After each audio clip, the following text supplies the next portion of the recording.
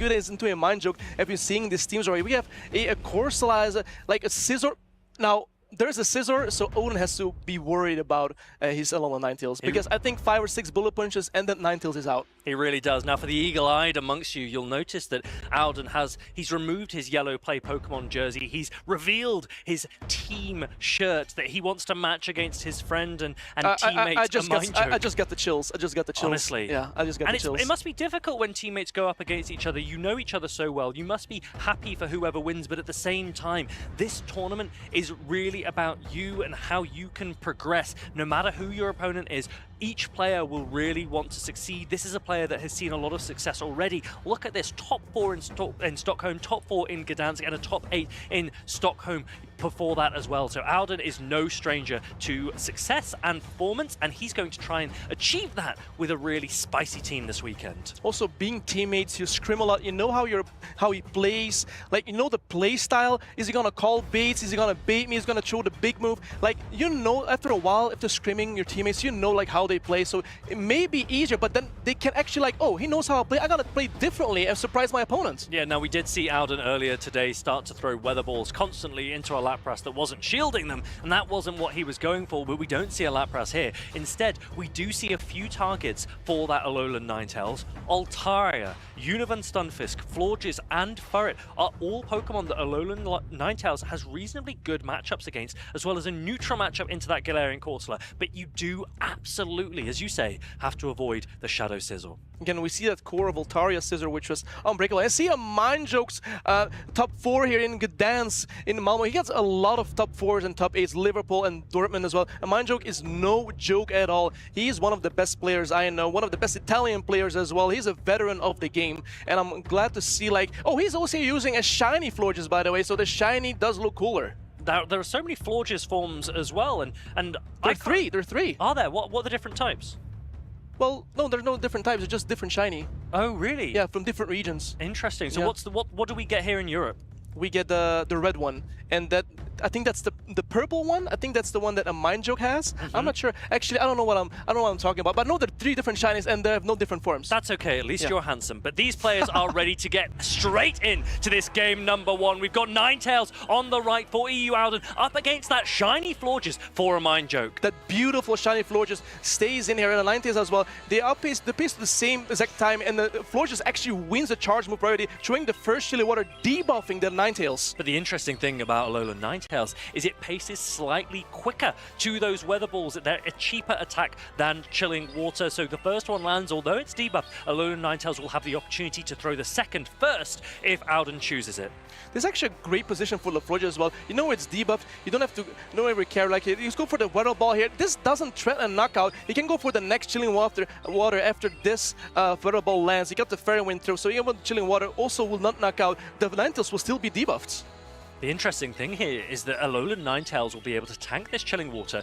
Will it be able to farm down the Florges before Florges reaches another attack? That's what we will be wondering. And Mind Joke doesn't want to give that opportunity a possibility. He goes straight into the Furret, and after a couple of seconds, Alden comes and matches it with his Thievul. This is a Dark-type Pokemon, not one we see often on the Pokemon Go broadcast, but it resists Sucker Punch and has same type attack bonus for its own Sucker Punches as well as Night Slash. Yay! Here's a Thievul. I love to see Thievul getting some action right here, knowing that he can survive the 2 Swift and the Sucker Punches. The Thievul has a great matchup here. Doesn't get a boost from that Night Slash, and the Furret does go for a Swift. It doesn't threaten the knockout here, so I don't actually can let this go comfortably. Thievul tanking that Swift, no problem. And even though the Sucker Punch is resisted, that Thievul is starting to go really, really low in health. So Alden is going to throw another Night Slash to take down this Furret. And the Night Slash is getting on the Furret. The Furret let's it go. The Furret is knocked out right here. There's a Thievul with the boost. They got the boost. Another boost for a Thievul here, but it doesn't mean much because he just swaps out the Stunfisk, and now we have Stunfisk into the Stunfer mirror match. And look at this. Alden aggressively going in with his own Univern Stunfisk first means he gets energy advantage. He will always reach the attack before a Mind Joke is able to match in that mirror.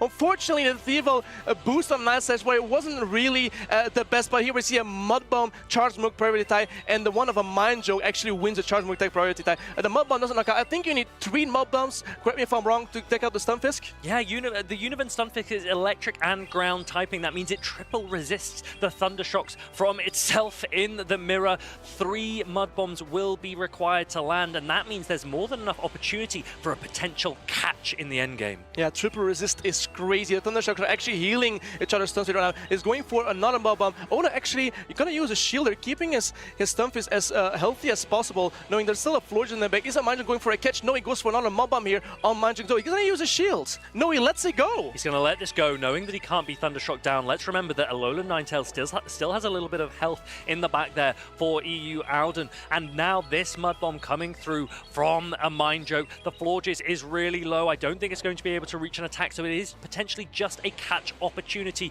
for a Mind Joke. Alden now with the next Mud Bomb. This does pull that final shield. This pulls a final shield of a Mind Joke. A Mind Joke has no shields, has some energy on the Stunfisk. I think he needs to overload perfectly here. But I mean, he goes for the Mob and the Stunfisk. Always has still a shield as well. He's gonna shield his Stunfisk. He's gonna shield it. So a Mind Joke has to catch the next one. Here we go. Both players know the catch is available. Will it happen? Alden just goes straight for it. He knows. And I think a Mind Joke was potentially going to try and pause and expect the catch, but Alden immediately takes down the Univan Stunfisk, and Florges in low health isn't able to reach an attack. Univan Stunfisk means 3 Pokemon remain for Alden, and he takes game number 1. He knew he wasn't. If I throw immediately, he's probably gonna try to pause, wait a turn, maybe for me to make a catch, because these trainers know each other so well, because all the scrims they've done, they know each other. So like, I'm gonna do the other thing that he doesn't expect me to do, just throw the move. Now, Alden is a player who loves to bring spicy Pokemon. I believe in his last event in Frankfurt, he brought a Piloswine. This time, it is all about Alolan Ninetales and Thievel, Pokemon that we aren't seeing a huge amount. We haven't seen a huge amount. Can he get Wait, did he bring a Piloswine? He brought a Piloswine to Frankfurt a few months ago. Oh, wow, okay. Well, that's pretty crazy. That's even spicier. That is even spicier. Piloswine's getting a buff going next week as well. That is true, the Powder Snow buff. Yeah, and Icicle Spear. And Icicle Spear buff. Oh, he might bring Piloswine in next week. It won't be spicy next time. That is true. Yeah, it's going to be meta. No, yeah, that's true. He can't bring it. No, he can't bring it. He can't do it. He can't do it. But EU Alden with that Alolan Ninetales and with that Thievel, both of those picks featuring in that first game. He needs one more win here in this best-of-3 format against his friend and teammate, a Mind Joke. What adjustments will a Mind Joke make? Because he does not want to end his tournament run anytime soon. I can't believe he's bringing Thievel so comfortably. Like, okay, this is a good Pokemon. I'm gonna use it. I've never seen it been used ever in a regional. And just like bring it, like, okay, I'm just gonna bring it, and it's probably gonna do well, and actually does do well, especially when it gets the Night Slash boost.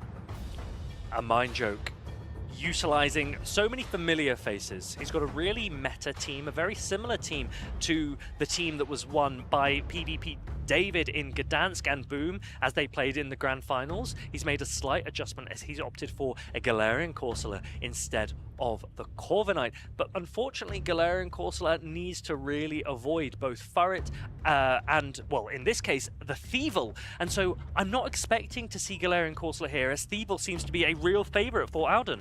And the matchup locks in here. We have Thievel against the Shadow Scizor. Who's gonna boost first? I know that Scizor wins Charging with priority, so I don't know what the Thievel's gonna do right now. Well, interestingly, because Thievel's a Dark type, it actually resists Night Slash in the mirror matchup. And so Alden, I think, will be very, very comfortable staying in with Thievel here, using the boosted Sucker Punches because they have same type attack bonus. And my goodness, that did a lot of damage. The Trailblaze! He knew perfectly that, okay, my Scizor survives, I can get to the Trailblaze. Will Oda actually pull up the shields? This is going to be a huge moment. The Thievel does hang on. That is incredible play from Alden. Great effort here with this Thievel taking down what is otherwise a really oppressive Pokemon in Shadow Scizor. Thievel is such a good boy. He did such an amazing job there. We see Florges being brought in, having a fair win advantage, getting those debuffs very quickly. And here comes the Stunfisk. Interesting. He's going for the Trailblaze right now, doing a little bit more damage, boosting its own attack. Not debuffing the Stunfisk right now, but boosting its own attack. I'll be honest, even though a Mind Joke went down to that Thievel in the beginning of this game, Florges and Furret together look like they can put a lot of work for the rest of this round. Yeah, Florges having the ability to debuff this opponent Pokemon, and here we see the Mudbound not doing as much damage. Is he going for a Mud? No, he's going for the Trailblaze instead of the Chilling Water. I think the Trailblaze will not knock out. Very close, would survive the Stunfisk. We'll see here. Let's see if you're right. Trailblaze lands. It does knock out. I was completely wrong, by the way. I was completely wrong, but here comes the Talonflame onto the Florges. Does he get to a Chilling Water before he gets Incinerated down? It's okay. I'll do the analysis. You just smile. Shadow Talonflame comes in. Chilling Water is going to be shielded. This will put pressure on a Mind Joke now as Shadow Talonflame can start to ramp up. But Furret is such a good Pokemon in the 2-shield scenario, and I think a Mind Joke still has plenty of play going into this endgame. Yeah, Furret being able to get to the Swifts rather quickly. He's going for a Flame Charge. A Mind Joke actually lets it go with 2 shields. I mean, I think it trusts his Furret at this point. It looks like Alden was reaching for that next Flame Charge. Swift is about to come through. It's going to go shielded. And now this Furret is going to try and reach for one more Swift. If a Flame Charge is thrown, then it means that Swift will be reached by this Furret before the Talonflame can land 2 more Incinerates. I think a Mind Joke could be in the driving seat going into this endgame.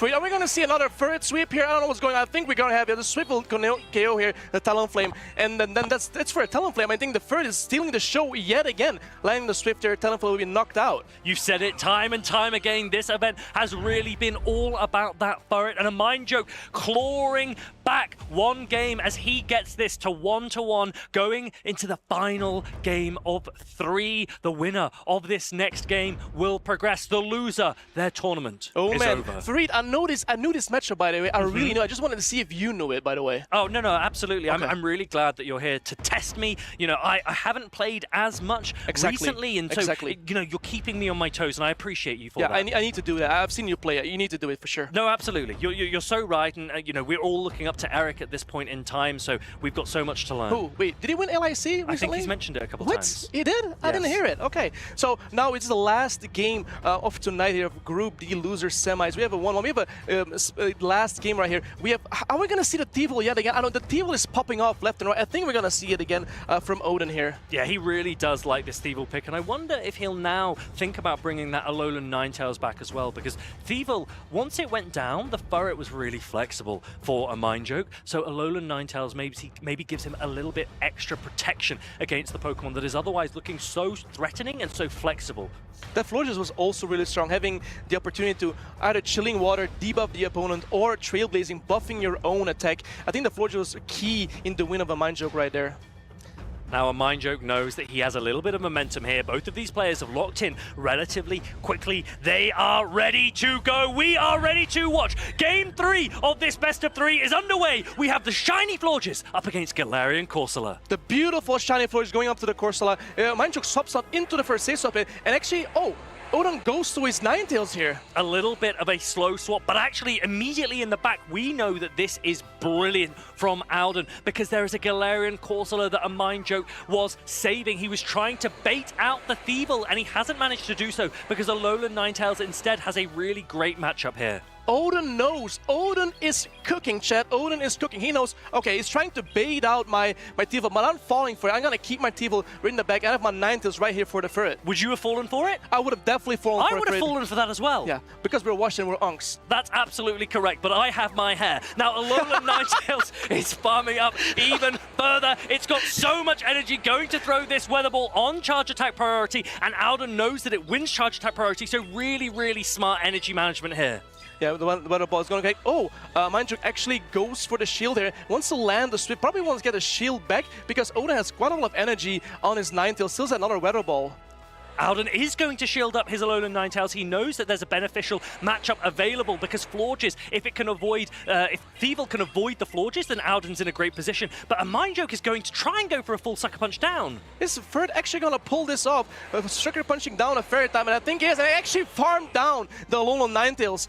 What's Odin going to do right now? I mean, brings in the Thievul, gets to our Swift, doesn't get to the Trailblaze, just get for the Swift here for a little bit of chip damage on the Thievul. And the interesting thing here is Alden was a little bit slow to counter swap Alolan Ninetales into the fire. I wonder if that makes all of the difference. And now Audun's going to come in with his own Galarian Corsola up a shield. And a Mind Joke really needs to think, how can he plan out this endgame? Because Galarian Corsola needs to avoid Thievul, but with no shields available to him, Audun actually looks like he's got some advantage. Audun actually got some advantage, but a Mind Joke doesn't look too bad either. He can avoid the Corsola on the Thievul for him, and now it's a mirror match, Corsola into Corsola. Corsola having a little bit of energy advantage on the Audun side, but here he still has a shield protection. I don't know if he's going to use the shield, probably going to use it.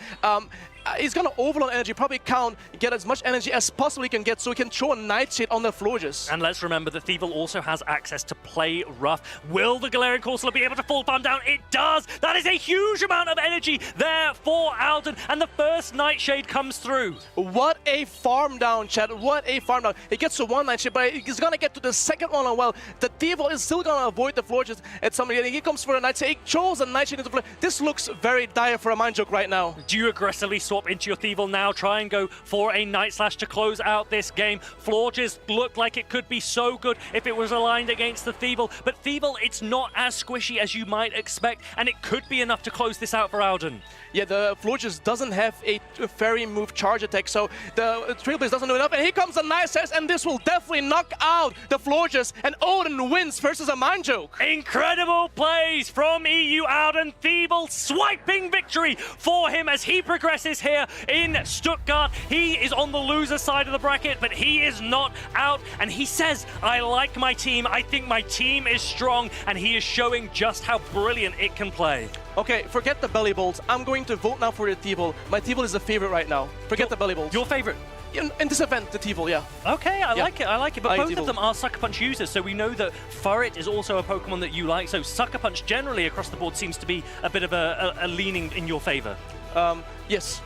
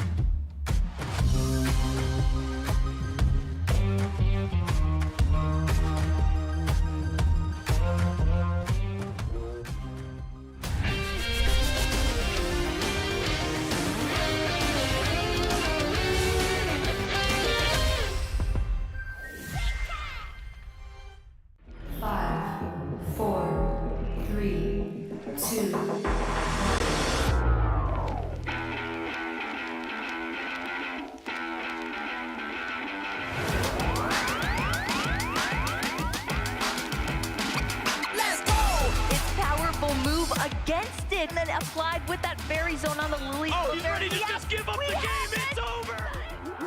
You've been patient. You've been waiting all this time, but you ready. You've been putting in that grind, so let's go. Champions are hard to find, but you know the goal when you're ready to shine. Have they heard of you? Then they know. You got your sights set on that road. If it's time to battle them, then let's go. 'Cause you'll never stop. Show them what you got.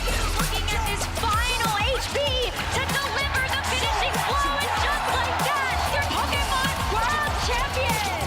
Show them what you got. Yeah, they already know. You got your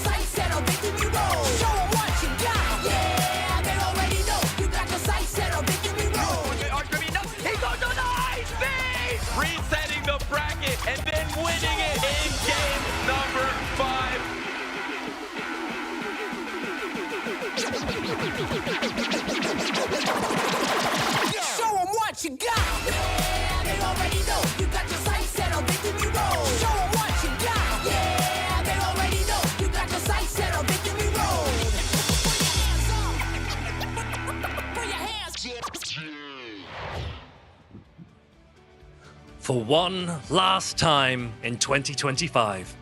Welcome back, trainers, to the Pokemon Go broadcast. We are here at the Stuttgart Regional Championships, and we are down to our final 12 players who will be battling it out today to try and take their regional crown. I'm Fareed, and I'm joined by my co-casters. We have Eric, Leo, and Matty. Good morning, everyone. How are we all doing? Well, feeling good. First day of casting yesterday was amazing. Had a good time, made some jokes, had some banter, saw some amazing games, saw some nice slash boost. It was awesome. And what was it like working with these guys? Yeah. Now, Eric, I know you're used to competing. You didn't get to scrim too much last night, but you have been practicing a trick that you wanted to show everyone. He's been learning how to do a flip. Go on, Eric. Incredible stuff. Whoa. There we go. But this is the end of the 2025 year. It is not the end of the season. We're actually just getting started. And today we are in Stuttgart, but we have many more cities to visit. We have Birmingham coming up in January. We have IC in London. We have Seville, Prague, Utrecht, Turin, and then an NAIC in New Orleans. And then at the end of the road, we have San Francisco Worlds, which is an amazing city to visit. And all of the players here, they will be gunning for their shot at San Francisco World Championships. Leo, I know you actually want to be there this year. Yeah, I'm trying really hard to gather some points. So far, it's going decently well. I'm kind of surprised about that, but long road ahead. Yeah, let's take a look at how these players can get those points this season. 350 for first place. So that is a massive, massive boost to their championship run. A lot of prizes available, of course, and you see, based on how many players actually attend these tournaments, it kind of changes how many points you can get based on your placement. For example, here in Stuttgart, we have about 80 players, and that means the top 32 are actually going to get those championship points. But of course, as the tournaments get bigger, the rewards do too. And only 65 in Europe, as we say, can qualify for the World Championships this year. So let's take a look at how the players are doing so far. If you can see, we have Stone Collection at first, and we also have some golden tickets that you can acquire by winning these regionals. It's really cool to see a golden ticket next to your name. Golden tickets means you have direct qualification already. That is the easy way to get in, but it's not an easy task to achieve. You obviously have to win an event or come top 4 in an international championship. And there are easier ways to get to international championships if you can achieve travel awards. Definitely. Someone like Stone Collection who's trying to get all of those travel awards, or a player I know a little bit unknown like Nighttime Clasher, who basically, since he tried, never missed out on a travel award. You can gain those points during the time you need to, and then get some cash for your trip and have some nice food there. But this is not the only money on offer. There is also cash available at these regional championships. First place, $2,500. And there are also booster packs you can earn too. I think the set that they'll be getting this tournament is the Mega Evolution set. But of course, for future tournaments, you usually get some of the newer cards. All these trainers, though, they still do need to win one more match to get into that top 8 prizing today. Now, we've mentioned that we are at our top 12 players left. What have we enjoyed most? What have we seen most? We've seen Night Slash Boost that you've mentioned, but we've also seen a lot of other exciting things. I think for me it was the variety of Pokemon, right? The last tournament in the Tales of Transformation season in this meta, and we are all of a sudden seeing Alolan Ninetales, which was basically never there. We've seen Bellibolt making it into day 2. So many crazy Pokemon. Thievul is here all of a sudden, so it's just mind-boggling how creative the players get in these last days of the season. And we obviously had LAIC last week. What's it like in your mind looking at those Pokemon to coming back to the Open Great League here in Stuttgart? It's just interesting seeing how different these metas are, and it just makes me excited for EUIC because we're going to get like a completely fresh meta for that, Birmingham and Toronto, and it's just going to be so many different things to prepare for in a short amount of time. And any final standout moments from yesterday that I think everyone should remember? I have a question though. Who won LAIC? Oh, I don't think it's been mentioned once or twice. Oh, not important, I guess, right? Maybe 5 or 10 times. Oh, okay. Congratulations again to Nighttime Clasher, our Latin America international champion, possibly the go-caster with the highest accolades we've ever had. But Eric, could you stop mentioning it, please? Thank you. Please. I'll do my best.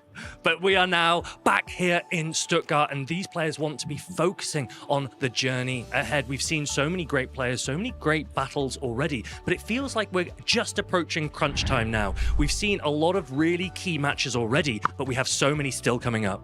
We have Colin versus Kokshak, 2 regional champions. Tonton Batur is an ICN regional champion versus Snorek, a player who has become more and more consistent, still waiting to get this medal, made 5th place already. And then Frika versus Boom, an OG versus one of the youngsters, but one of the best trainers in the world, Strange Top versus Inadequance, another great matchup we have in store in the winners finals. And the player who loses one of these is going to play versus either Emmy Weedle, Zephy Mastix, Stone Collection, or EU Auden regarding the group they're in. Yeah, we can see the losers finals competitors waiting to see the outcome of the winners groups finals at the top. But it's not just about the players, it's also about their partner Pokemon. And we as casters, we've come together and selected a few of our favorite players and their partner Pokemon as to who we think might do really well in this day 2. Yeah, as you can see, I picked Strange with his Lapras. Lapras yesterday had a show, basically destroying the Alolan Ninetales we saw. We saw the Sparkling Era. We almost forgot about Lapras, and then we saw yesterday how good it was. It's been so strong yesterday. I picked Frika with his best friend, Malamar. I don't think he's gotten brainwashed by it. I just think he really knows how to bring it in which situation. I think in the matchup versus Stone Collection, in the winners semifinals, it was perfect for him. So here is a great opportunity to keep an eye on some of these players and some of their Pokemon that they will be using. But as we say, there are a ton of really high quality players still in this tournament. And if you need to catch up with any of the action, make sure that you check out Pokemon.com. broadcast. It's where we result all of our streams and we list everything that's still coming up. But if you want to keep action live and up to date, then make sure you also follow and use the socials. Use #PlayPokemon. And we actually want to see more socials, more pictures. Where are you watching the stream? What are you playing at the moment? Are you getting involved with the Dynamax Lugia? Have you been doing some of those this weekend? We had a great opportunity to do a couple walking over here to the venue, but of course, so many players here to do them with. It's a great opportunity to really get a lot of resources in the game, and so that you can make sure that you can also come over to these events, because we've had a lot of things that you can collect at regionals as well on these spawns and charge TMs at the stops. Don't forget the fast TMs as well, but yeah, you can stock up on your TMs to just prepare your Pokemon right for battle. So, to catch you up with everything that we've had so far, we're going to go into a regional format recap because it's best of 3 to start with, best of 5 towards the end, and here's everything you need to know. This weekend, the 2026 Regional Championships are bringing the electrifying action of the Pokemon Go matches to the global stage. Top trainers from across the world have gathered to compete for a share of over $125,000 in cash prizes, travel awards, and the all-important championship points that could secure their spot at Worlds 2026 in San Francisco, California. The competition is fierce and the strategy is key. This tournament spans 2 intense days of action, where our trainers battle it out in a double elimination bracket using the Great League format. Every match is a best-of-3 clash, but the stakes get even higher in the winners finals, losers finals, and grand finals, where the action extends to a best-of-5 showdown. Trainers will be strategizing in a Bring 6 Pick 3 format, each one carefully selecting a team of 6 Pokemon, but only 3 will enter the fray in each game. Every choice could be the difference between victory and defeat. Who will etch their name into the history books this weekend? And who will punch their ticket to Worlds 2026 in San Francisco? Don't miss a minute of the action. Stay tuned all weekend long to watch the battles unfold live. To stay up to date on future Play Pokemon events, visit championships.pokemon.com. Great, let's go right into the action. We have 8 trainers still undefeated in this tournament. They are trying to make it out of groups to achieve this top 8 spot finally. The exciting part is these trainers on the winner's side are only 2 match wins away from getting a coveted top 3 placement and a medal. That's true. Some people are hunting for those medals. In fact, Snorek, for example, I said it earlier in the intro, he has made 5th place already. He has had great finishes, but is just not quite there at this medal yet. Now, 2 wins away from finally getting one, and then a couple of more wins away from actually becoming the Stuttgart Regional Champion, just immortalizing your own name. But of course, Titans stand their path. We're going to start off today here, of course, with Colin 6 versus Kokshak 2400. Yeah, 2 champions already. Warshaw for Kokshak, and a bunch of other regionals for Colin 6. Actually, Including Stuttgart. Yeah, he 2 won years Stuttgart, ago. he won Bologna, and he won Lille, I think. Those are the 3 that he won, and he is looking for another title from the top 8 trainers that we're having right... Oh, they're not top 8 yet, but from the 8 undefeated trainers that we're still having right now, we have the 2nd place of Gdansk in Boom 20, and of course Colin 6, who was 3rd place just right after them. Those 3 trainers basically rediscovered Altaria in the last meta. How good is Altaria in this tournament, Eric? Altaria is one of the best Pokemon in the current meta, as you're going to see. It just has such great coverage against Pokemon like the Unova Stunfisk, Furret, and even Shadow Scissor. Having counterplay into every matchup, no matter good or bad, just shows how dominant Altaria can be. 39% usage today. How does it go from not being used at all season to just top 3 Pokemon? Also, Cradley, it has been so dominant this entire season, then dropping from something like 60-70% on day 2 usage or day 1 usage to 38% on day 1. And we'll see how the conversion rate is, how good it is going to be in day 2 as well. Other than that, we have Corsola, which is also on the downfall. Let's see. What are the rates? Oh, that is some new stuff. I like it. Stunfisk #1. I can't be too surprised about that, considering Stunfisk doesn't really have any negative matchups other than Gastrodon. Cradily is definitely not fantastic for it, but with those resistant acids and in some endgame scenarios, it can be very difficult for the Cradily to actually knock out that Unovan Stunfisk. And you're pacing so fast that the Cradily is forced to throw relatively early, then leave with a decent amount of HP. But if you have a good answer to the Cradily in the back, you can just handle it very well. Maybe if you have another Pokemon that really loses hard to Cradily, Stunfisk is a great way to bait it out, then clear it off with something like a Shadow Scissor or Empoleon, and then win the game from that point on. We've seen so many trainers utilize strategies like Furret in the lead and Unovan Stunfisk in the back. Of course, Furret can play out those zero shield scenarios with the Cradily, landing 2 Trailblazes and pretty much neutralizing it, saving that Unovan Stunfisk for the back, maybe farming down that Cradily at a couple HP with that Shadow Scissor, one of the most common pairings with these Pokemon. In fact, I feel like you could run these top 6 Pokemon just as a team alone. The cool thing with Furret in this matchup versus Cradily is that most of the time you can predict when your opponent is going to throw a Rock Tomb, and that is as early as just humanly possible. So it's a good catch opportunity. If you catch a Rock Tomb on your Stunfisk, you barely take no damage, you set up your Furret to sweep. However, that comes with a price, and that price is your Stunfisk that already doesn't do a lot of damage. It just deals even less. We've seen trainers like Snorlax yesterday. They were able to make those catches on Pokemon like the Shadow Steelix. Rock Tomb on the Shadow Steelix. That one really, really hurts. As we know, that is double resisted by the ground and steel typing, and allowed him to win so many games just off the back of a couple great swaps. But that's what also makes those debuffing attacks so great. Even if your opponent gets a catch and you barely deal no damage, you have some advantages by swapping in Pokemon on your opponent's Pokemon, but if it's debuffed, you can even capitalize more on that. You can go for insanely advantageous plays and maybe catch back onto the energy that your opponent has ahead of you. These players are going to try to catch the opportunity here as Colin 6 looks to re-solidify his championship in Stuttgart. Kokshiak 2400, of course, he hasn't won a tournament in 3 years.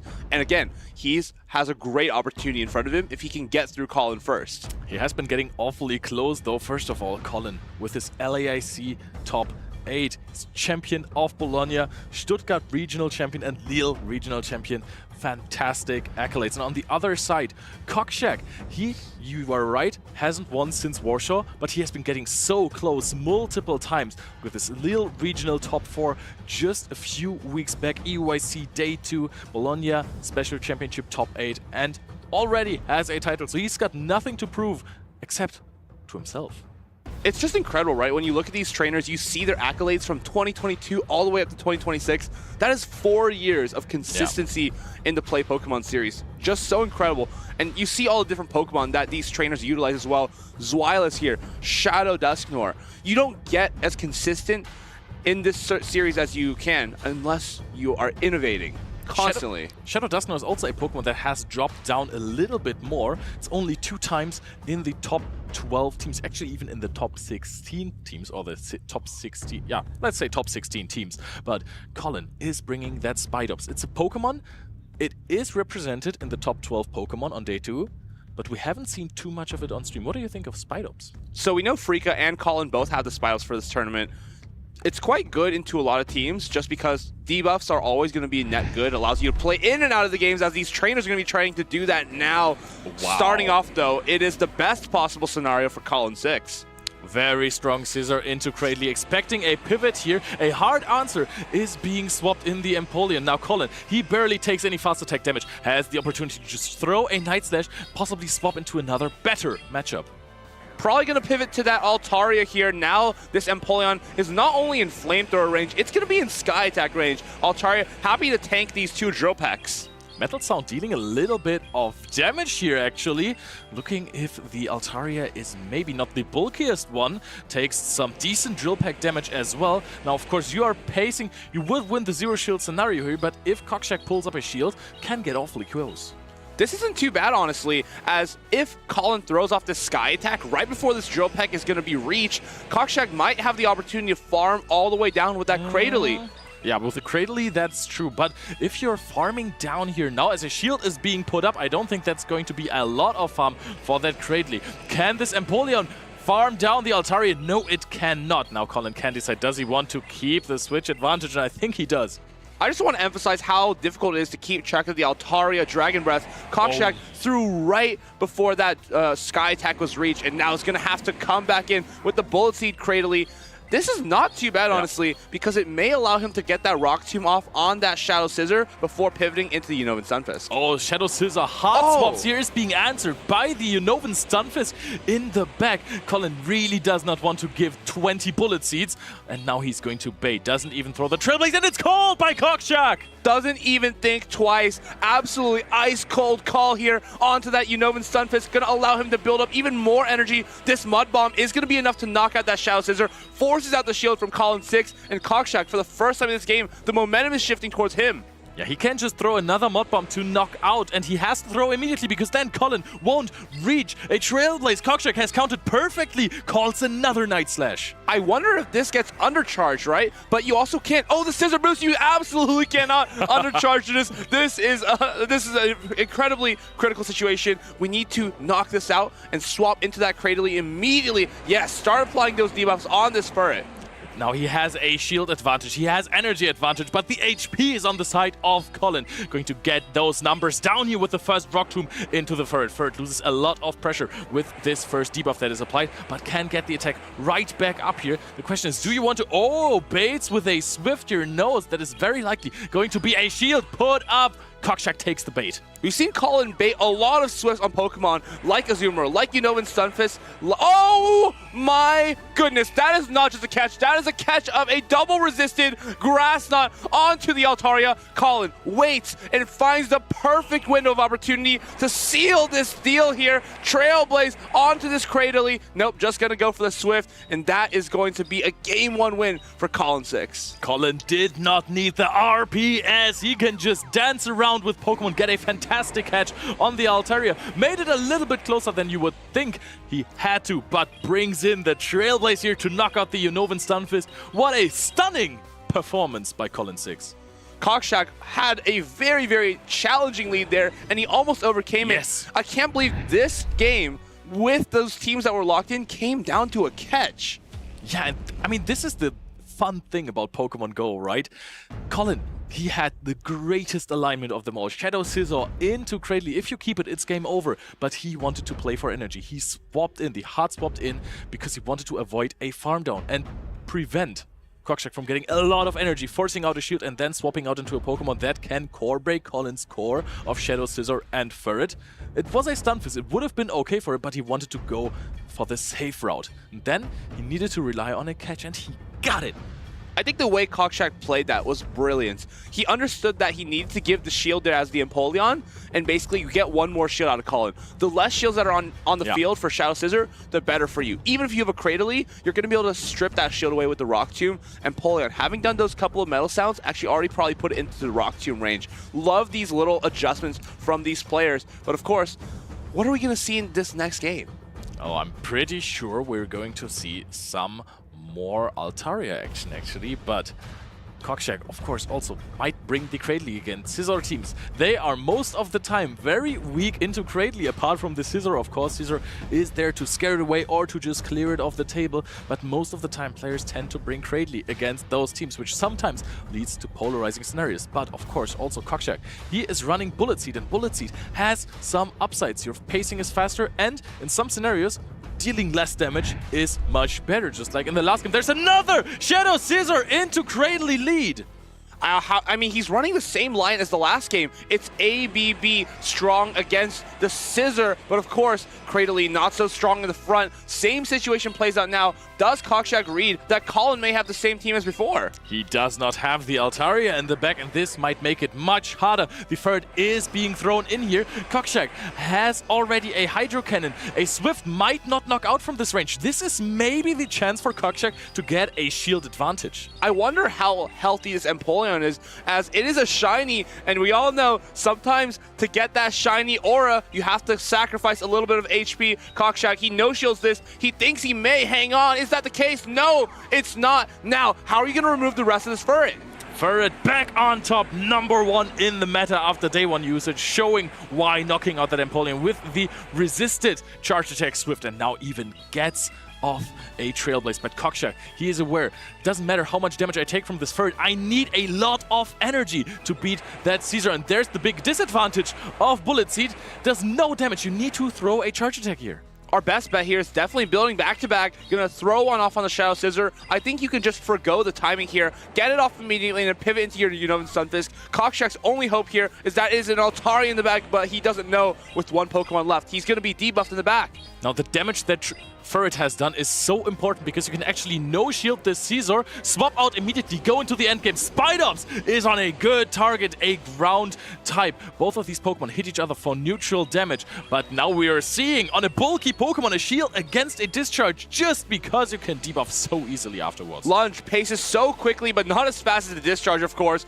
Lunge #1 gonna be reached. Cockshack doesn't have to put up a shield, but at this point, what are you gonna shield if not this? This is one of those matchups where you can actually really figure out a plan for your endgame because you have so much time. Look at this damage from both of these Pokemon. It's basically non-existent. Colin choosing to just no shield, and this is why.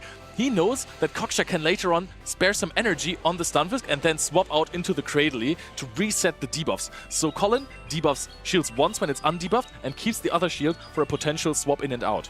If you're Colin, I wonder if you just get back-to-back lunges before throwing this next one. If you go immediately, you might just see your opponent swap out. Yes, you saw him trying to go for the back-to-back lunge. He would have one to throw at this Cradley and one to throw at that Stunfisk. Of course, we'll be able to farm down this Scissor here. This Night Slash, not enough to knock out, but at the end of the day, these discharges may be too much for that Spidops to handle.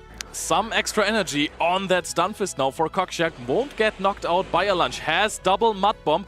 Is Colin already at a lunge? A discharge is being thrown first here, but this is Spidops actually winning charge attack priority, so knocking out that Stunfisk. Cockshack puts down the headphones and goes on into the loser's bracket. Well, never mind, but we shield this 1 HP and a dream. No dream though. Spidops getting a photo finish here inside of the winners finals, really showing how dominant is even in a somewhat neutral matchup against the Unova and Stunfisk. Really, really interesting to see these new Pokemon shining so soon. And this is why Spidops is so good in neutral situations, right? It's bulky, it has debuffs, and Colin 6 is taking massive advantage of this, knowing the line that Cockshack played in the first game, being aware that if you can avoid to get it on the Empoleon, the Spidops may be able to really shine, because it's one of those few Pokemon that actually have a really, really good shot against the Cradley, even though I don't really know if it also beats the Bullet Seed Cradley. Bullet Seed Cradley is definitely an interesting choice, and it gives you a little bit more agency in the Cradley matchup, and gets Acid Cradley, as we mentioned, and Ferret as well, just being able to throw a little bit quicker. But of course, you're sacrificing things like Altaria. You're going to be sacrificing Spidops, of course, is going to be significantly more negative because you just don't do as much with those fast attacks. And over time, Spidops just puts on the pressure with Lunge, and you always have to be worried. Do I need to keep multiple Pokemon alive? Do I need to pivot in and out in order to make sure that Spidops can't debuff my last one? There's the catch, of course. Colin pulling that one kind of out of nowhere. Even though he had the best lead possible, he knew how to secure these games, even though as they got a little bit close. Yep. taking the advantage into game 2, adjusting his own line after winning, but keeping the lead. Cockshack really wanted to play this cradle lead. It's good against everything on Colin 6's side. So Cockshack just decided to go for it. However, the one lead that you can't have, Shadow Scissor, was there. Shadow Scissor, it's just such a comfortable bring into a lot of teams that don't have something with Incinerate. Yeah. Even teams with fighters like Shadow Annihilate, which technically are quite positive into the Shadow Scissor. You can play around that a little Exactly. bit more. You can definitely, because you just pace faster, you can always throw Night Slash and then run out. But of course, those 6 counters take more than half of your health bar. Yeah. And sometimes if you deal some damage to, for example, a Shadow Annihilate first, you can actually bullet punch it down and then use the energy. If you deal 60% damage to a Shadow Talonflame before, you're still gonna lose. Yeah, 60% just from a 35 energy. Non-same type attack bonus Night Slash. Definitely pretty crazy. But Shadow Talonflame, Shadow Scissor, neither are very, very bulky. Yep, Shadow Scissor are definitely going to be crispy after those Incinerates. But we have more battles going on. Tauntaun, Batters versus Snorlax. And there it is again, the Shadow Scissor. This Pokemon has been jumping in and out of the metagame. I remember Kofia saying in one of the later tournaments, in one of the latest tournaments, his biggest surprise for the tournament is that Shadow Scissor usage was so low, because this is just so incredibly oppressive when it is on the field. Both these trainers, they have pretty standard meta teams, of course. Tauntaun Battus has his own flair on it. Shadow Dragonair in for the Altaria from PvP David's team of Gdansk. I really want to know if the Shadow Dragonair is actually the one that he used to win the UIC with. You would think so, right? I'm sure it's even, maybe it's even a best buddy Pokemon. Yeah. But of course, Shadow Dragonair, it has a little bit more flexibility in some matchups, just being able to put more pressure than Altaria generally does. But of course, doesn't have a ground resist to things like Gastrodon. Of course, Snorlax, inspired by the 4th place Las Vegas team from Out of Pocket. Instead, he has the Shadow Steelix over the normal Steelix, of course, as it is a strictly better Pokemon. Of course, Shadow Altaria, I don't think we've seen it a whole lot this weekend, but it was good in Las Vegas. Really, really good in Las Vegas. Just having a positive matchup into opposing normal Altaria, doing more damage from the Dragon Breath while taking the same damage to yourself. And into Cradily, it's just a little bit better because you're able to pressure them a lot more with those Dragon Breaths and that first Sky Attack. I'll say against this team, Shadow Dragonair looked relatively safe. Here again, we can see some of these accolades from Snorlax also having a top 5 finish as well at a regional. Snorlax really wants to go for his first medal, and he set himself up for success by going into day 2 on the winner's side. But the player he needs to overcome to first of all make it to the top 8 finish, that is Tauntaun Battus. He had a rocky start to the season, but of course, as we all know, he is a great, fantastic, precise trainer who likes to surprise people with his picks. So when Tauntaun has a good day, he has a great day.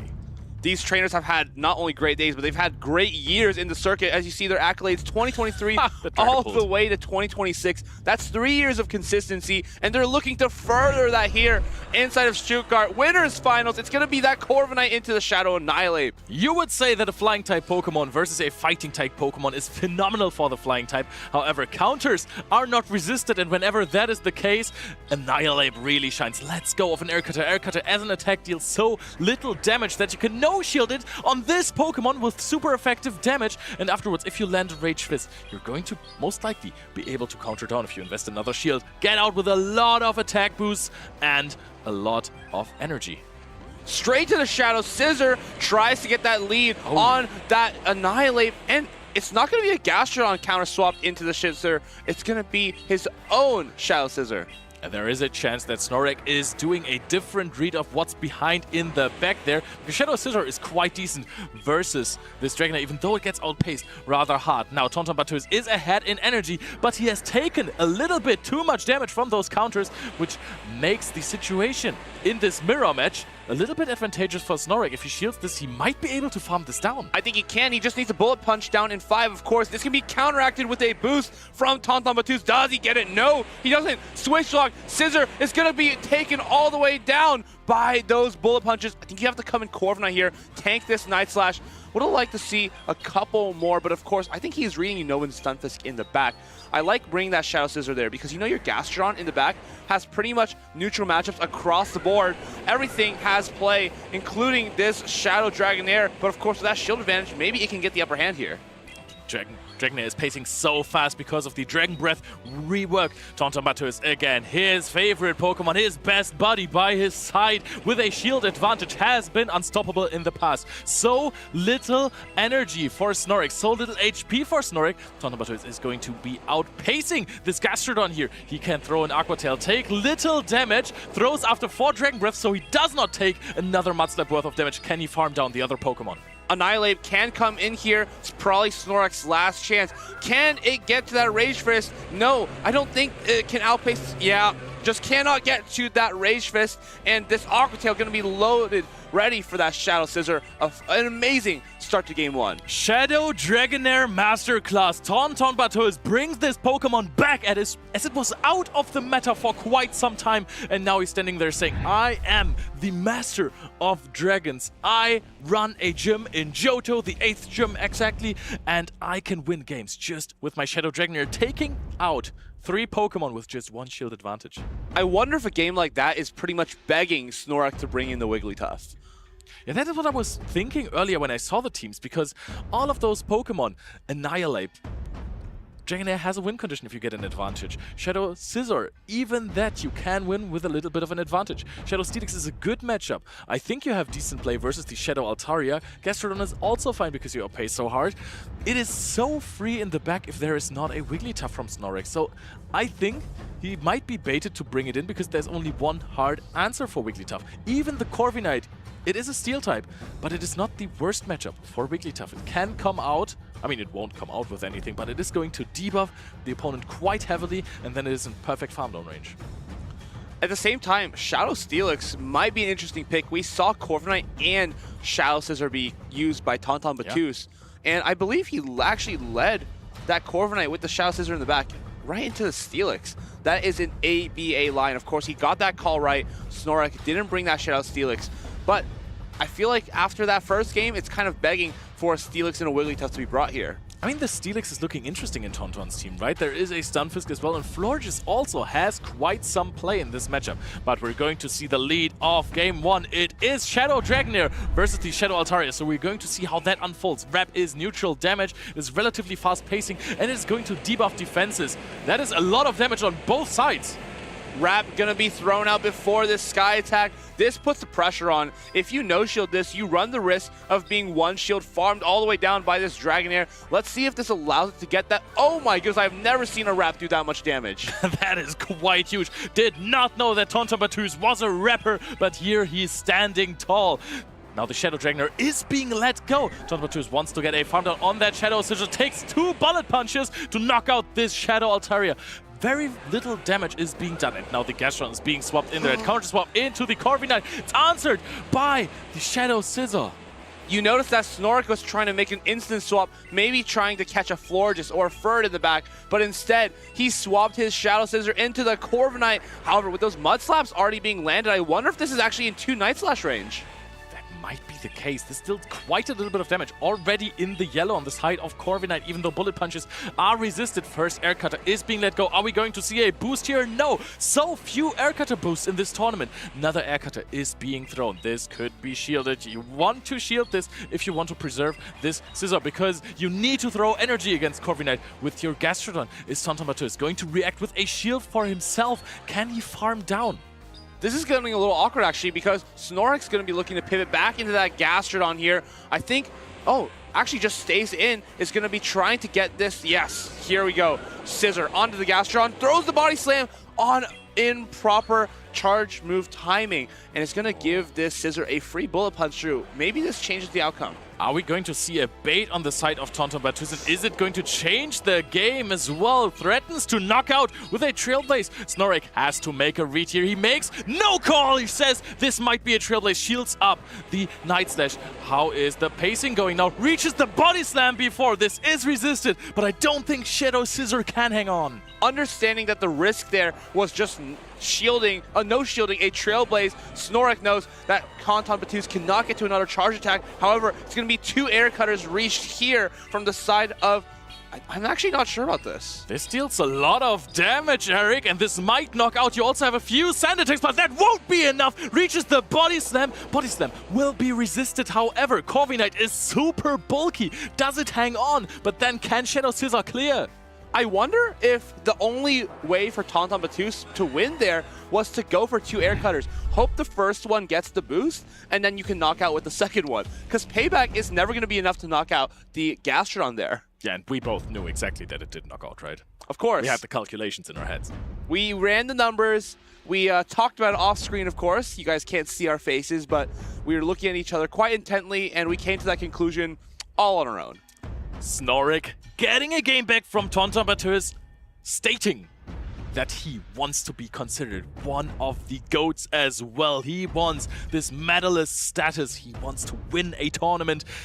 To become one of the greats, you have to beat the greats, and this is what he's doing right now. Tauntaun Battus winning game 1, but losing game 2 after playing the matchup completely different. This time around, Tauntaun Battus said, all right, I did not get the Shadow Dragonair onto the Wigglytuff, so I'm going to let it go easy. Wigglytuff is just so interesting because against this team, it seems so good against a couple of the Pokemon, Shadow Dragonair and Furret, but of course, you always run the risk of running into that Shadow Scissor. He already brought it game 1 and 2, so we have to respect it. We need our Gastrodon, but at the same time, we need something for that Corviknight. Shadow Altaria seemed quite strong as a lead for Snorrick. Yeah. Just you can kind of play out any matchup and dictate the rest of the game as you like, pretty much. And Furret still hasn't shown up for Tauntaun Battus, despite being a Gastrodon on the other side. That's true. Furret really flexible into those Pokemon. However, in 2 shield scenarios, you're taking a lot of damage from Mudslaps. And sometimes if you go straight Trailblaze and you're making the wrong shield calls there, possibly shielding up a Body Slam, you get outpaced in the endgame. But what I was really surprised about in the last game was that Tauntaun Battus let go of the Shadow Dragonair so easily. It looked like the Altaria was in a prime farm down position, so you could come out with an Aqua Tail if you shield the Sky attack, or if Snorrick wants to switch out, you get to keep the switch advantage. Energy on Shadow Scissor is always welcome, though, in this meta, as we have Shadow Scissor onto the floor just for game number 3. Snorrick is trying to hold back his smile because he knows he still has a long road to overcome here. Altaria swapped into the Corviknight, and this Flamethrower is going to be insane if it lands on this Corviknight. Shadow boost to 20% more damage. It's super effective already, and Dragon Breath, they do add up. They are resisted. They are not as powerful anymore when it comes to damage, but they do add up. Can one Flamethrower plus a bunch of Dragon Breath knock out? If this doesn't knock out, I think Tauntaun Battus can actually reach the Payback here. Does the Flamethrower knock out? It barely doesn't, and it's going to allow Tauntaun Battus to throw off this Payback. It's going to do heavy-hitting neutral damage to this Altaria, but I think Snorrick has achieved his goal here, is going to maintain alignment, and even have enough energy for the next matchup. This is a best-case scenario. Yep, you win, switch, and now you're going to get to throw a same type attack bonus boosted, Shadow boosted Sky attack into a Florges, a Pokemon that is only artificially bulky when it debuffs opposing Pokemon. It is going to get some energy from Fairy Winds back, but how much is that going to matter when there is a Shadow Scissor on the other side? Here comes the Shadow Scissor. It's immediately responded to with a Gastrodon. Snorrick isn't hiding back the laughter now. He is smiling all the way here, throwing the Body Slam onto this Shadow Scissor. It's going to go shielded, but it may be too little too late. Trailblazers just can't be reached in time. 2 shields on the side of Snorrick. There is still a Tauntaun Battus sitting in front of you. Tauntaun is going to try and take away some shields here. Snorrick is making another call, is actually going to no-shield this Night Slash.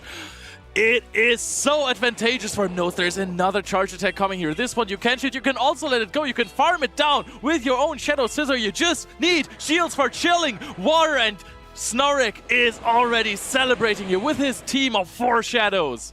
He cannot believe it. He is so excited to be progressing, not only past the winners finals, but into the top 5. I love seeing trainers just be so excited and enthusiastic about their wins. Of course, Tauntaun Battus is still in this tournament, and he is still a threat for everyone who is in that top 12. Shadow Snorrick advancing to top 8. What a dominant performance. Incredible plays on his side in the endgame, getting that lead that he really wanted in the last match.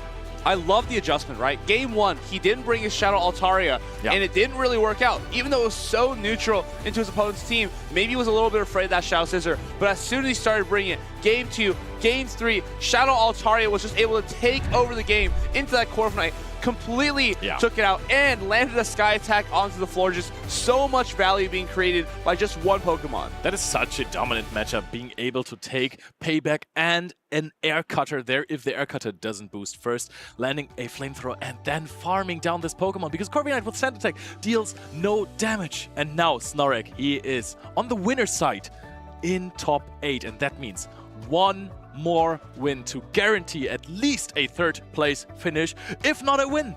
One of the really interesting things about this Shadow Altaria is when you consider a Shadow Pokemon, you always want to see if you're taking more damage from fast attacks from certain Pokemon, like Corviknight here. It only does 1 damage per Sand Attack to a regular Altaria, and also 1 damage per Sand Attack to a Shadow. So there's no benefit actually of being a normal in that matchup. So you would say that you would always run a Shadow Altaria over regular Altaria? I am firmly on that side. I think Shadow Altaria just gives you so much more neutral play, just being slightly better into Unova and Stunfisk, when before, it just seems like your Flamethrowers aren't doing a whole lot, and you can often struggle if Unova and Stunfisk comes in to tank your energy. But of course, it's that Corviknight that can't tank this Body Slam, giving Snorlax the first breath of life in this set, and he's able to close it out here with that Trailblaze into this Florges. What an incredible set to watch. You saw how game 1, it was quite challenging for him. He seemed quite stressed, and as the set went on, he got more and more excited, and it's finally going to be our next player to advance into that top 5. And I love how excited he got after beating the Titan that is Tauntaun Batuz, because this is esports, right? This is gaming, and I love the emotions when players are finally overcoming these big opponents, when they are surpassing their own heights, going to top 8 on the winner's side. I love to see the celebrations. I'm always getting a little emotional with the players. We see a lot of existing regional champions. When they win a game, they are super calm, super collected. They know that this is just another day as usual. But when you're a player who wants to make a name for themselves, wants to win their first tournament, there's going to be so many emotions that come with it. You may even hear their life story, but overall, they are just going to be super pumped, super excited, and we love to see it as well. Yeah, and those trainers, they have been using most of, or basically all of their Pokemon to their full potential. We have seen a bunch of Shadow, Scissor, Mirror matches in that last game. Let's take a look at Scissor, because this Pokemon is just so oppressive. Trying to keep out Wigglytuff out of the meta, which does not always work. Bullet Punch, Night Slash, and Trailblaze. I think something that I haven't seen this weekend yet is in a Scissor Mirror matchup, you can consistently guarantee that you win the 2 shield scenarios by going for the Trailblaze instantly. Your opponent, as another Scissor, can't really no-shield that if it's a Night Slash. Sure. And if they shield that Trailblaze, you can actually 2 shields Bullet Punch all the way down and come out with a move. But what if your opponent Trailblazes too? Then we're going to Bullet Punch each other down at the exact same time. But you're kind of hinging on not throwing that first charge attack, waiting for your opponent to throw their Night Slash. As soon as they throw that Night Slash, you understand you have a clear win condition in this game to win that lead advantage, win that switch advantage, and just Bullet Punch that Scissor all the way down. You're going to have to give away a couple more shields, but you're obviously going to get them back when you're throwing that boosted Trailblaze, boosted Night Slash into the Pokemon that comes in next to your Scissor. That can sometimes be really important to keep the switch advantage. Most of the time it is to get Scissor on the right Pokemon. I think those plays are fantastic if you're playing against a team that doesn't have something like the Talonflame you see on the bottom right there. Because if you're going down shieldly, win the tournament if you're on the winner's side. I know it sounds stupid when I say it like this. I'm very well aware of this. But you have to play basically half the games. If you drop down to the loser's bracket on day 1 in your first round, you have to play most of the time 7 matches. You have to win 7 games in a row to make it to day 2. If you are staying on the winner's side, if you're seeding as well, you win 3 games, you're in. I think the math is approximately correct, because if you win a tournament, you generally need to win 8 to 9 matches in a row. From the winner's side, I remember Dunebug in San Antonio, he lost round 1 to the Pokemango. I think he had to go 18 wins in a row, 18 match wins, not game wins, 18 best of 3 wins in a row to win the entire tournament. That is insane. That is so much, and that is such a dominance if you can actually pull this off, to beat all of those opponents. Just showing, hey, I know I had a little slip up in my first round, but that's not happening. It won't be a problem anymore. Yeah, I'm focused now. I'm locked in. And honestly, when a player has gone on a run of maybe already 10, 12, 14, 16 match wins, how are you going to stop them at the final hour? At the 11th hour, Can you stop them from getting that 17th, 18th, and the regional title? I mean, it has to be possible somehow, right? But maybe then you need a really, really good matchup. We've seen plenty also in Europe of those cool losers runs. What always comes to my mind was at EUYC, Geifje. Geifje had a fantastic losers run on day 2 of EUYC with his Shadow Primeape. That was such a cool Pokemon to bring there, and you could just see it in his face. He was dedicated, he was locked in, he knew, hey, I've been winning like 6 games, 7 games in a row. He was just going for it. He was unstoppable, making it to Championship Sunday on the last EUYC. That was eventually won by Patoman, who then made 3rd place at NAIC, 2nd place at this LAIC, and 2nd place at Worlds. What an incredible trainer. And Geifje, yeah, I remember he threw some close comments on some Annihilapes that were double resisted. That was so funny. Eric's face, you had like 60% damage, right? It was crazy. I think he was a boosted, 1 times boosted Shadow Primeape. Close combat into my Shadow Annihilape. It did 60% damage. I come here with the catch. I'm like, oh man, we caught a close combat. We are good to go, chat. And no, chat was really explosive about that one. Yeah, just a little. Disappointed with you, but Shadow Pokemon, they just deal so much damage. Like, for example, a Shadow Toucanon that we have seen Zwiles use earlier. And actually, if you like this Pokemon, we have a Community Day coming right up today. It's the Picky Pack Community Day. And this Pokemon evolves into the famous Toucanon that gets Beak Blast. Beak Blast, I think that's about similar damage to the Charge Attack Acrobatics, the legacy move of Jumpluff. And it's going to be pretty hard-hitting move, but of course, Toucanon takes a while to get to it. What's your favorite bird? Ooh, flying-type Pokemon or bird Pokemon? Just bird. Just bird. Is Galarian Moltres a bird? I would say so, yeah. Yeah. I was trying to go for an actual animal, though. Oh, an actual animal. I like Noctowl, honestly, a lot. I use Noctowl a lot. Oh, an actual animal. Yes. Yeah, Noctowl, my favorite animal. Use it a lot in the early days when I started this game. It was a really easy chance for you to just say Toucan. I love owls, by the way, so I agree with you on the Noctowl. But that is enough of us. We want to talk to the winner of the last round, so let's give it over to Free. Thanks, Leo and Eric. I'm joined by the winner of that last match. This is Pavel, also known as Snorrick. You've taken down Tonton Batus. What a player he is. How are you feeling? I'm feeling great. Yeah, I match right now my best result in a regional, so 1 step more and I have the medal. Yeah, this time last year in Stuttgart 2025 season, you also reached the top 6, but you had to go down into the losers bracket and you had a long run to get there. This time you're on the winner's side. That must feel pretty good. Yeah, it feels great. I can basically lose 1 time and still manage to get to the top 4. So yeah, I'm getting the medal this weekend. Last time you went down to Inadequance. We know he's still in the tournament. Are you eyeing up a redemption match? I am. Actually, if he wins now, we play in the next match. And are you looking forward to that? Yeah. And you've got a Shadow Altaria. Not many players have brought that. Not many of us have seen that. What's the reason behind that pick? I honestly don't know. I just stole Tocket's Vegas team. Have you enjoyed using it? Of course. I'm to 6. It looks really, really good. Do you have any shout-outs that you want to give? Yeah. For the Polish Gym Breakers team, for sure. Yeah, for my parents and brothers, they are watching.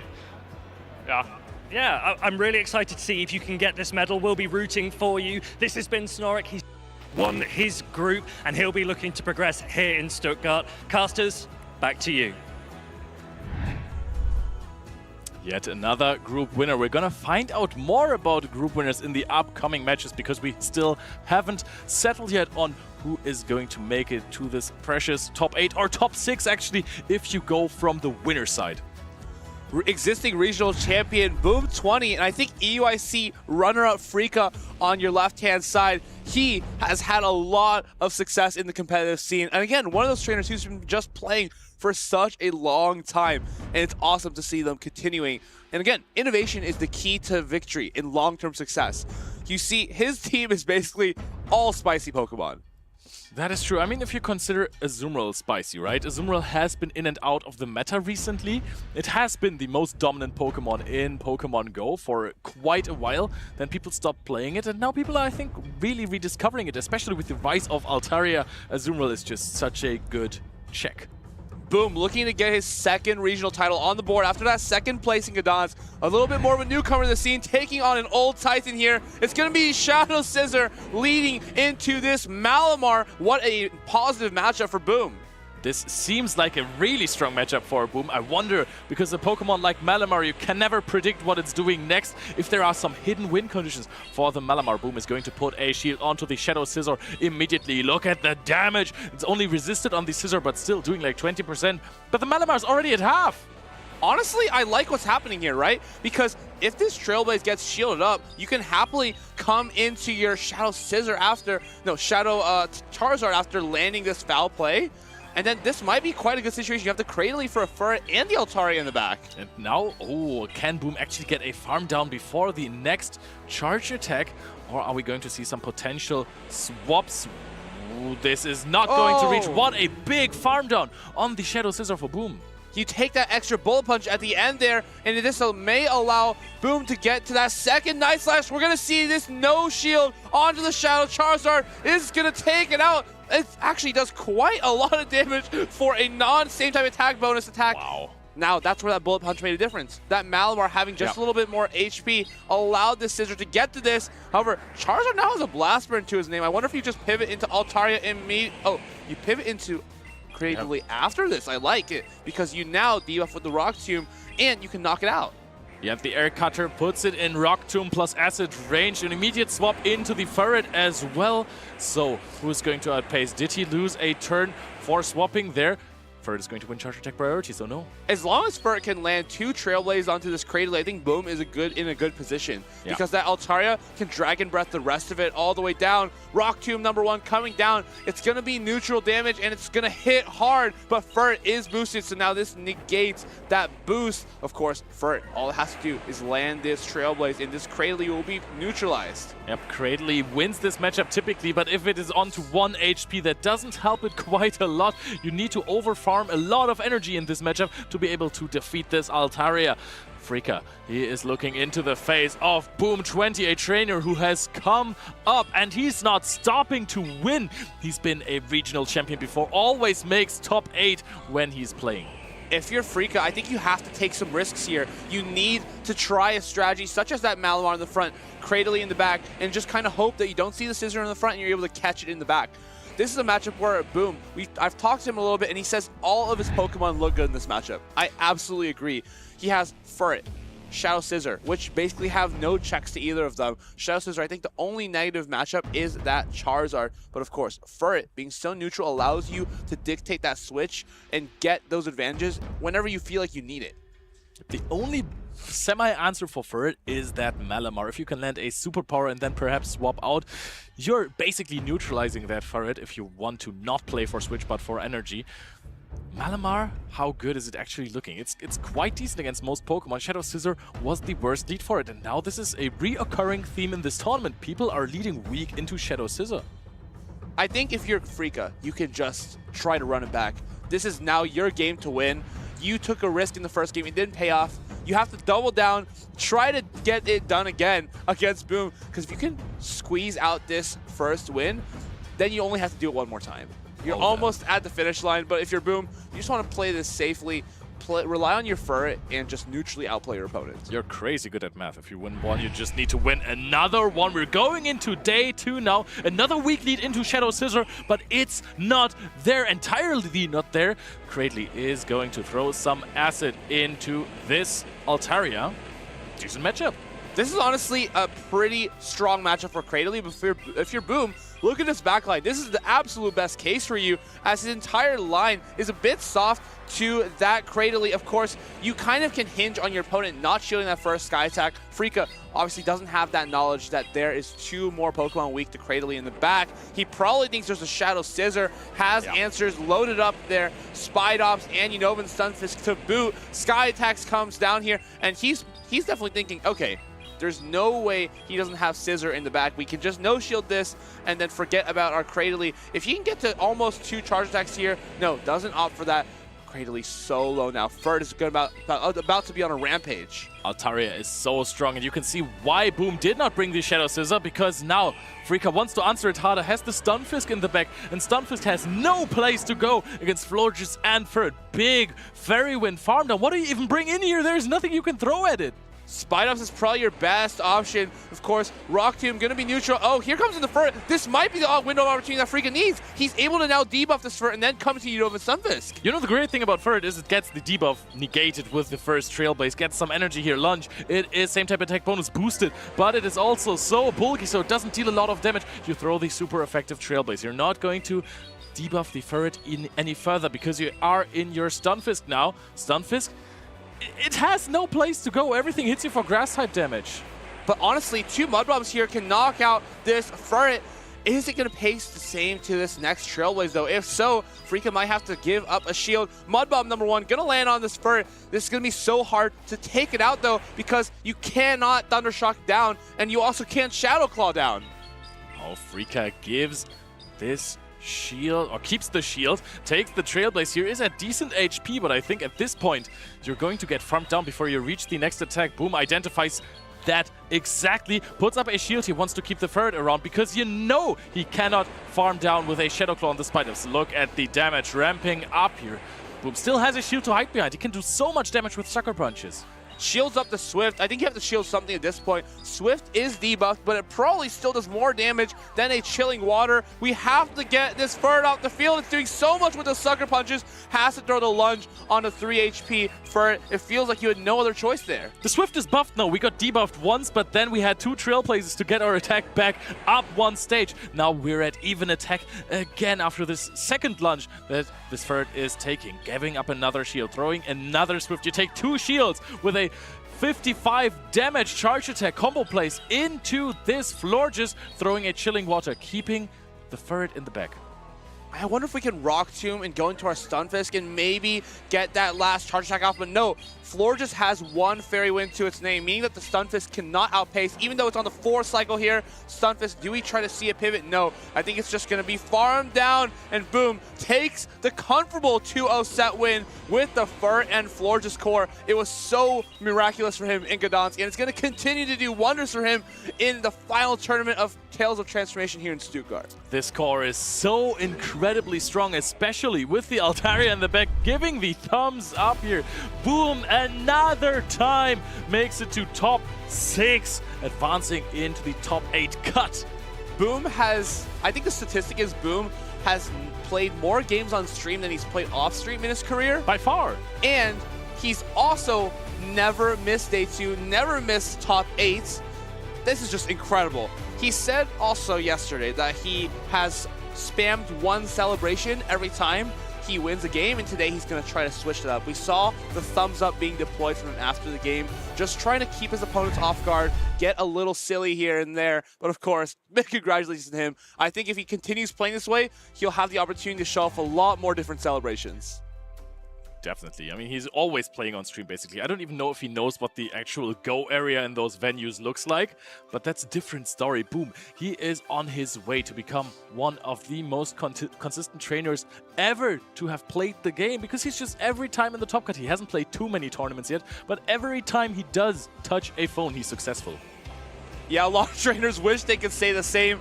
These regional championships are so difficult to consistently place, much less place literally every tournament you've ever been to. Simply incredible. It's so interesting as well to see that Boom always switches up strategies in every single game. You've seen this so many times, even in his little regional win that he has had once. He just won with all of his Pokemon in all of the games, right? He used every single Pokemon in a different role. Everything he has can be a closer. There's that thumbs up. Maybe this is his new signature move, his charge attack after winning a battle. Of course, there's going to be a lot more of that to come. But for now, we have more trainers hitting the field. I believe we have our last winners final of the day. I guess not the last winners final, the last group winners finals, because there will be one winners finals of a best of 5 later on. Exactly, best of 5. These ones are still best of 3s, and the next match is going to be Strange TOP versus Inadequate Strange TOP.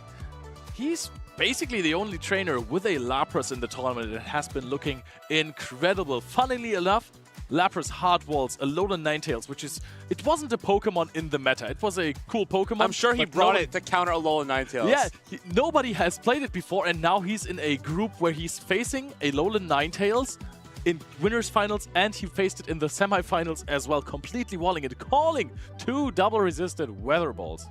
Inadequence, of course, is someone who's known for bringing some of those crazier picks. He brings them constantly to regional championships, but I'm more familiar with what he's done at the local tournaments. He's brought, I think, Sunny Cast Form to one of them and Obama Snow long time ago. It was a bit of a crazy core and just shows you can have a lot of fun at these kinds of tournaments, meeting with your local people, and just go out there and see what you have in store in your own locals. Yeah. Those trainers, you can catch them everywhere, especially in the local tournaments that you can play. It's so cool to just go there and then you're playing versus the best of the best, just in a funny TCG store there. And sometimes you even get a win over them. You learn a lot, you ask them about how the game is being played, they can give you tips, and you're growing as a player. Of course, Inadequence is one of the pillars of the community, always getting those shout-outs from people in the regional championships, saying thank you for the practice tournaments, thank you for the teams that he posts. And yeah, he is just an innovator, and we'll see if he continues to innovate in today's tournament. He has a couple of spicy picks, but the way he plays them is going to be way more important. Yeah, and he is bringing all of them to locals, as you said earlier. And if you consider to go to a local too, we have right the video for you. Do you want to play? Yeah.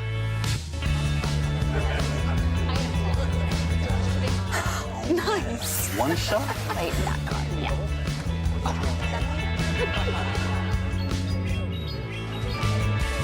I'll use twin cannons. Great game, guys. Bye. See you next week. Come play at your local Pokémon League. Pokemon you have ever brought to a local event after you have scanned the QR code to find the ones in your area? I think I have honestly never brought any crazy Pokemon to locals. I generally try pretty hard because I know that I need to win these championship points as they count towards the travel awards that we mentioned earlier today. Those travel awards can be up to $3,500 if it's out of region. So unfortunately, you got to take the locals pretty seriously and still end up losing to a Sunny Cast Form. So honestly, what's the point? I was going to say, how did that go in the Netherlands for you? Yeah, I think it's ended with a Skarmory on a Sunny Cast Form. Has access to Ember and Weather Ball. No Sunny Cast Form here, though. Of course, these trainers, Strange Top, his best performances, I think, were top. He has made top 32 at the World Championships before. Is that Cyrus? I think that is. I think that is the Team Rocket boss. But of course, Galactic. Got the G on the left-hand side. But of course, Inadequence is looking to win a G by making it into the top 5 here of the Stuttgart Regional Championships with this signature team here. Giratina, Shadow, Altered Form, and Shadow Talonflame. 2 things that were critical to his success in Frankfurt. He's looking to recreate that here. Alolan Ninetales, though, a bit of a newcomer to the field. How is that going to pair against this regular Lapras, though, and Shadow Scissor? Yeah, Shadow Scissor really strong against the Shadow Giratina Ninetales core, but you also have this Gastrodon for it, you have Empoleon for it, and you have Shadow Talonflame. All of those are threatening away a Shadow Scissor, but we know how Shadow Scissor plays. People bring it anyways. Shadow Scissor against Alolan Ninetales team is usually a huge risk, but at the same time, there can be a huge reward. It's kind of difficult as an Alolan Ninetales player. One of the reasons I kind of stray away from it is because I always feel like bringing is a risk, even though I'm so strong in the Shadow Scissor. It's just hard to predict what your opponent sees or thinks when they see a Pokemon that they're not familiar with. Maybe they overcorrect, and that may lead to a quick round 1 loss. But of course, both these trainers have overcome round 1, 2, 3, and now they're in the winners finals. They have locked in their Pokemon, and they have practiced quite a bit for this game overnight. Let's see what they've cooked up for us in winners finals. The lead is Ferret versus Empoleon, a Steel type versus a normal type. Would look good if Ferret wasn't incredibly flexible, but the Zero Shield scenario, Empoleon absolutely dominates because 2 Hydro Cannon, knockout. However, if Furt can land that Trailblaze, it's going to be able to farm all the way down, can start forcing that Empoleon to shield a Swift. Let's take a look if Inadequence respects this damage. He does not. And now, if you're Strange Top, you kind of have to degen all the way through here. You have to keep it alive for the Lapras and the Florges in the back. Goes to throw a Drill Peck here, maybe predicting a possible catch on something like an Altaria, but no, there's just a shield being put up. The Furt, it's already boosted, deals so much damage with those Sucker Punches. Now, Inadequence is bringing in the Alolan Ninetales. Sucker Punch is resistant, but Swift isn't. Yeah, I think this is a big farm down. But can he even get it? This is not a Shadow Ninetales. Question 1, can he get the farm down? Question 2, where's this energy gonna go? It cannot get the farm down. Swift number 2 gonna be reached on this Alolan Ninetales. And now, gotta put it on the back of this Shadow Talonflame. I think if you're Strange Top, you're gonna come into your Florges first. Knowing that there's a Talonflame in the back, you may be able to get a head start. No, Lapras, also a pretty good choice here. Gonna be able to get a head start with those Psy Waves. Dazzling Gleam gonna be thrown out here by Inadequence, and an immediate pivot to the Talonflame afterwards. Such a powerful attack, still not enough to knock it out into Dazzling Gleams, but you have so much damage with Incinerate. This is Inadequence's win condition. Does not swap into the Florges to maybe get the attack down, but now Inadequence, he might be able to throw a Flame Charge here. Possible catch for Strange Top. Immediately goes into the Florges. I love this, because as soon as you get that 0-turn swap from throwing a charge attack, you're able to sneak through on this Fairy Wind. Flame Charge comes through on the Florges, and you can now throw on 4 instead of 5, getting this Chilling Water off before this Shadow Incinerate lands. But is this going to give Inadequence more farm than you want? And I'm also curious if it is going to knock out into more Incinerates, because the damage hasn't registered yet. I think you're going to be able to fully farm this down, and you are already at 2 fly. Your attack is not debuffed. Inadequence is only standing against 1 shield with Shadow boosted flies, and is looking to close it out with the Shadow Talonflame. Fly number 1 comes down, and there's no shields remaining for Strange Top. Sparkling Aria not going to be reached. I wonder if he could have come into that Florges first and got a head start on that Alolan Ninetales. At the same time, it was so difficult because Shadow Talonflame, when you're up shields, is so oppressive in that back line.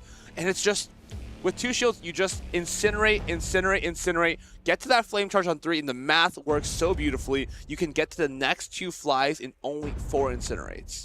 Strange TOP really wanted to keep Switch with that Ferret, wanted to possibly get a shield back with the boosted Swifts, didn't want to lose alignment, maybe get the Lapras onto that Ninetales, because the Ninetales, if Lapras is gone, looks decently strong into the team of Strange Top if he does not bring the Shadow Scissor. But that didn't work out, did it? Because the Shadow Talonflame was in the back there.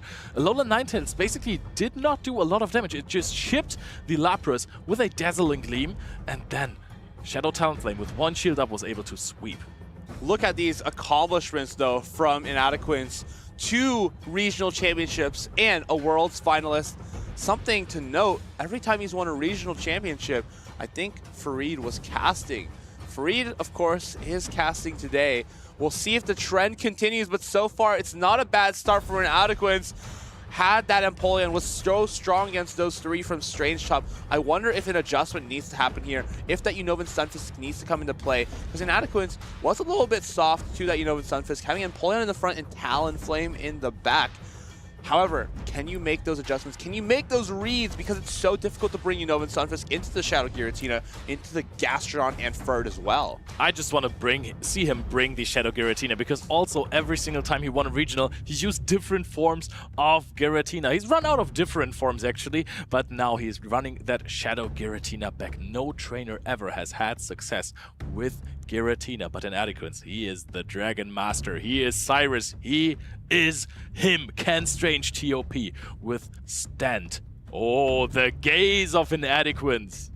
The aura farming on the right-hand side, looks into his opponent's eyes, hopes to read his soul, and it's going to be the same lead, Furt into the Empoleon. Let's run it back. Strange TOP also has the same backline, and Inadequence has the same backline too. I wonder if we're actually this time around not going to see a shield from the Furt. I don't think you shield the Furt. You pivot immediately into the Lapras after that Empoleon has been taking out the Furt. It will only have a little bit of HP left, and Oh my goodness. I know I did not just see that. Yeah, but that was not with his sneak. That was really important. I think he waited a turn there and then swapped into the Talonflame. That would have been so much free damage and energy. So basically, he just wants to put it all on his Empoleon now. Knows that the... Something really important just happened. Strange Top threw on 13 instead of 14 sideways, meaning that this third charge attack is going to be on charge attack priority, and this third fly will knock out the Lapras. Lapras needs to be incredibly precise in this matchup. You win with 1 turn advantage in your pacing, and that is not going to exist anymore. Right now, you're still outpacing, but maybe he now needs to give up that Lapras. Doesn't need to shield it. But, I mean, if you're looking at his sweater, he loves Lapras. However, if this fly comes through, is there a way that you can play the 2-shield scenario here and come out with that Furret getting a Sucker Punch down? Oh, that is quite possible because this Talonflame is already deep in the red, but now both trainers are pacing at the same time to that charge attack. We're going to take care of that Lapras, but do we even want to? This looks like peak farm down range. Maybe this is a good thing. Can you farm that with the Florges even? Come in with the Furt though. Gonna get 2 Sucker Punches off, and if you're the Empoleon, can you make it to this next Hydro Cannon before? No, it's going to be the Ninetales. The alignment is massive for Inadequates now. He has the Empoleon with a lot of energy onto this Florges later on. Has the Alolan Ninetales to counter this Furret. Getting the alignment here is going to put Inadequates so far ahead. Hydro Cannon coming down onto this Florges is just neutral damage, but it's not going to look so neutral as it knocks it out almost. Florges gets to that Trailblaze, but it's not going to make a difference here. Metal Sound will be applied as soon as this Trailblaze lands. Can he get it down before the next Trailblaze is reached, though? I think that is very well possible. Exactly with 5 Metal Sounds. Precise farm down. Goes out with a Hydro Cannon and Inadequates once again wins. Gets into the top 6 with a Hydro Cannon. Plays the same matchup differently and advances even further in the tournament. What a critical catch onto that Talonflame from the Trailblaze. We saw when the momentum shifted when Strange Top through that first Sparkling Aria just 1 side wave early. This just shows how important it is to be critical on your timing with 1 turn fast attacks, as that made all the difference there. But also, if he actually threw on the best timing possible, and he would have won with the Lapras, that would have given Inadequates at least 1 turn advantage because you want to swap out of the Lapras. So either you give up switch again, or you get fully farmed down, and then the Empoleon completely clears the backline. I wonder if that's honestly okay, though, because if he comes back into that Lapras with Empoleon, at least you're able to put the Furt on the Empoleon rather than the Florges. But the Furt was so low already, and it was at no energy. It was absolutely dry. Empoleon would have already been at 3 Metal Sounds of an advantage, take a little bit of damage because it hadn't taken a charge attack, and then you just play Empoleon versus Florges. Empoleon just so strong into the lines of Strange Top both games. As long as he could catch or neutralize the energy from the Furt, the Empoleon was pretty much free and good to go. Of course, Lapras may have been better suited into the Empoleon. As we know, Lapras actually can win the 0 shielding scenario against Empoleon. Psywaves may be resisted, but they don't look that way. They actually do 2 HP each, and for a resisted 1-turn charge fast attack, that's a huge deal, just like this catch here. Trailblaze onto the Talonflame, Inadequates trailblazing his way into the top 5 here of Stuttgart. Empoleon so strong into this team. No Unovan Stunfisk adaptation, and Strange Top goes down into the lower side. The European Emperor Inadequates closing out with Empoleon is something just poetic. He's really him, and I wonder how he did this, the 2-0 versus Strange TOP, because honestly, he's been crying all morning about how bad the matchup is. Lapras, of course, was quite a threat for Martine's team, but as we know, Shadow Talonflame doesn't have many problems with it. As long as 1 Sidewave is missed, you're able to get the job done. Of course, you can't swap Lapras into a Talonflame either, especially not a Shadow Talonflame. You may have been able to do it to a normal one, as you can easily tank a fly, but this is definitely quite the awkward matchup despite being a water type. Shadow Talonflame really changes the way how Talonflame is played, just because of this little bit of an extra oomph to those Incinerates, boosting up your attack. You get to farm down so many more Pokemon. Just like regular Talonflame Talonflame versus Kanto Marowak always opened up some possibilities to land a Rock Slide. Not anymore. If you're having this Shadow boost with those flame charges, doesn't matter what the Marowak does, you're always going to win that matchup if you have shields to your name. The playstyle of Shadow Talonflame is so unique. You stay into so many matchups and just flame charge over and over again.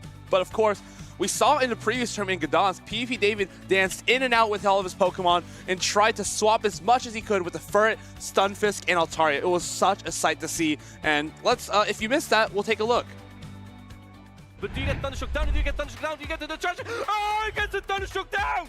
PvP David, looking at PvP David as your 2026 Gdansk Regional Champion! So my name is PvP David. Feels quite unreal to win my second title here in Gdansk, and I'm just really happy. I feel like a key moment in this tournament was when I faced Polasha and I made a nice Rock Tomb catch that won me the game, and that kept me in the winner's side. I think there was a lot of surprises that caught me off guard, but I just had my goal and just pushing through. Like, I took one game at a time. Going into this tournament prep-wise, I did a lot of practice with my good friend Boom20. We both came up with the same team and we did pretty well, I would say, for this tournament. I feel like the key strategy for this team was playing Altaria.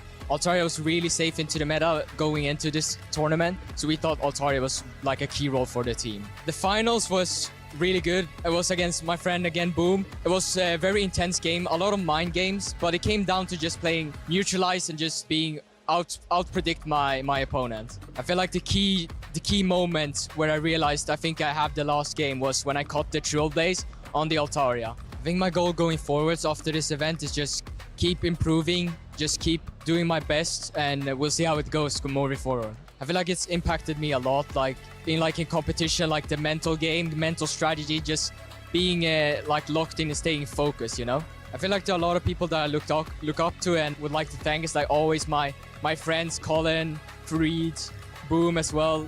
Just so many in the community, and like I feel like every opponent you face is always a nice way to victory. I feel like an advice to like a player that wants to start competing is don't fear. Don't fear about the opponent you face. Just keep pushing. Don't be scared and just do your best, and you will keep improving.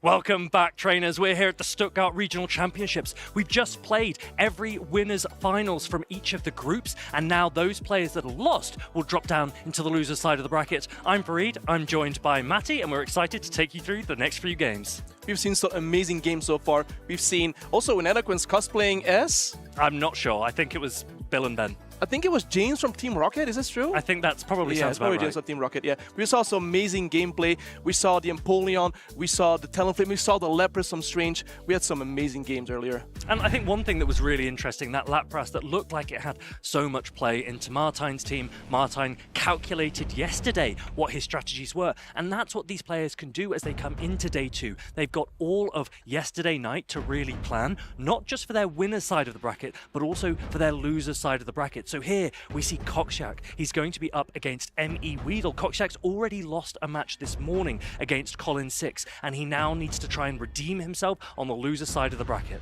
We see some amazing Spice pick actually. Zwilus on Cockshack team. It looks amazing to use. I don't know if it's gonna be good in this matchup, but I kind of want to see it being used as a more spicy pick. And I think the only one we've seen this entire tournament, as what we see in Empoleon, Corviknight, and we had the Bullet Seed Cordilli, which is also very not much used instead of like usually they use Acid. And we have Me Weedle here using as well the Cordilli, but with Acid. Yeah, so M.E. Weedle on this side might be looking a little bit more to his Wigglytuff, because Cradley on Cockshack's side doesn't have what would have been a super effective Acid fast attack. Instead, it's running Bullet Seed. Bullet Seed will mean that Cradilli has a better matchup, however, into Shadow Dusknoir. I'm expecting to see M.E. Weedle lean a little bit into that Wigglytuff. It needs to try and avoid Cockshack's Empoleon. We mentioned that yesterday the players will have prepared. M.E. Weedle knew that he was on the loser side of the bracket. He knew he would be up against either Colin or Cockshack. Let's see if that preparation takes effect here. And the players are locking in their teams right now. Let's see what they are going to bring. Are we going to do that Zwilus or not? We see on Coxtech team, we see the Dustmar versus the Empoleon from ME Weedle. This is a really fun matchup to start with. Shadow Dustmar with 2 shields up can be so oppressive with its fast attack. It runs Astonish, and you can see immediately that it is starting to chunk. But Empoleon powers so quickly to those Hydro Cannons, and this will really threaten. No surprises that a shield goes up. Look at those Astonish damage. Absolutely insane heavy damage on the Empoleon. The Dustmar goes for a Shadow Punch on perfect time here. Would a Shadow Punch knock out the Empoleon? And Memi Wheeler puts up the shield just in case. He doesn't want to risk it. He knows that there's a lot of energy, a lot of value that he can still get out of his Empoleon, but he might also be starting to think, where is the Empoleon on Cockshak's side? Because he knows it's likely to come in this matchup. And you actually see that Emmy Weedle hasn't run the Wigglytuff for game 1. He's going to use his Altaria safe swap. Altaria is such a flexible Pokemon, especially when shields start to go down. It's going to allow the Shadow Punch to come through first. Cockshak is gonna show the Shadow Punch on the Altaria. Emmy Weedle comfortably no shielding here. No, he can survive the Shadow Punches easily. And then we see a swap to Empoleon on the Altaria, resisting all the Dragon Bats, but the Flamethrower does go for neutral damage. One thing I like about this play from Cockshak is he's put the Altaria in a range where Empoleon will only need to land 1 Drill Peck and then farm as much as possible. Altaria doesn't pace that quickly to its attacks, even with the Dragon Breath rework. So this shiny Empoleon could give a lot of value for Cockshak, but his shields are down.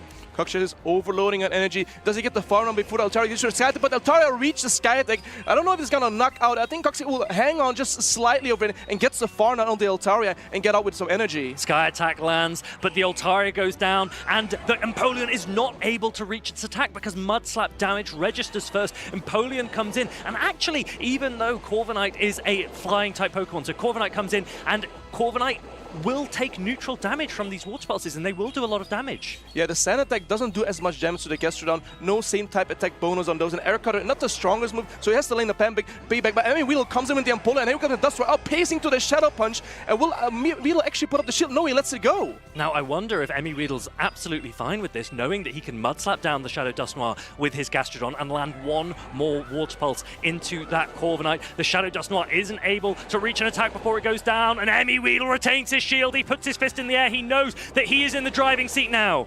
Is this ground type gonna take out this flying type, the Water Pulse, going for some heavy neutral damage here, also getting some same type attack bonus. It lands, and there's only 1 or 2 Mud Slaps away from winning this game. The payback has been thrown, but Emmy Weedle still has his shield. The Mud Slap's going to register, and I think Emmy Weedle is very comfortable that this game 1 is his. He is now in pole position to go forward on this loser side of the bracket. 1 more win for him, and he will proceed. You would think like a flying type like Corviknight would easily handle a ground type like Gastrodon, having only Mud Slap and Body Slam just to move at Water Pulse as the heavy damage move, but honestly, it's actually really fine for Gastrodon. I think the interesting thing about Corviknight is it's a very flexible Pokemon, but in straight-up neutrals, it can sometimes be a little bit underwhelming. Sand Attack doesn't have a lot of power. Payback, although it's its hard-hitting attack, it doesn't have same type attack bonus. And against a player of M.E. Weedle's caliber, look at this, world champion, EUIC champion, and as a senior as well, and then the Stuttgart Regional Champion from a few years ago. M.E. Weedle knows his Corviknight matchups, and he knows how flexible Gastrodon can be against it. Yeah, amazing accolades from M.E. Weedle. And we have Cocktail as well, being the Warsaw Regional Champion, a little top 4, EUIC top 32, and Bologna top 8. These trainers know what they're doing. They're veterans of the game, even though they're still young. They have gotten so many years under their belt of playing this game and knowing every single matchup. Now, we noticed there that Emmy Weedle didn't bring the Wigglytuff, and I think he was looking to see what types of lines Cockshak was going to run, but I wonder if he's baited Cockshak into thinking that perhaps Emmy Weedle isn't fussed about using his Wigglytuff and inviting out the Zwilus that we mentioned on Cockshak's side. If Zwilus can avoid Wigglytuff, then Zwilus has a lot of play into Emmy Weedle's team, so there's a lot of brain play, a lot of predictions going on for these players. Those are the 5-head plays for it, and as well as I don't know how many charms they would be able to take from a Wigglytuff. I don't think it's too many, since it's double super effective.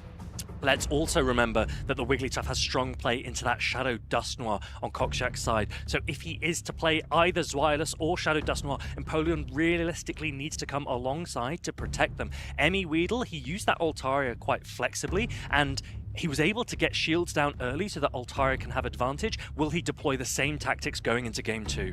these trainers are locking in. Let's see what they're gonna bring. And we see the Zweilers on Cox's side versus the Empoleon. There it is. Dragon Breath will be resisted by this Empoleon. It will also resist the normal type attack, Body Slam. But Zweilers does have access to a hard-hitting Dark Pulse that it paces to really, really quickly. It looks like Weedle's not quite getting the energy generation that he's expecting to by this stage of the early game. Empoleon now throwing its first Drill Peck. This is a non-stab Drill Peck, not same type attack bonus, so it doesn't do as much damage. The Dark Pulse is same type attack bonus, so it will hit for some heavy neutral damage. And let's see what Wheeler is gonna let go of the Dark Pulse, and the Empoleon hangs on and is gonna swap into Altaria, trying to possibly snipe the Zweilers here, and is going to his own Empoleon right to soak up all the damage. And it looks like Weedle was so afraid of the Empoleon, he didn't bring Wigglytuff once more. He goes into the Altaria, and it baits out this Empoleon. If only he had Wigglytuff in the back, that would be so good for him. Flamethrower now going to land. This will do a decent amount of neutral damage to the Water and Steel type Pokemon. I think Coxtech is happy that the Empoleon right now is on Altaria right now, knowing that we'll see that Weedle has a Gastrodon in the back. And I mean, Empoleon doesn't want to see this Gastrodon at all, so he's overloading on energy. He's going for the Drill Peck here. Will this Drill Peck knock out? I think the Altaria will slightly hang on and still get to the Sky Attack. Yeah, this is a good position for Coxtech, and I wonder now if Weedle will come in with that Gastrodon, try and farm down. He's not going to be able to throw that Sky Attack. I don't think he even really lent for it. He goes to the Gastrodon, and now Empoleon is going to bank some energy and coming back in with that Zweilers. Coxtech getting so much value out of this Dark and Dragon type Pokemon. Wow, throwing a few extra Dragon Breaths, knowing that, okay, I can throw on really good timing. You're getting a little bit of extra damage with those Dragon Breaths, and then try to throw a Dark Pulse, but it gets shielded by this Gastrodon, by Weedle. Let's see what Cox is going to decide to do. He brings on his Shadow Dust Noir, trying to load up some energy, and knowing that Gastrodon can really throw Body Slams here because it is double resisted. But let's see, is he going to put up the shield, and Cox doesn't call the bait here. Yeah, it is a bait, but there's no real reason that Coxtech wouldn't shield here. His Empoleon in the back is so low anyway, so it makes sense to use, and he's charging up to 2 Shadow Punches, and it looks like Weedle isn't even able to reach his Water Pulse. I don't think he's particularly happy with how this game is being played. Dynamic Punch coming through. It does take out this Gastrodon. The Gastrodon has been taking it out. There is an Empoleon, a little bit of energy, but the Astonish does so much damage, and out is the Empoleon, and Coxtech actually reverses a bit of 1-1 here. I think Weedle's going to have a word with the judges there. I think we saw throughout that game that his energy generation wasn't quite coming. Coxtech obviously can't see that on his side, so he accepts that it's going to go to the judges to make a decision. Yeah, let's see what the judges decide. We trust the judges on this one. But Farid, as well as, what do you think about it in this game, in Game 2 right here? I think Zweilers is a really interesting Pokemon at the moment. It obviously shares the same typing as Guzzlord, which we saw a little bit of yesterday, but it doesn't have quite the same coverage back into Fairies, where Guzzlord has the Poison-type Sludge Bomb. Zweilers instead has the pacing of Body Slam. It's a neutral attack against a lot of the meta, but it doesn't really help it against Fairy-type matchups like Wigglytuff, for example. If it's able to avoid the Wigglytuff, Zweilers looks really flexible. Yeah, Zweilers looks really flexible, knowing that Weedle has the Shadow Dust Noir, though Zweilers has to be careful with those dynamic punches, which do a massive amount of heavy damage. We see the Empoleon, even though the Empoleon does resist the Dragon Breath, the Dark Pulse still really hits hard at the Gastrodon, and then the Altaria, I think, is a matchup that goes a little bit both ways, knowing that there's Body Slams getting reached faster than those Sky Attacks from Altaria, and then the Cordili we haven't seen yet from Weedle. But let's see what these trainers are going to cook for game number 3, or possibly a rematch here. Yeah, Cradley on Coxtech's side, Wiggly tough on Weedle's side are yet to feature. Maybe they'll come out when these players progress in this match. Now, Matty, I know you're a big fan of Shadow Sizzle, and we've spoken a lot yesterday about Shadow Sizzle pairing well with Dragon-type Pokemon. Is there a particular Dragon that you like, that you would maybe lean into when pairing it with a Shadow Sizzle? I think with Shadow Scissor, it can't really play with Guzzlord or with Zweilers, because of, even though fighting types are neutral into Scissor, it still does a lot of damage, and the Zweilers and potentially a Guzzlord does take super effective some fighting type Pokemon, so the Altaria actually makes the most sense. So I think I would also lean onto the Altaria. Interesting. And if you were to change your Steel type and go for Empoleon like both of these players, you actually see that the Dragon type options, Coxtech has gone for another Dragon that also is weak to fighting. And he's gone for a Cradily that is weak to fighting as well. So this is a team that looks quite soft to an Annihilate, but he's probably very glad that he's been avoiding it. an Annihilate or even a Primeape, getting to this Rage Fist really quickly could be potentially threatening that Dusknoir as well. The Rage Fist really does hurt there. So, but yeah, you're right. There are not many fighting types in the meta as we have seen. We've seen an Annihilate, Shadow Annihilate. We've seen a Primeape. We haven't seen any other fighting types, to be honest. Maybe we'll see a Lucario one day with the Force Bomb. Lucario with Force Palm is such a strong pick. Looking at the next meta, it's obviously got Meteor Mash available as well, Aura Sphere, Shadow Ball. It's got actually so many different attack options. I'd be very excited to see a wealth of Steel type opportunity next season. What is your favorite fighting type Pokemon, Fareed? It has to be Annihilate, maybe Pangoro. I like both of them so much.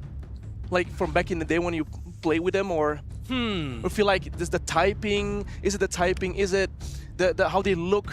Well, here's a good question. I'm going to reverse it on you while I think of my answer. If you were a dual type, what do you think you'd be? A Steel Bug type.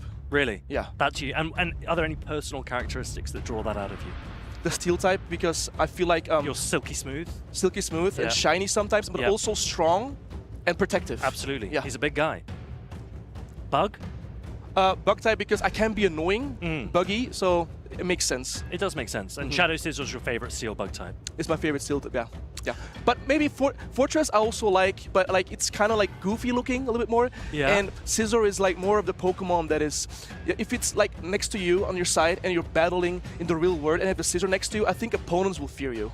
I agree. I don't disagree with that. Now, quiz question for everyone watching from home. We've mentioned 2 Steel Bug types, Scizor and Fortress. How many other Steel Bug types do we know?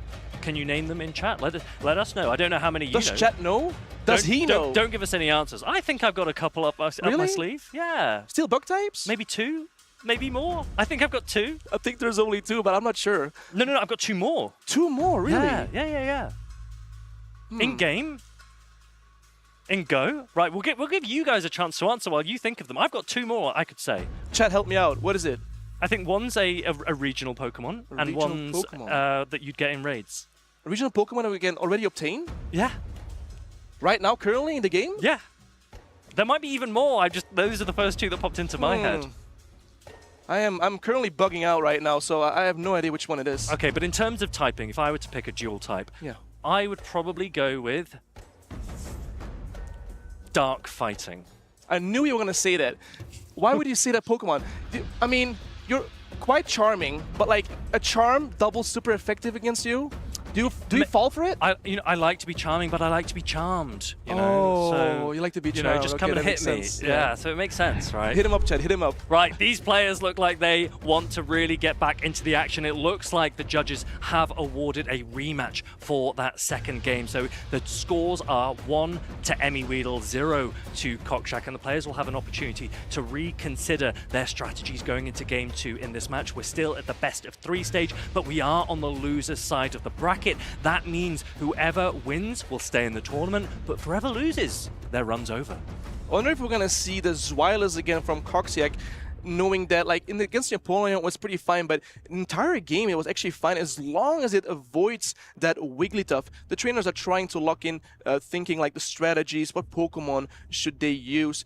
We have seen the Credilli from Coxiac has Bullet Seed, while the Credilli of Emmy Weedle has Acid. Both have play into a different type of Pokemon. I think the Bullet Seed Credilli is nice against Stunfisk, even though Credilli is really strong against Stunfisk. Those acids are resisted, and sometimes it makes it quite awkward. So I think the Bullet Seed pick is pretty nice.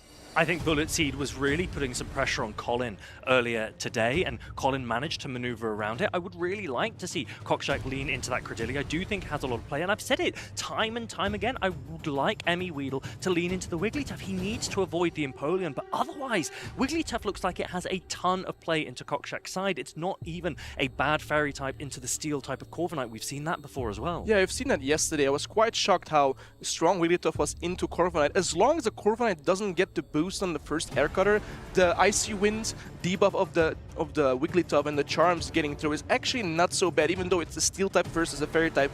And as long as the Corviknight doesn't run Iron Head, the Wigglytuff is good to go. But we're seeing these trainers locking in their team right now.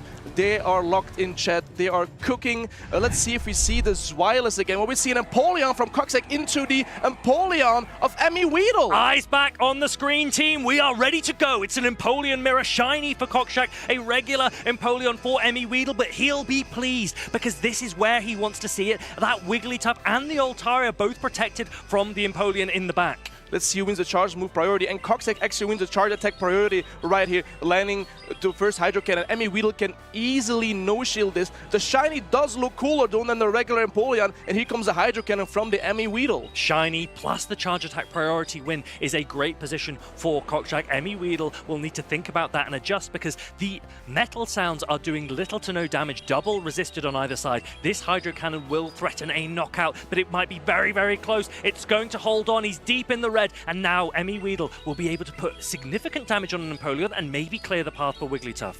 Let's see what his trainers are going to do. I wonder if someone's going to swap out and get some energy. And there we see Emmy Weedle going for the Altaria, met with the Cordillera, but it's with Bullet Seeds, so the Bullet Seeds are resisted. Even though the Rock Tomb is super effective, it doesn't do any fast move pressure on this Altaria. Now, interestingly, Emmy Weedle didn't manage to throw the Sky Attack prior to the Rock Tomb coming in, and that means that this Sky Attack will not do as much damage as it would have had it been thrown first. Yeah, here we see the debuff, the guaranteed debuff from the Rock Tomb. Emmy Weedle charging up the Sky Attack here on the Cordelia. Doesn't do as much damage as probably as it would like, but as you can see, the Bullet Seeds being resisted, doing no damage at all. Another Sky Attack comes through from Emmy Weedle, but is not near to knocking out the Cordelia. But still, Coxack put up the shield and wants to keep this Cordelia as healthy as possible. Yes, I don't think this is too bad for Emmy Weedle. He does get to pull that shield away from the Cordillera, but it looks like the Cordillera is farming up an absolute ton. One Bullet Seed away from another Rock Tomb. This one will be enough to knock out the Altaria. Let's see what Emmy Weedle chooses to do. He lets go of the Altaria, and this is what he brings in. He has an Empoleon and his Wigglytuff. He goes in with the Wigglytuff, but still, Wigglytuff doesn't want to take these Rock Tombs here, debuffing that Wigglytuff, and he's going to put up the shield. Even though there's not a lot of fast move pressure from the asset, still, he needs to shield this Wigglytuff, but now it's debuffed, and Mets with the Stunfisk right here. Yeah, this Icy Wind, once the Wigglytuff reaches it, will be super effective, but it will be doing less damage because of that Rock Tomb debuff. Emmy Weedle still looking to put that Stunfisk in a position where it can't do as much damage, but Emmy Weedle doesn't even have the opportunity to get a lot of value out of his Empoleon in the back, because it would just likely be Thundershock down. We've seen a Nova Stunfisk the entire weekend, and we know how fast he can do this charge move. The first Mud Bomb comes through. Here comes no, he's actually overloading on energy, and here comes a second Mud Bomb on this Wigglytuff. It wouldn't knock out the Wigglytuff, but I want to see what's Emmy Weedle going to do. He's going to protect this Wigglytuff and keep his shield for later. He knows that he's debuffed this Univern Stunfisk, so it's not a lot of damage there. He's throwing this Swift. It shouldn't be enough to threaten a knockout, but Coxack is going to shield up the Univern Stunfisk anyway, and now Wigglytuff is in a health range where Emmy Weedle needs to consider using his last shield as well. Keep in mind the Empoleon of Emmy Weedle doesn't have much energy. He tries to go for the catch, but he doesn't get it, and Coxack is able to farm down the Empoleon, getting so much energy and value out of his Nova Stunfisk. And here comes the first Mud Bomb, and it's going to reach the second one as well. He knows, like, the writing is on the wall. If I shield this, the second one comes through, so Coxack takes his game number 2, and it's 1-1 right now. Coxack takes that game back. Univern Stunfisk showing its sheer bulk. All 3 Pokemon still remaining, and that means the scores are tied 1-1. Emmy Weedle did have a few situations throughout that game where he wasn't generating energy yet again, so he's going to turn to the judges and just double check whether or not there might have been a possibility for something that otherwise could have played out differently. Yeah, let's see what these judges are gonna decide. But the Bullet Seed Cordillera, Farid, did you like it? In the Altaria, I feel like the Rock Tomb obviously does a lot of damage, but the fast move not doing any damage. Would you consider Bullet Seed over Acid? I think the interesting thing about that matchup with Altaria is that one Rock Tomb from an Acid Cordillera doesn't allow you to Acid down. You still have to throw a second Rock Tomb. And from that perspective, perhaps it's enough to just pace faster to those Rock Tombs, and the fast attack pressure really doesn't matter anyway. Yeah, I agree with that one. Even though, like, in the Wigglytuff, you prefer the Acid, you can throw Rock Tomb, potentially later farm it down with the super effective Acids. The Bullet Seeds don't do much damage, but they do generate quite a lot of energy. But these trainers looking at, like, what can I do? What can I change? What happened to previous game? Something I can adjust maybe? We see the Zweilous on Coxack team, so I'm not sure. What are you thinking, Farid? Well, eyes back on us, because whilst these players discuss whether or not a match should be reviewed, I've thought of 2 more Steel Bug-type Pokemon. So I'm now on... We've got the 2 that we've mentioned, Scissor, Fortress. But I now can think of 4 others. Okay, Okay, now you have 4, so, maybe chat helped you. Well, chat was suggesting Pokemon like Steelix, which is not a Steel Bug type Pokemon. Ah, yeah, Steelix, yes, for sure, yeah. Chat helped me with at least one of them. Yeah. I don't know. I actually have no idea. You say a regional. Okay, what region is it? Do you know what region is it? Forgive me if I'm wrong, but I think that there is one where it's in the northern hemisphere and one where it's in the southern hemisphere, and sometimes it swaps between them. So a regional in that respect. What? That's not a regional Pokemon. What would you call it? A regional? Yeah. Yeah? Yeah. Okay. Do you know the Pokemon Heatmore? Yes. What's the alternative to Heatmore in the game? What's its opposite? What is he talking about? I have no idea what he's talking about. Honestly, it is crazy. They hire this guy and he doesn't even play the game. What game? Durant. Oh, Durant. Yeah, but that doesn't count. That doesn't count. It doesn't count. That doesn't count. No, Okay, no. I've got another one for you. Okay, I've got another one for okay. you. It is a Pokemon that has different forms. I think it's based on where you evolve it. So it has its female variant has lots of different forms based on where it's evolved. And in game, I think it might be, I'm not actually sure if it's random or if you can select it, but one of its variants is Steel and Bug. And then I think it has like Bug and Ground and something else. Out of that. It runs Confusion or Bug Bite. Ironhead. Ironhead. Have you heard of Wormadam? It is true. This is true. This Pokemon exists. Yeah, it's true. We could do an educational segment. We should do actually an educational segment. Yeah. There's but so the much thing is, the thing opportunity. is, those honestly, those Pokemon are so like boring. Let's say Durant. When you see a Durant and you step on it, like I mean, it's so small you don't even see it, right? And when you're as big as you, that's the same with every Pokemon, though, right? But I mean, Scizor is like the one that stands out. You know, he's like the daddy of all the Bug and Steel type Pokemon. Okay, well, let's go into some of the cooler Steel bugs that we haven't mentioned. Okay. Right? There are more? There are two more. Okay, but I'm sure Chad is helping. There's no way this guy knows, but No, okay. I'll go with it. This is oh, real. you know, two more? What? That's crazy. Okay. Cooler one. Okay. This one runs Counter, X-Scissor, and Drill Run. Has some other attacks as well. Okay. But those are some of its attacks. I think it might run Bug Bite now over Counter. Okay.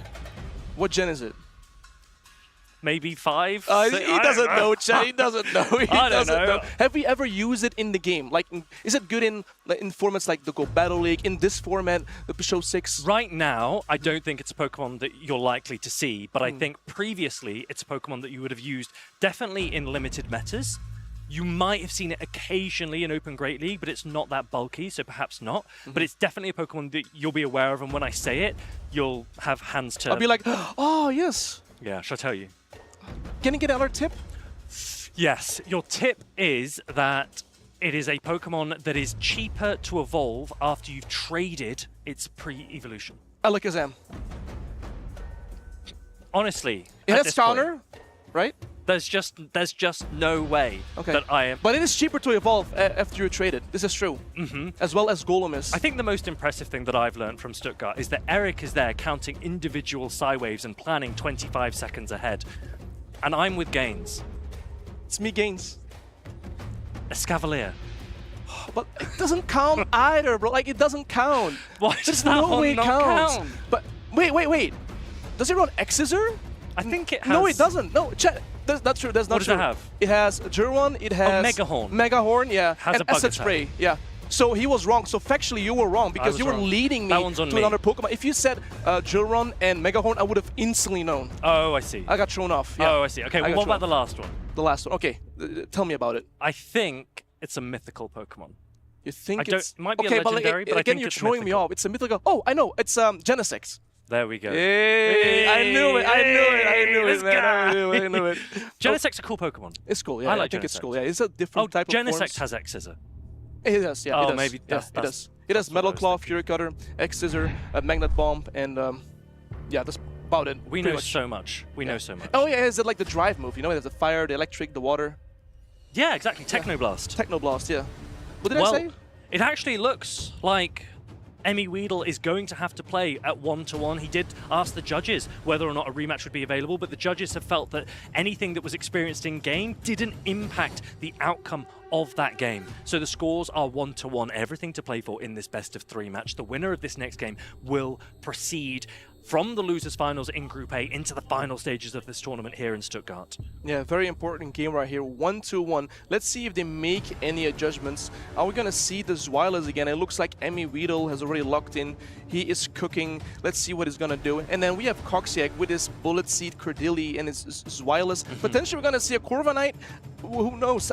We saw the Gastrodon taking out that Corviknight earlier, the flying type into the ground type. No issue for that Gastrodon at all. Emmy Weedle is really trying to focus here. You can see it on his expression that he does not want his run to end. He has prepared for this matchup. He knew that he would be up against Colin or Coxiac. Coxiac has come down, and Coxiac, he doesn't want to go out either. These players are raring. They are ready to go. Empoleon comes in once more, and finally Emmy Weedle gets a lead that he really likes. It's Gastrodon up against Empoleon.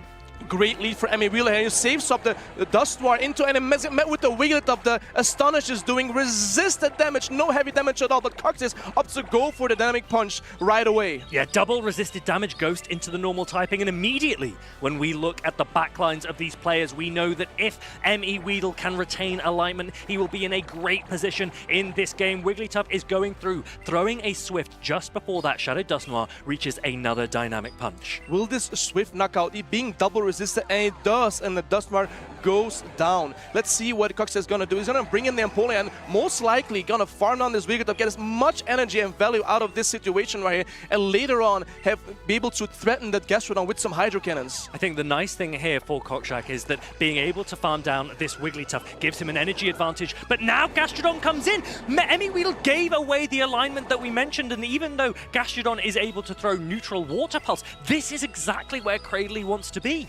Yeah, Coxes was a little bit shocked by that swap there, but I think Emmy Weedle knows what he's doing right now. Baiting out the Cordilli again, knows that if Empoleon gets too much energy, those Hydro Cannons go everywhere, and we know that Emmy Weedle has an Empoleon in the back where he can potentially soak up all that energy from the Empoleon, but here comes the Grass Knot. Emmy Weedle lets it go, and the Gastrodon is gone, and here comes the Empoleon from the Emmy Weedle, and he's gonna load up on some energy right here, and the Grass Knot will be thrown by Coxiac. Let's see if Emmy Weedle is gonna shield. He's gonna no-shield this, expecting it to be a Rock Tomb, but actually Grass Knot will put a lot of pressure onto this Empoleon. It's actually the hardest hitting attack that was available in this game for Coxiac, and now Hydro Cannon coming through from Emmy Weedle's side. 2 shields remaining for both Pokemon. Looking at both Empoleons, the shiny and the regular version, we see that Emmy Weedle's Empoleon is already in the yellow, might be able to get threatened by a Hydro Cannon. He tries to go for the charge deck priority, but Emmy Weedle doesn't fall for it. He knows he's gonna lose that. Coxiac's Hydro Cannon getting shielded, but now his own Empoleon is in a range where Hydro Cannon from Emmy Weedle will threaten a knockout, and it looks to me that Coxiac's Empoleon is slightly behind on energy, so Emmy Weedle has a very slight advantage here, but the catch might be available by the time these attacks are thrown. Coxiac also puts up a shield. Even though Hydro Cannon will not be able to knock out, he might get Metal Sound farmed down later, so he doesn't want to let that happen. We have both catch opportunities on both trainers here. Let's see if they're going to go for it. Emmy Weedle waits the turn, and he throws a Hydro Cannon, and Coxiac is like, oh no! That is crazy! Emmy Weedle paused so long that Coxiac actually had the opportunity to throw his own, and now the Wigglytuff comes in. It charms down the Cordilli, and Coxiac doesn't have enough health on his Empoleon to take down both Pokemon remaining, and Emmy Weedle progresses through on this loser side of the bracket. No, that shiny Empoleon did everything that it could, but it couldn't stand the force of Emmy Weedle. Emmy Weedle, strong showcasing right here of his use of the Wigglytuff and his Empoleon. Emmy Weedle goes to celebrate with his opponent, but Coxiac's actually going to speak to the judges about something first, so Emmy Weedle gives us a little dance, a little thumbs up. He is very, very pleased with the outcome of that match, and that was really, really quite close. Emmy Weedle definitely risked it for the biscuit, because that endgame, if Coxiac had thrown, we know that Coxiac wins charge attack priority with his Empoleon. Yeah, they were both thinking what they were going to do there, but let's see what is this judge is going to decide here. But Empoleon on Empoleon action, it was kind of crazy, right? Scissor on Scissor yesterday, Empoleon on Empoleon today. These What's your steel favorite? types are going wild, man. It's What's crazy. going on? I mean, steel is probably one of the coolest types there is. It's literally the coolest type. There's nothing cooler than steel types. It's defensive, really strong. It doesn't have that many weaknesses. Like, I mean, the fighting types, the fire types. Defensively, it's the best type, right? It's the best type, right? And then, I mean, Empoleon with the Metal Sound, great fast move as well that it got as well last season. Empoleon's water and steel typing, it's almost unique. I can't think of any water steel type Pokemon off the top of my head. I'm certainly not going to bother asking you. But it also has so few... Wait, maybe try. Water steel type Pokemon.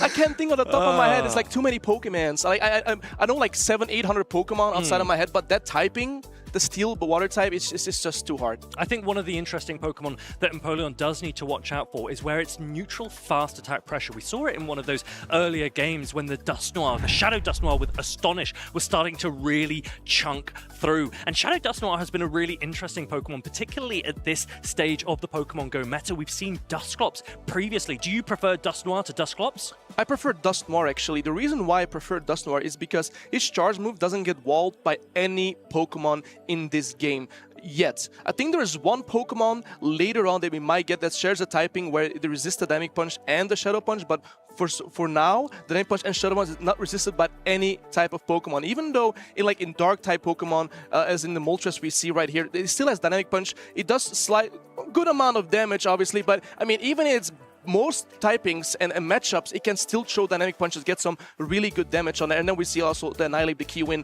The Astonishes do so much damage. The counters being double resisted on that Ghost typing. I mean, Shadow Dusknoir is a really cool Pokemon. I think it's really, really exciting. And for people that are also interested, I think Shadow Dusknoir is a great option for the Ultra League as well, but it will need to use a lot of XL candy for that. Have you ever used a Shadow Dusknoir in Ultra League? I actually do. I have the shiny variant. Really? Yeah.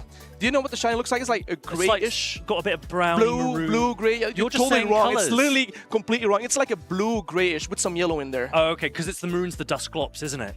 Yeah, that's the reason. That's the reason. That's the reason, yeah. But XL Dusknoir in Ultra League is really strong. What do you like to pair it with? For anyone that's trying to push late for veteran, expert, or legend at the moment, Maddie, what are your recommendations? I mean, I would pair it with a Scizor. I like Shadow Scizor also in Ultra League. I used it before it got buffed. Now it's really strong. But I like Shadow Scizor with a Ghost typing. It goes actually very well. Yeah. Very, very nice. And are you currently legend in game? I assume you are. Of course. Of course. I think I hit legend like 2 months ago, 2.5 months ago, like 2 weeks into the season. I hit the legend rank. First week, I think. Wait, you get to start at legend, right? Because that's just based on personality. Yeah, based on personality and the skill level I got per previous season, so you start a little bit earlier. It does make sense. And what's crazy is you were letting me know earlier that we are down to the final stages of this tournament, but you are actually the mentor for every single player in the Stuttgart Regional. I mean, we have Inedequins proceeding, we have Boom proceeding, the Belgian Prodigy, we have the Dutch Prodigy, Inedequins. They all learn from the PokeGames stream, and they always told me like, thank you for helping me out using these Pokemon, knowing how to learn these matchups. It's amazing to hear. See, if you want to get involved, come to this guy and then make sure that you register to these events. You can play, you can spectate, and there's so much that's available to do at these regionals as well, in game and live. I think we saw a cup this morning. I don't know if you have ever played in any of the cups at these regionals, but it's a great opportunity to get championship points and meet players here as well. Are there any people that say like, Farid, you're my mentor? Besides me, obviously. I don't think so. No? No. Chat, we have to help him out. We have to really help him out. Like, he needs these trainers. Like, say like, Farid, you're my mentor. He's getting strong, Chat. He's getting strong. I mean, just inspiration exuding everywhere from you. And, it's crazy because even yesterday, Maddie was watching everything I ate, and he was just keeping an eye on me. And what was really interesting is that I am maybe your protege at this point. I want to be more like you, and I was admiring how you had, I think, was it on the first night 6 desserts? But I wasn't allowed any. It was 5. It was 5. Yeah, there was 5, not 6. And the festive market. Yeah, the festive market was really fun actually. Like the churros were really nice. We had some nice food as well, and I made sure we got our steps in as well. I got 17,000 steps yesterday. Pokemon Go is all about the go, walking, playing the game, making sure you get the steps and catch a Pokemon. Pokemon Go, 17,000, Farid. That is a lot of steps. We've seen a lot of battles as well, and also we have news that Emmy Weedle has been awarded victory for that final game, so he will progress. Kroxak, unfortunately, will drop down. He is out of this Stuttgart Regional Championships. Emmy Weedle will progress through. He wins 2 games to 1, and he looks simply ecstatic. He looks ecstatic. He did, Farid. But I was really happy to see that we get some Zweilous action from Kroxak on this tournament, the only one we've seen. We see here the Gastrodon taking down a flying type with that Mud Slaps and Water Pulse, and even though like it's a flying type to a ground type, Gastrodon taking this win, very comfortable win right in game 1. And we see here with the Stunfisk, the overloading on energy, lots of booms right here from this Stunfisk, throwing Mud Bomb after Mud Bomb. So many different Pokemon are really rising towards the end of this Tales of Transformation meta. We saw a completely different take on it at the beginning of the season, and to be honest, we've not had a lot of changes throughout this season. We've obviously seen Spidops come in towards the end. We've got a couple of players that are rocking that here in Stuttgart, but I really like Empoleon's addition towards the later stages of this meta. Do you think it's something that players should go out and build? Do you think it's going to be strong going forwards this year? Well, at these regionals, you can lots of Pokemon you can catch right here, and Piplup is actually one of the Pokemon that you can catch at these regionals and evolve into that Empoleon with that beautiful moveset of Hydro Cannon and Drill Peck. I do think Empoleon has gotten great showcasing so far this week. I haven't seen it so strong, and you can also have the Shadow variant from these Rocket Grunts. You can get the Shadow Piplup and the Shadow, eventually Shadow Empoleon. Shadow Empoleon, a little bit more fragile, but those Hydro Cannon hits really hard. They do. Do you have any thoughts as to why players are currently opting for the regular over the Shadow variant?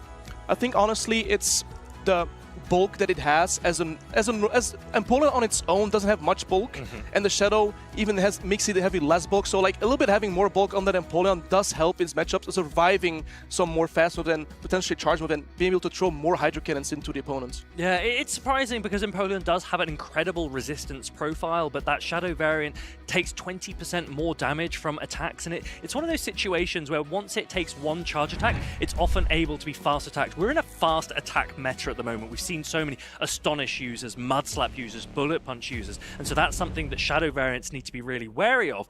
One player that does not care for Shadows, the weaknesses of Shadows, is Tonton Battus, because he is bringing that Shadow Dragonair, and Tonton Battus is a player that is almost a partner for this Pokemon. He brought it to the EUIC for his victory a few years ago as well. I'm really happy to see Shadow Dragonair having a little bit more shine. As you can see at Tonton Battus, like EUIC champion, Gdansk champion, World Sub-16 twice, 2025 and 2023.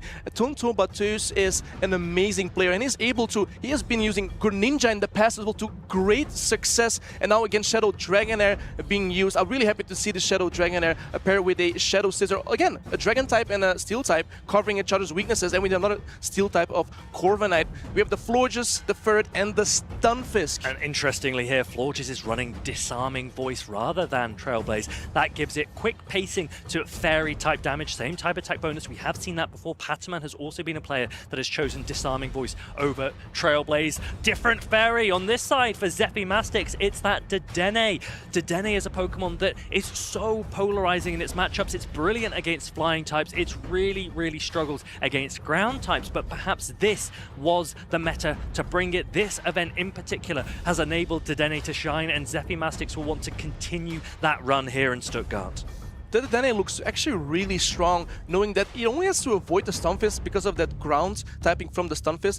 Otherwise, like there is a Ferret where Dedenne resists the Sucker Punches, there is a Dragonair where resists the Dragon Breaths, there is a Corviknight which is a flying type Pokemon. The Scissor can Bullet Punch through with Dedenne if he really wants to and shields, but honestly the Dedenne looks really strong for Zephymeister. Yeah, Malmo regional champion a few years ago. He'll be wanting to add to those accolades this weekend, but what a player he has to go up against. Now Zephy Mastix started today on the loser side of the bracket. He's had opportunities to check out the teams of his potential opponents. He'll know what Tonton's bringing. These players look ready to go. Game 1 is underway. We have a Dragonair into Moltres right here. Dragonair having to outpace to these Aqua Tails and Raps pretty fast, and we have the Moltres here having with the Fly and the Brave Bird moveset.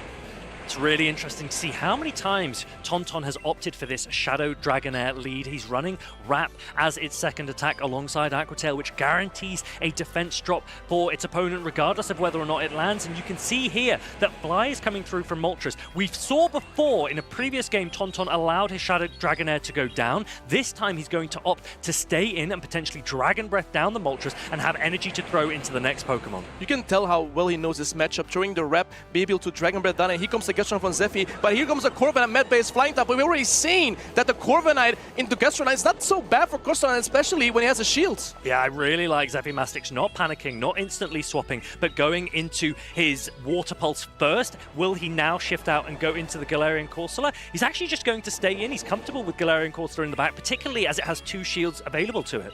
Let's see if Tonto go for Air Cutter. Let's see if he gets the boost on the first one. He chose the Air Cutter, obviously no shield by Zephy, and he gets the boost on the first Air Cutter. This is really great for the Corviknight right now. This is good for the Corviknight because it means that you can keep throwing Air Cutters to start to threaten knockouts and not have to lean for the payback. But Tonton wants an immediate knockout, and it's going to go shielded. That's a lot of energy gone to waste. Great call by Zephy Meister right here. He goes with the Gastron. He goes, oh, he has a CM charge movement, protect priority catch right here on the Dragon Aqua Tail into the Gastron. What an amazing play by Tonton.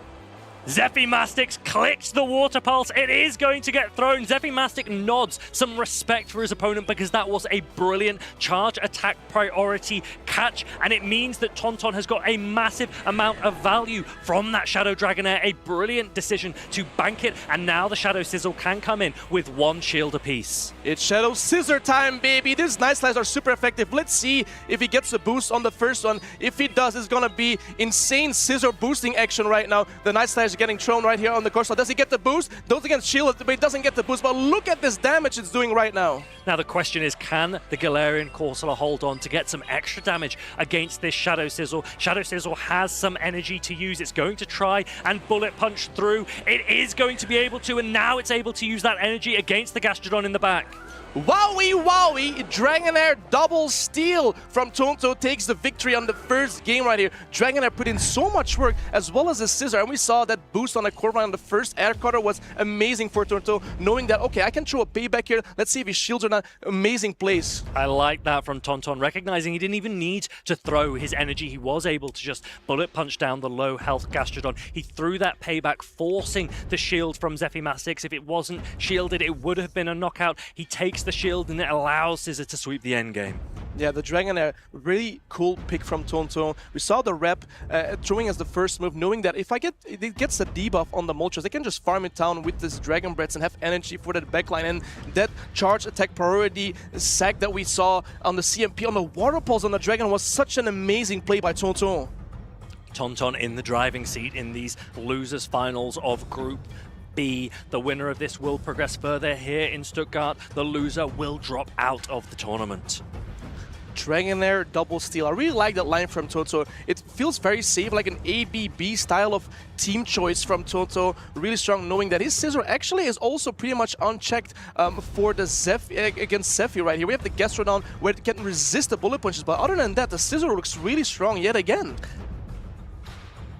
And then we have here the Credilli from Zephy. I haven't been using it, but I think he won't be using it because it's kind of probably scared from that sitter, knowing that he brought it earlier. Yeah, I think that's absolutely right. And we mentioned the Dragon double steal. There's obviously a Fairy type on the side of Zephy Mastix. Let's see if he brings it here. The players are locked in for game number 2, and there is the Dedenne. Ferret into the Dedenne. This is favorable for the Dedenne, knowing that it resists the Sucker Punch because of the Fairy typing of the Dedenne. And Parabolic Charge boosts up your defense from the Dedenne. The Dedenne is getting bulkier and bulkier, and actually Parabolic Charge does so much damage. Now Zephy Mastix can see that his opponent is staying in this disadvantageous matchup. Does that give him a clue that there might be another Pokemon in the back that Tonton is weak to Dedenne with? Yeah, we see the Ferret throwing the first Swifter, not doing so much damage because of the defense jump. And here comes the Scissor, safe swapping by Tonto. Look at this bullet point damage going strong right now. And it doesn't opt to go for Charge Predatory. Obviously, a nice Edge would have been resisted on the Dennis side. It wouldn't be knocked out. So he's going to choose to overload on energy and use that energy for later against that backline. And there comes the Moltres from Zephy. I like this play from Zephy Mastix, pulling a shield away from that Shadow Sizzle, taking the bullet punches, neutral damage on the Dedenne, but the Dedenne was defense buffed. And now the charge attacks that are available to Shadow Sizzle are resisted by Moltres. It means it doesn't have to shield the first one, and maybe you go for a shield and full farm down here, and Moltres can then unleash its energy in the back. I don't know, look at this bullet punch and doing so much, and let's see if the Knights just get the boost on the Scissor. It doesn't get the boost, but look how low this Moltres is right now. Because of that Trailblaze early, even though it's resisted, it still does a lot of damage against the Moltres, and here comes the first fly from Zephy onto that third. I think the third might hang on I'm 1 or 2 HP. Let's see. And he does not. Oh, no, he does not. Afraid I was wrong yet again. Here comes the Dragonair farming down, getting some energy head start. Shadow Dragonair getting a slight head start now. Because you're not running a hard-hitting attack like Dragon Pulse, you are only able to throw Aqua Tails in this matchup against Galarian Corsola. Galarian Corsola with Astonish and Nightshade to really put pressure on the health of a quite frail Pokemon in Shadow Dragonair. Yeah, these are non-step Aqua Tails, so they don't do as much damage, but they do add up. A look at the Dragon Breath, getting to 2 Aqua Tails before Zephy is able to throw a Nightshade there. Well, this is interesting because now Tonton could immediately throw an Aqua Tail, so will Zephy go for a catch? He's got a lot of energy. He does go for that Dedenne. He does make that catch. That is brilliantly played by Zephy Mastix. However, if this undercharge gives Shadow Dragonair an opportunity to re-farm back up, then Tonton could be in a great position. It looks really close, and it could be there, but it doesn't look like it's at the Aqua Tail. It is at the Aqua Tail! Oh my goodness! This Dragonair is putting up a show. Already has the Aqua Tail, but will this Aqua Tail actually knock out this Corsola? Farid, what do you think? Aqua Tail has been reached, superbly played by Tonton Battus and his partner Pokemon, and Zephy Mastix can only nod and accept that Tonton Battus has completely outplayed him here. Zephy Mastix did everything he could, but it was not enough. Boom! Dragonair, what a showcase. I'm so happy to see this Pokemon on stage, Farid. The Shadow Dragonair, the Aqua Tail, the Rep, throwing the first rep on that Moltres. I mean, the Dragonair put on such a big show. And then the save swap into that Scissor. Tremendous. Tonton has locked in. Shadow Dragonair plays like we've never seen before. It is so versatile now with the Dragon Breath rework. It is so flexible, able to charge its attacks so very quickly, and he took full advantage. Tonton is so precise when he plays with Pokemon, like exceptional Pokemon like Dragonair. You see like the counting, like when his move timing is perfect energy management in the end there as well, and knowing how to undercharge at Aqua Tail, getting that farming down a Fairy type, by the way, with his Dragon Breath, double resisted, by the way, Freddy, did you know that? And then he farms it down, Aqua Tailing the Corsola in the end. A tremendous gameplay. I think one of the tricky things for Dedenne is, although it is a Fairy type, its fast attack is Thunder Shock, an electric type attack that is resisted by dragons. It allowed Tonton to do a complete undercharge on his Aqua Tail, and although he was doing double resisted Dragon Breaths, they were still putting enough pressure on the Dedenne without taking that much damage in return. Yeah, great showcase here. And the Scissor as well against the Moltres. The Scissor even only has to be able to throw resisted charge with as the Trailblades, like the Night Slash, but those bullet punches, Wonders boosted, they do so much heavy damage. And at first, not hang on, like I called, right, Freed? The first didn't hang on there. You did. I did call it. And then we see here the last Aqua Tail being reached. Enough damage to take down this Corsola, and Tonton showed you how to play Shadow Dragonair. Yeah, it's incredible that there are so many things that can happen so quickly and aggressive, and I think every single one of your calls has been spot on since birth, if nothing else. Yeah, I mean, yesterday my calls were literally spot on, and today, like, you can tell, it's like, incredible. the game knowledge is insane. Yeah. And we also saw Toto had that beautiful Dragonair plushie. Have you seen it? It's really nice. It's a really nice plushie. Yeah. Do you have any plushies? I had a Pangoro plushie. Lou the Pikachu gifted me a Gastrodon plushie once. It's her favorite Pokemon, It right? is her favorite Pokemon. And The pink or the blue one? unfortunately, she's given me a pink one and a blue one.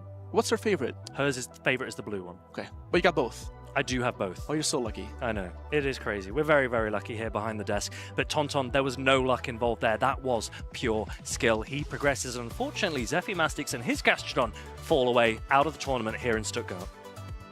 Yeah, but the Dragonair, great showcasing from Tonton. Really happy to see it right here in Stuttgart. There are many Pokemon that were so out of place that we saw and still making it so far in the top 6, top 8, day 2. I don't know what to say. Yeah, I mean, well, let's take a look at some of those plays, but they really were meticulous. They were incredibly played, and I think we've grabbed something here that I just wanted to showcase a moment where it was really an interesting play from these players that sealed the fate in this game. And did you see that? That was. I'm gonna go back because it just happens so quickly that it's almost really difficult to just appreciate how important it is. Corviknight. It's using the one-turn attack, Sand Attack, right? And you can see that just as this Gastrodon is leaning into the Water Pulse, there is a switch. And both of these players click their charge attacks at the exact same time. This is a really high-level play right here. You don't see. It's really hard to pull this one off.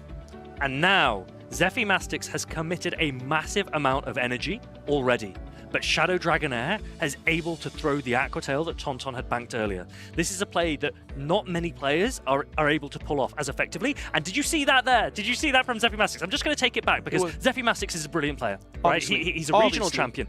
He respects and appreciates, and he gives his opponent a nod. He goes, do you know what? He knew. That was class. He knew. That was really very good. He goes for the undercharge because he doesn't want to take out the Shadow Dragonair, and he gets a little bit of farm on his Galarian Corsola. But that moment there put Tonton in a really strong position going into the rest of the game. Yeah, you didn't see that much in any regionals. Like, that play is really high level. And do you know where you learned that from? I have no idea. Maddie, tell me. I mean, he learned it from me. I was one of his mentors. Yeah. I mean, I mentor many trainers, but Tonto learned that from me, obviously, from looking at the streams on how I play. And yeah, he knew, it completely makes sense. And I imagine both of these players have been under your tutorage for a long time as well.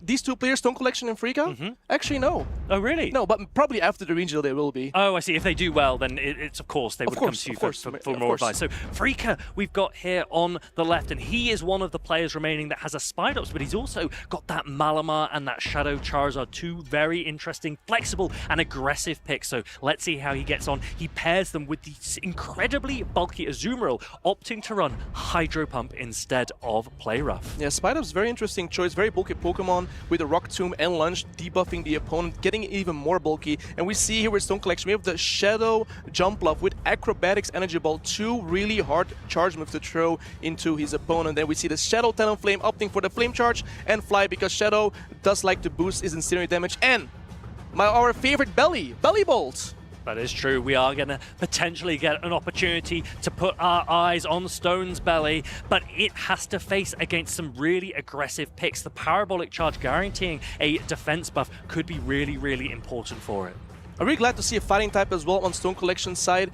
The Shadow Primeape getting to those Rage Fists in only 4 Korai Chops rather quickly, but it looks like these trainers are locked in, and let's see what they're gonna play. We see here on Freaka's side with the Charizard, the Shadow Charizard into the Shadow Talonflame, two fire flying type Pokemon! How does this matchup play out? Shadow Charizard has the early access to Air Cutter for neutral aggressive damage, but Shadow Talonflame's Incinerates can really ramp up. We've seen what Shadow Talonflame can do. You cannot afford to let it fly and flame charge through its matchups. Look at that Incinerate damage already being done to the Shadow Charizard, already almost in the yellow, but we see here, Charizard gets to Air Cutter in only 4 embers. It paces so quickly, and Air Cutter has a chance as well to boost your attack. Air Cutter's already being thrown. You get the opportunity to boost. It's a 33% chance to boost, which is actually, once you've thrown quite a few, pretty likely to happen. And let's see, it lets the Talonflame go down. Charizard has a little bit of residual energy, and here comes the Sunfist. Let's see if it's Optic gonna try to throw the Blastball, keep the energy, and actually goes for the Blastball. Let's see if Stone Collection gonna shield this one. Is he gonna shield? Do you think it's a bait? If this Blastball lands, he's gonna do some menace heavy damage, but he shields on the last second. Yeah, that is a great shield for Stone Collection. Blastburn would have done massive damage, and now Freak is able to come in with his Cradilly. It's a grass and a rock type Pokemon. It takes neutral damage from the Mud Bombs, but it resists the electric type Thunder Shocks. You would think this is a bad matchup for Stunfisk, but honestly, the assets being resisted here, it's not a Bullet Seed version that we've seen earlier, but these Mud Bombs get thrown rather quickly, outpacing really quickly on the Credillion and doing some damage, but this is actually not a great spot to be Credillion, because Credillion is getting lower and lower, and the Grass Knot will still not knock out the Stunfisk if my calculations are correct, Fareed. Speaking of calculations, just a quick correction on my part, 30% for Air Cutter, not 33%, but it doesn't look like that matters right now because Credilly is trying to take on this Univan Stunfisk, and Mud Bomb isn't going to be enough to threaten knockout, so no shield on the side of Freaka. Yeah, this Mud Bomb doesn't have shield. It's going to try to opt to go for the Malamar, getting a little bit of energy, and here comes the Jumpluff. The Fairy Winds are super effective against Malamar, but the Side Waves and Foul Play, great combination, does do some damage, but the Fairy Wind and Jumpluff being so bulky here, this is a great spot to be as the Jumpluff. We've seen Jumpluff yesterday. We actually saw it with Aerial Ace there. Stone Collection opting for the harder hitting acrobatics, a really efficient and really threatening attack. Malamar is going to correctly shield it up. Yeah, Stone Collection doesn't have Aerial Ace, it only has Big Booms, Acrobatics, and Energy Ball. Malamar shields up the Acrobatics, goes for another Foul Play here, which will not knock out, but obviously Stone Collection has to put his shield somewhere and keep the Jumpluff a little bit healthy, get some energy, overload, maybe throw some Acrobatics or Energy Balls into that backline of Freaka. Acrobatics being reached just before Foul Play is able to be reached by this Malamar. This should knock out Malamar. Do you agree? It definitely will agree. Like, in a boom! Melamar is gone. What is left? There is a Charizard and a Cordillera left. There is Stunfisk with some energy. What's he gonna do? He's gonna come with the Cordillera. Gets to them up. Oh, but the Cordillera outpaces the Stunfisk, getting to the grass that will knock out the Stunfisk. Freaka now feeling confident because the jump up in the back will take super effective from the poison type acid.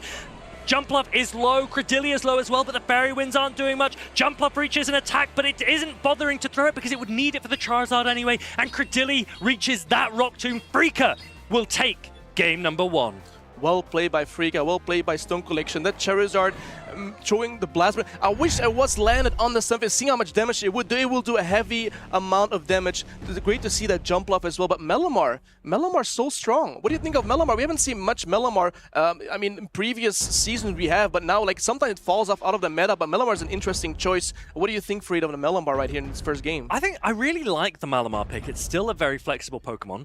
Malamar has so few weaknesses. Unfortunately, it also doesn't have a huge number of resistances, so you're using it for its flexibility and for its pacing, for its coverage, more than necessarily a hard counter to something. Yeah, you also have the Shadow variant of Melamar. While doing more Psywave damage, you're more frail, you're using even more shields there. But honestly, the normal Melamar, the regular normal Melamar form is really good. And we have Stone Collection here, World's top 16, a Stuttgart Regional finalist like last year, and a USC top 16. He knows what he's doing. He's a veteran of the game. We haven't seen the belly yet. I want to see Stone Collection's belly putting up on stage and putting up a show. Yeah, we don't often get to see players bring their belly to these regional championships, but Stone Collection, he is no amateur. He is an absolute veteran of the game. He needs to consider how he will take on that Malamar because he's one game down in this best of 3 series.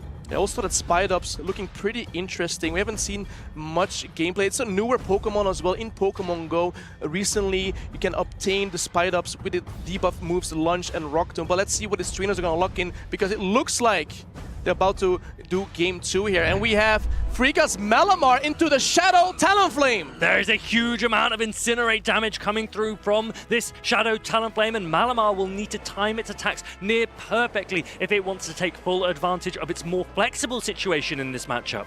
I'm sure Eric would know how many Cyrus you have to do perfectly. The 12 or 13 where it doesn't CMP tie on this Talonflame. But here comes the first foul play, getting shielded by the Talonflame. It goes to go for a Flame Charge, boosting its Incinerates. It looks like a lot of players are throwing their attacks ever so slightly early to not have the risk of allowing a full Incinerate to go through. In many situations, that's preferable to do. So you can see these players really farming up, but they are throwing to try and really pressure the Shadow Talonflame, which is not anywhere near as bulky as the regular variant. This is really nice for Melamar, not being Shadow here. He can actually survive these Incinerates and doesn't get, he doesn't go for the Incinerate and for the Flame Charge here. Is Freak actually gonna shield? No, he lets it go. Melamar already, Talonflame already using both shields there. Talonflame being so heavily boosted, having a little bit of energy. Let's see what he brings in. He brings in the Charizard, which does get to an Air Cutter pretty quickly. But was he gonna, okay, he's gonna throw the Air Cutter right here and take down this Talonflame, which was a really threat being so boosted. Matty, yeah, you're about to see some Blast Burns land. Ooh! Because there are no shields available for Stone Collection. Zard is going wicked right now. Will this Blast Burn knock out a stuff? He's going to try for the catch on the Cordillera, and we see a Jumpluff.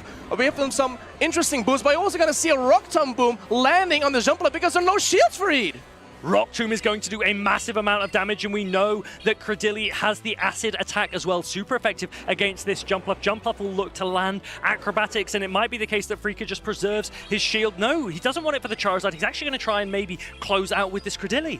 Most likely opting to farm down this Jumpluff, getting as much energy as possible, potentially throwing a Grass Knot, and we see Stone Collection top lefting, not more respected. We didn't see a Blast Burn now from the Charizard Freed. Stone Collection did not want to hear Matty squeal his boom. He's going to back out early. He sees the writing on the wall. He's not going to waste any time. Freaka will progress on the loser side of the bracket here in Stuttgart. I wanted to see some booms, Freed. I want to see that Blast Burn land. Charizard, one of my favorite Pokemon as well, when that Blast Burn lands. When there are no shields available for the opponents, Charizard goes wicked. My ears are crazed, Fareed. They're so crazed right now. I really, really hope we get an opportunity later today to see Freaka land a Blast Burn. It would have done an immense amount of damage, but the weight is off his shoulders. He can now focus on progressing through here in Stuttgart. Yeah, really great showcasing of that Malamar as well. Getting both shields of that Talonflame, Talonflame having no shields, and knowing there's no shields, Charizard with a shield up. I wonder when the moment was where Stone Collection was trying to get as much value out of his Talonflame as possible, and then realized that actually he wasn't able to throw an attack into the Shadow Charizard. He was now a shield down into a Shadow Charizard that was loaded. And I think we all knew it was over. We just wanted to see it land. Yeah, Charizard with a really high attack set, winning lots of charge attack priorities, knowing that if you have some energy, if you have a Blast Burn, even if it's resisted, even on a water Pokemon, that Blast Burn does so much damage. It is Charizard. It is one of the strongest Pokemon in the game. Really high attack set, really cool Pokemon, very fragile. You have to use its shields for it, but if it's a shield advantage and some energy, it goes crazy. I think one of the key moments there is when, instead of doing the traditional Shadow Talonflame play of Flame Charge, Fly, Fly, Stone Collection opted for double Flame Charge, but the extra damage from the Incinerates wasn't actually enough to knock the Malamar out, so he was still forced to throw energy into the Malamar. It meant that he wasn't able to reach an attack against the Shadow Charizard before Shadow Charizard got to an Air Cutter, and at that point, I know you guys in chat just love to spam GGs, and for once, you were right.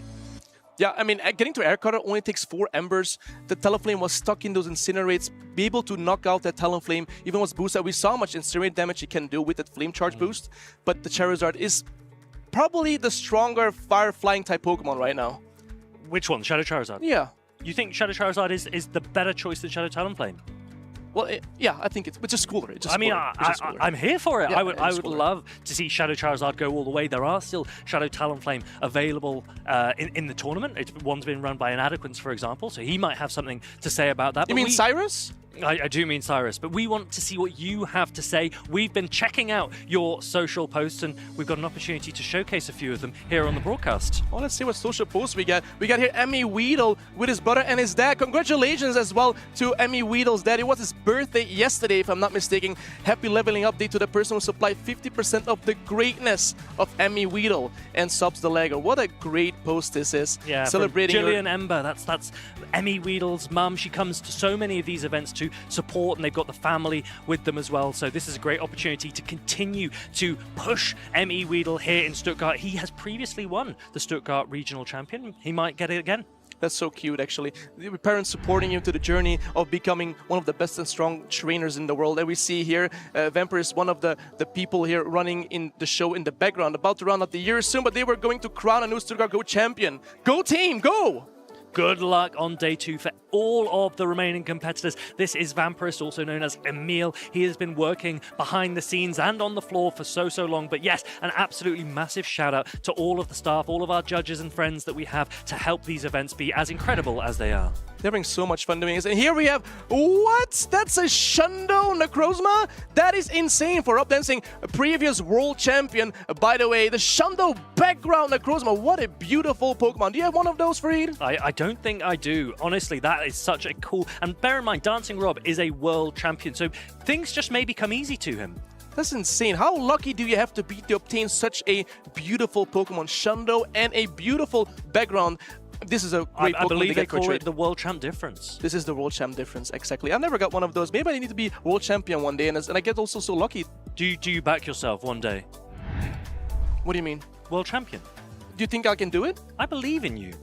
You do? I believe in you. Okay, I'll try. Do it. Yeah. I really hope I face you in one of those like regionals or ICs. Because? Then we can like glaze each other a little bit and like intimidate a little bit. Just like flirt across the stage. Yeah, like charming, because you know the typing and the dark fighting. I can charm you, but I like to be charmed. So I want to do that. Yeah, that sounds. I think that'd be fun. Have you ever competed in a regional event? I have. When was that? The last one I did was Lille last season. 2 seasons ago already. Yeah. No, 3 seasons. It was last year somewhere. I got 17th, and I played so amazing. I played alone on Marowak. Back then, it was really fun to use. A lot of core breaking opportunities. We faced Clefables with the Gligar was still in the meta. It was really fun. I only got top 17, but hey, I mean, you made a lot of friends. You made a lot of friends. I made a lot of friends, yeah. And we love speaking to friends. So why don't we speak to both of our friends that have just competed on stage for a double interview? Wow. Thanks, Fareed. Indeed, community is the name of the game. So we're having some friends here. First of all, congratulations, Frika, after another 2-0 victory over Stone Collection. How are you feeling after defeating your friend? I'm feeling pretty good. because I won, but I also don't like winning against friends. It's always horrible to play against friends because, you know, one of you is getting kicked out and it's just not nice. It sure has a bittersweet taste to it, but I love kicking my friends out of tournaments if I ever won in one. Stone Collection, do you like Frika a little bit less now, or is it still the same? No, it's I like him really well still because 2 days before, I think on Friday, he kind of saved my life. So it was. I'm not mad at him at all. Can you elaborate how he did that? Yeah, on my way here to Stuttgart, I popped the tire on the highway, so I was a bit delayed. Instead of coming to the accommodation at like 9 p.m., I was there at 3 a.m. and there was nobody that could open the door. So I called him because he was staying in the same accommodation, and yeah, he opened the door at 3 a.m. So I've never lost because I played bad or because I had no chance at all. All right, that's very nice of you, of course. Did that rest that you not get hurt your tournament in any sort of form, because you're still really doing well? Not really, because I could still rest a long time, not like Stone Collection. I only had to get up at like 3 for like 15 minutes, but yeah, in general, all the tournaments I never get enough sleep, so it's always like not enough rest. Just to get back to the games a little bit, you've been using best friend Malamar a whole lot. How's it been for you this tournament? I think it's pretty good because against many teams it has lots of neutral play and also like good matchups, like against the two most common used Pokemon like Stunfisk and Ferret. It's has good matchups against them, and I think I will use it in the further matches as well. What about Spidops? That's one of the newer Pokemon in the meta. You are playing it, one of the few trainers who made it to day 2 with it. How's it looking like in the meta? In the meta here in Stuttgart, it doesn't look really well. I built it with with the old metas a bit in mind and with what could happen now. But yeah, in this meta with all the Ferrets and Altarias and many Steel types, it's not as good as I hoped for. Let's confuse the camera. How was Bellibolt for you? It was fine. It's also really neutral against a lot of the meta picks like Altaria. It's not good against Stunfisk, but it's decent against Ferret. It wrecks Scissor. But yeah, it turns out everybody has Stunfisk in their team, so it was sometimes a big risk, but it was work in some scenarios. Yeah. All right, thank you so much, trainers. Commiserations that you got knocked out of the tournament. Still a good another day to run regardless, and Frika, you are still in the tournament. So good luck in the further round, and we're going to kick it back to the casters. Really nice to hear from two friends, and we saw that Stone Collection said, Frika saved my life. And I know we joke around a lot, but in all seriousness, you do actually save lives in your regular day job. I do. We goof around a lot, but people, the chat doesn't know us, right? But I'm in my day-to-day job. I'm a nurse and I also save some lives from time to time. You could have saved Stone Collection as well. I could have saved Stone Collection, but Frika did. Did you know Stone Collection also is a nurse? Is he? He is, yeah. That's crazy. That's crazy lore. That's information that I know, yeah. That's a good backstory. Yeah. I have some backstory for some of these players. Tell me about him. Alden is really good friends with Martine, right? Okay. And Alden has a pick on his team that I'm very curious to see how Martine would handle. And that is that Thievul. That Thievul. That Sucker Punch Night Slash user Thievul getting to boost that Night Slashes. I want to see it on the Giratina from Enequids, but that's not important right now. What is important right now, the Strange has its Lapras. Yeah, Strange top. He played against Martine actually earlier. He drops down to play against Alden. Alden will probably prepared to have played against both of these players. But there is that interesting pick, that Lapras for Stranger Top. And Alden has a couple of answers, but we saw yesterday what happened.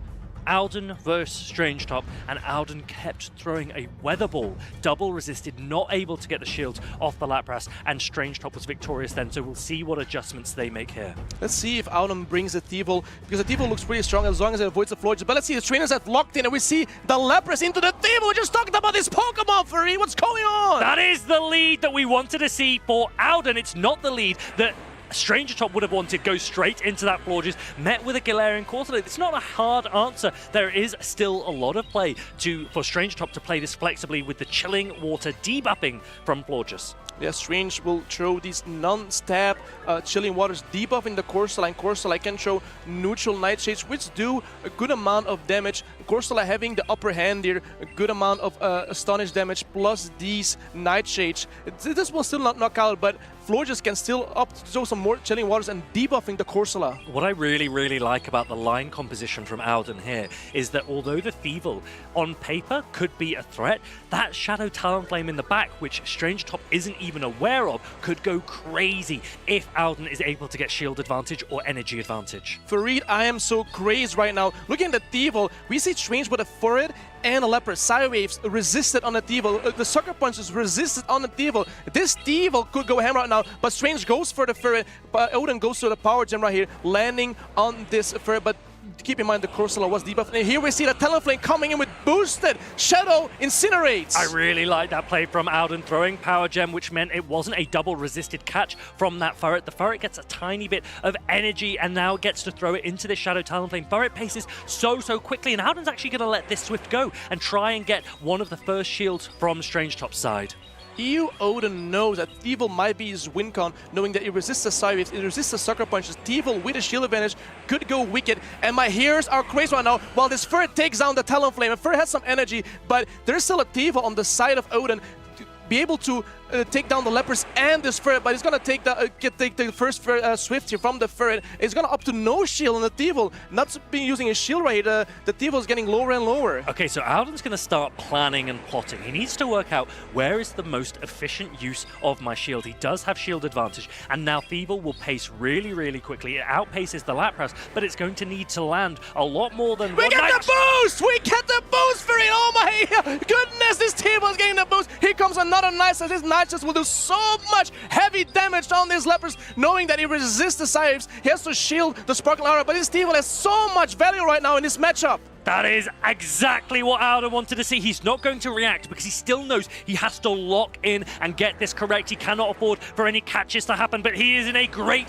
position going into this endgame now. The Lapras reaching the Sparkling Aria just before Thievul is able to get to the Night Slash. Thievul still has a shield. Odin obviously going to protect his Thievul already, knowing how much value he can get out of it, knowing in his boost that there is a Furret on the side. He goes for the Swift, he goes on Night. No, he actually goes for the Swift. No, he has no shields anymore. Is it going to take out Fareed? I think the Thievul should be able to hold on just fine. The Sucker Punch is going through against this Furret. Thievul lands. Thievul holds on, is going to get to land an attack. There's a Florges and a Lapras available, but is Thievul going to be able to take them both out? It's going to be able to farm down the Lapras! He farms it down. There is no way right now. Here Thievul comes with the boost at Night Slash on this Florges, and he takes the W from Odin. Thievul! Double resisting the Psywave. Thievul hangs on, and Auden takes game number 1. What a superb start to this series. I can't believe what I'm seeing, Fareed. I see a Thievul on the screen right now. I don't know what I'm seeing. It's boosting. It is winning. Surviving that Psywave, getting to the last farm down on the Leopards, getting to the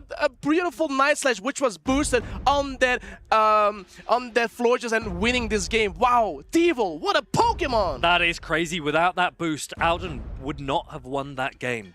That was so desperately close in the end. Thievul surviving on what looked like 1 HP. Incredible stuff. Crazy. The Thievul was able to avoid the Florges there, and it's the Dark type that resists the Psywaves of the Leopards, resists the Sucker Punches of that Furret. When it boosts the Thievul, it goes so strong. It goes so strong. And also as Playrough did some heavy damage potentially on this Altaria from Strange. I really like that from Auden, but he needs to win again if he wants to proceed in these group losers finals. Strange Top on the other side needs to think and adjust. He played weak to that Thievul there. He played Lapras in the lead and Furret in the back. That's the kind of ABA risk that sometimes can cost you, but sometimes it works in your favor. We will see an adjustment maybe from Strange or from Odin. I want to see that Thievul yet again, but the trainers have decided to lock in these teams. Let's see what they're about to play right here as they're going for game number 2. And we see the Florges into the Corsola, which is favorable for the Corsola. But look immediately at the back lines. There's a Furret and a Lapras for Stranger Top, and the Thievul is there for Auden. So Stranger Top will need to think, Do I want to let my Florges go to waste against this Galarian Corsola, or do I need to come in with one of my backline Pokemon to bait out the Thievul, take it down with Florges later, and then maybe have a free Pokemon? And that's exactly what he does. But Alden knows! He's prepared! He's not throwing Nightshade because he expects the Furret to come in and catch. I really like this play from Alden. And here comes Alden with the Ninetales, knowing that he's trying to bait out my Thievul, but I am not falling for it, trainers. I'm gonna bring in the Ninetales, soak up the Swift damage here, and knowing that I resist his Sucker Punch, I'm in a great spot right now, and I'm gonna keep the Thievul for that backline. Yesterday, you and I spoke about this exact same situation. When a Pokemon comes out, a Furret comes out to bait out the Thievul, and Alden responds with the Alolan Ninetales instead. He's done it again. He saved the Thievul in the back. Alden knows, he knows he's not gonna fall for it, and he says, I know these tricks. I know Thievul won me the previous game. I got the nice size boost. I want to keep this Thievul in this game and potentially close it out with that beautiful fox of a Pokemon. And here comes a Lapras. He's gonna throw the Dazzling Gleamer. Is Strange gonna shield his Dazzling Gleam, knowing that he can easily survive it, knowing how bulky Lapras is with 2 shields, but he lets it go. He's gonna do a decent amount of damage, and now Alden can go straight into the Thievul. Yes, he does, and he's gonna start going up and reaching towards that Night Slash again. It's going to be able to tank a Sparkling Aria, but Alden could be invited to use one of his 2 shields. Both remain for him. This is Thievul gaming, baby. Look at Odin shielding the Thievul, protecting as much as possible, overloading on some energy, getting it close to knocking out with a Nices, maybe getting most energy. No, he lets actually overfarms a little bit too much, but the Strange gets to a Sparkling Arrow. Is he gonna protect shield this Thievul, knowing that, okay, I can survive, but he's gonna actually protect shield it as much as possible and keeping it as healthy as possible right now, and possibly farming down this Leopard. Does he get the farm down? He doesn't let the farm down happen, and here comes the first Night Slash on this Florges. This is a bait Night Slash. He actually allowed the Florges to be seen. He did an extra Sucker Punch to invite Strange Drop to think that this could be a player of a brilliant bait there from Alden. And now Florges is going to get the opportunity to use Chilling Water and bring the attack damage down from this Thievul. Yeah, Chilling Water, that's going to do so much damage. No save the attack bonus, but there comes the Corsola into the Florges right here, trying to get to the Nightshade before it gets to Chilling Water. Chilling Water will not guarantee a knockout here on the Corsola. There's no same type attack bonus. Corsola can get to the Nightshade from to the Astonishes with a lot of damage here, but it doesn't knock out. And here comes an attack fall, but here goes the Nightshade on the Florges. Yeah, no risk of a catch here. Alden has managed to clear the debuff that was on that Thievul, and he's now going for an undercharge into this Florges so that he can maybe try and get a little bit more energy. Furret now comes in. It's going to get the opportunity to potentially fully farm down this Corsola. It gets a lot of energy there. Thievul has some energy remaining as well. Alolan Ninetales remains in the back. And now it looks like Alden's going to come in with the Alolan Ninetales, resisting the Sucker Punches and forcing Strange Top to throw the Swift energy into it. Let's see who's going to win this game. Is it going to be the Furret, or is it going to be Thievul, the Fox? The Swift knocks out. Here comes the Thievul, farming down the Furret, has a low amount of energy. There's no energy on Florges. There's some Lepers. Here comes the first Night Slash on this Florges. He's going to shield. He's going to use a Protect Shield. There's maybe a catch opportunity here. Strange Top knows that Thievul has no shields. If he reaches a Trailblaze, there is the possibility the switch timer is not up. He doesn't get the opportunity to catch. That means Thievul will land this Night Slash, and it will be able to take down the Lapras. Strange Top knows it. Alden looks up. He's curious how much energy is available. Sparkling Aria is not able to be reached! Thievul gaming, baby! What a Pokemon! He takes a W. Odin is like, what is going on? What does the Fox say? Alden progresses here on the loser side of the bracket. Superbly played, blows a kiss to the crowd. That was immense Thievul gaming, and we are absolutely here for it. Aura firing by Odin there. Wow, what a tremendous showcase of Thievul. I've never seen this ever before in my life, Fareed. This was amazing, amazing energy management as well on the Thievul, knowing that, okay, I'm going to protect my Thievul. I know this can be my win con in the end, and eventually it was. The Lepers didn't get to the Sparkling Aria. Thievul being way too strong. Immense, immaculate, and simply perfect from Alden to take it through there. And unfortunately for Strange Top, his Stuttgart run is over, but we mentioned Thievul yesterday. We mentioned it briefly this morning. What a Pokemon, what a pick from Alden. Probably now our favorite. It has to be our favorite. We had the Lapras with the Psywave, Sparkling Aria, already a unique pick, but then we see an even more unique pick with the Thievul there, getting to the Night Slashes, getting potentially boosting. Did we see in this gameplay, like 1 HP, got to move, Night Slashing this Florges with Thievul, stealing the show right now. Yesterday, it was Furret the entire day, but today it is just Thievul taking all these Ws. Such close play. What an incredible match. Probably one of the most exciting matches we've had so far this weekend, but we still have so many to come as well. I cannot wait to see how far Alden and his Thievel will go. We are on the loser side of the bracket. That means he cannot afford to lose any more matches. Odin, yesterday, going from losers all the way climbing up, trying to get to those finals. He's doing a tremendous job for it, using that Thievel, showcasing how strong an off-meta pick actually can be. You don't always have to run the top 6 Pokemon that you know in every regional. You can be like, okay, maybe I can use this Pokemon, a little more spicy, and it works out. And I really liked the way that he had both Alolan Ninetales and Thievel as responses to Furret. We've seen Furret be really high usage here in Stuttgart. It obviously won Gdansk, run by both PvP David and Boom, and having 2 answers to it in that way gave him a lot of flexibility. It shuts down the flexibility of your opponent's line. Lapras and Furret, not so good against Thievel.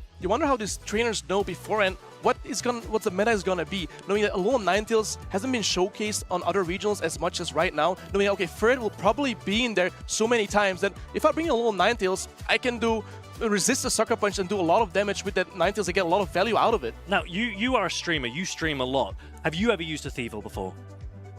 I have actually. I have used Thievel in Open Great League. It was a lot of fun. For me, I mean, I was losing a lot of games because I didn't get it on the Pokemon that I wanted to get, because Open Great League, blind format, this is show 6, so you can see the opponent's Pokemon and teams, obviously. But I've had some success. I had some nice size boosters where my heroes and my highs were crazed. Yeah, but they were crazed. This was not just on stream. This was here at the Stuttgart Regional Championships. But we do have some interesting people to speak to at these events, because Leo is joined by a streamer himself, Honeymew, available for an interview. Hello and welcome everyone back to the action at Stuttgart Regional Championships 2025. I am joined by Honeymew. Now, tell us a little bit about yourself. Hello everyone, my name is Honey. I am a content creator. I do Pokemon content for nearly 3 years now. I'm a content creator for over 6 years now. I started with playing Pokemon Sun and Moon, Sword and Shield, and somehow my way came to Pokemon Go. And since a few years, I'm really stuck to Pokemon Go. I'm a Pokemon Go hardcore player. I go around, travel the world, and try to catch as many shinies and costumes. I love Pokemon with costumes, so that's what I do in Pokemon Go most of the times. What made you fall in love with the game? I really love the travel aspect. There are so many events all around the world, and that's so fun to me. You get to meet so many amazing people, content creators, and I've met so many friends along the way, and the events are always super nicely planned out, and it's so much fun. Going outside and gaming compared in one game it's perfect, yes. You're absolutely right about that. Now, we're here at the regional where it's all about PvP. Yes. What's your favorite Pokemon to use in PvP? So I have a special one I've collected during the Shadow Mewtwo raid weekend. It's a perfect 100% Shadow Mewtwo. I love to use that one. It's so much fun. I don't know if it's meta right now, but I love it. It's so fun to use. So if you had to choose, Great League, Ultra League or Master League? Okay, like the Mewtwo describes itself. I love the Master League. It's pretty easy compared to the other ones, I think. So for me, as a not that good PvP player, it's the most fun, and I love using my Mewtwo in the Masters League. But now, if you had to give a tip to the players out there who haven't tried PvP yet, what would it be? Oh, okay. So as it is in all of Pokemon Go communities, you have communities and you have players that know about PvP. So what I did, I reached out to people in my local community, and they gave me so many hints on what I could improve or what I could do better. And I would say I became better since that. So reach out to your people and try to get some hints out of them. I think that's a fantastic conclusion, Honeymew. Thank you so much for joining us here. Thank you for the interview. Enjoy your time here in Stuttgart. So we're going to kick it back to the action. Some big names from the influencer Pokemon community, but of course, we have big names in the Pokemon PvP community coming up. It's going to be 2 regional champions at it. It's Colin6 and Boom20. 2 fantastic players. Regional champions, 3 times on the side of Colin. Boom barely has played 3 regionals, but he's already a champion, consecutive top cut. Every single time he plays, he gets into the top cut. Colin, with a lot more regionals on his belt, also almost matching that. Colin, I think he's probably made 15 top 8s in his life, if not more. How many have you done? I think I've done 12 or 13. Well, we gotta up those numbers. We gotta up. Those are rookie numbers, chat. Those are rookie numbers. But of course, boom, 100% day 2 rate, 100% top 8 rate. For reference, this man has played 20 matches on stream and only 10 on the tables. What a statistic is that? You can look at all the other most consistent trainers in the world. Elam, Out of Pocket, even Colin. I think their stream to table ratio is maybe 20-30% of what Boom has done. That's completely insane. He really popped up with a big boom onto the stage, and he just decided to stay there. But Colin with his team, a team very similar to the one both of them basically used in Gdansk. There's the Shadow Scissor Altaria core. This one popped up in Gdansk, completely ran through the entire tournament in the first, second, and third place. But this core is so strong, so genius, so almost untouchable. It's just working again here in Stuttgart. Boom, of course. I also want to emphasize, this is a player who's so strong on the winner side, right? Yeah. If, going back to that statistic, 20 on stream, 10 on the tables, that means the majority of your games have to be played on the winner side. Because it's true that often a lot of the lower side matches are not necessarily streamed. Yeah. So just think about that. Not only has he top cut all of those, but he's done most of them from the winner side, and he's going to try to continue that streak here against Colin 6 here in this match, trying to make it the top 3. We're seeing so many of those championship series, regional champion shirts. At this point, it feels like everyone has one here. Another neutral lead there. This is where both trainers strive, Altaria versus the Stunfisk. I love swapping Furt here because we're trying to lure out something and maybe hopefully something we can win switch against. And if we can do that, we can put our Kanto Marowak on that Unova Stunfisk. However, I think it's going to be that Corviknight that comes out from Colin. Will he try to make that catch? No. Patience from Boom pays off. It's going to be those Swifts that are getting thrown at this Corviknight. But with this timer slightly out of sync, we have that energy on the Altaria. We'll be able to make that snipe later on since that Mud Bomb was thrown at the Furret. We also have a little... Yeah, exactly. We have some energy on the Furret. And on the Stunfisk as well, on the side of Colin, he also did some Thunder Shocks, so the Furret would ramp up energy and then now can only throw resisted energy into the Corviknight. So also some precise energy management there from Colin. He's now going to throw this heavy-hitting payback. Boom is calling it, puts up a shield in a matchup where your energy is walled. I love this decision, right? As we're playing from the side of Boom, we want to get 2 Swifts off here. Oh, we just save it. Okay, I think that's very interesting because if we had stayed in and thrown those Swifts, we could maybe just get the switch advantage, but it looks like Boom is opting to just play that neutral game, save those Swifts for something in the back, gonna bring out this Stunfisk here, and we're gonna be trying to go for flamethrowers onto the Unova Stunfisk, but it's gonna be the discharge that's reached first. At this point, the matchup is really dominant for Stunfisk, right? You are almost at 2 discharges, which are almost in knockout range, while Boom is still charging up to this flamethrower. Barely reaches it just before Colin makes it to the next discharge. Can now farm up a little bit more energy. There's a little bit of a slower pacing. You could even let them throw a Sky Attack, but Colin decides to not take any further damage on this Stunfisk. Leave this matchup with a bit of energy and decent HP, honestly. I always want to emphasize how difficult it is to actually throw the 2-turn move right before your opponent is getting to that Sky Attack. So difficult to count those Dragon Breath. And it's going to be that Kanto Marowak coming in here, getting that Mud Slap down. And as you see the team of Colin 6, it's going to be a little difficult to answer this, especially when that Marowak has the head start. It's going to be able to throw off these Bone Clubs, get the Mud Slap damage through, and you can't shield that. You are shielding this immediately.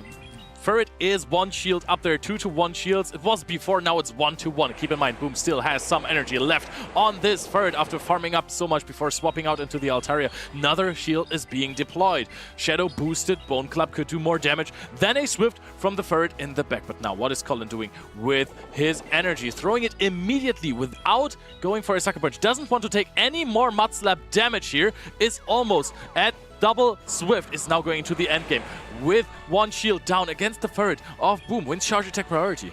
We noticed in Gdansk that Boom and PvP David continuing to tie on that charge attack priority, both pretty high ranked, but of course, Colin may have a more attack-trained Furret. It's going to be that Trailblaze that comes through. Is the play here to Trailblaze shield and then just farm everything down? That may be more optimal, as we kind of risk a catch if we just throw the Swift here. Colin's got to be so careful to try to not let it happen. Doesn't wait the turn, goes straight for it. Boom overfarming a little bit, taking one more Sucker Punch. Let's see if this makes a difference in the process there. They'll use the energy a little bit more. Ferret is really low. It is boosted, but it's not as low as the other Pokemon on the side of Colin. Sand Attack is doing minimal damage, reaches to that Swift, finds it immediately. Now there is only the Stunfisk left on the side of Colin. It has very little HP. This is a boosted Ferret who is going to fast attack down. We need 3 Thundershocks to knock out that Ferret. Can he get it? I think that's 3 Thundershocks. I think that's the game. Colin 6 is going to pick up the first one here in the winter semifinals. The praise does matter. Living on 1 HP with this Thundershock farm down against the Ferret. It came down to the wire. Both trainers deciding to play energy over alignment. And this always ends up in the closest scenarios when you have players on the same level facing each other. I think Boom is really, really comfortable just bringing that Ferret every game. Colin, his best answer is Corviknight, but as we saw there, if you can desync the clocks a little bit, save energy on the Ferret, go back into Altaria, make life a little bit weird for that Corviknight, it can pay off because that Ferret energy in the end game was critical. Yep, misaligning timer was the key there because Ferret is not doing too poorly against a Corviknight. Your Sucker Punches deal quite a bit of damage because Ferret is just so good. The energy, that is what you want to throw elsewhere. I wonder what would have happened if Colin came directly into the Corviknight instead of throwing the Mud Bomb. Yeah. Corviknight obviously has quite the dominant matchup in the Ferret. Maybe not misaligning those switch clocks could have allowed him to take a more dominant mid-game. You know what? He didn't need it. He won anyways on the back of his Stunfisk.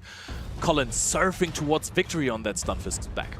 Stunfisk just looks so strong in this matchup. We have Shadow Steelix as a target, Shadow Scissor, and Altaria. But of course, it has not the best matchups in Fur and Florges, but of course you have a reasonable amount of play there. The only thing you don't want to see is that Kanto Marowak. Colin felt that he had a ton of answers to that Kanto Marowak. Corviknight, Spidops, Ferret, Altaria.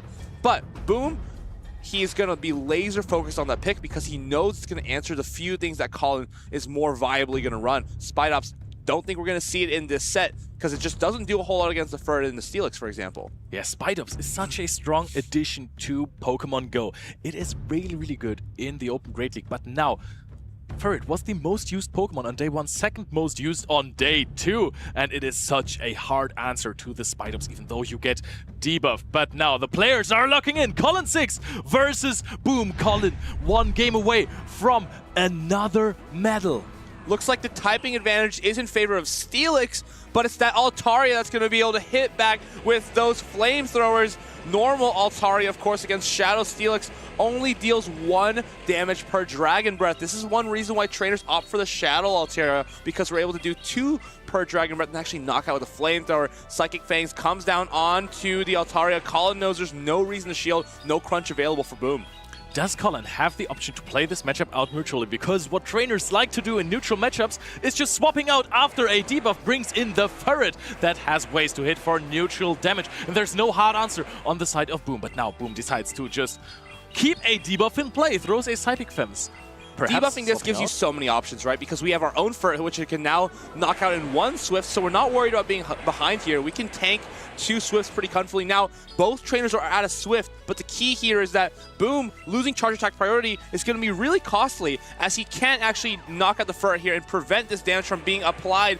Instead, just goes for that extra energy, understands that, okay, if we can win the mid-game here, we will have potentially an Altaria for that Corviknight in the back. We know Corviknight's so safe for Colin, and he's going into it.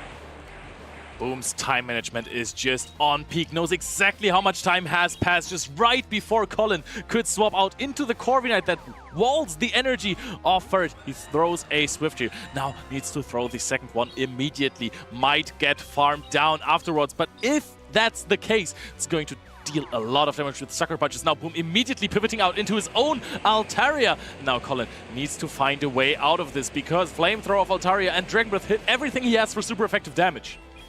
if you're Boom, you definitely don't shield this here, knowing that the only lose condition here is to shield an air cutter that boosts. Of course, Colin has that 30% chance. He gets it. Now, air cutter's going to be coming through fast and furious, but it's Boom who's going to need to strike back. Does he bait with a sky attack? I think a shield is pretty reliable here.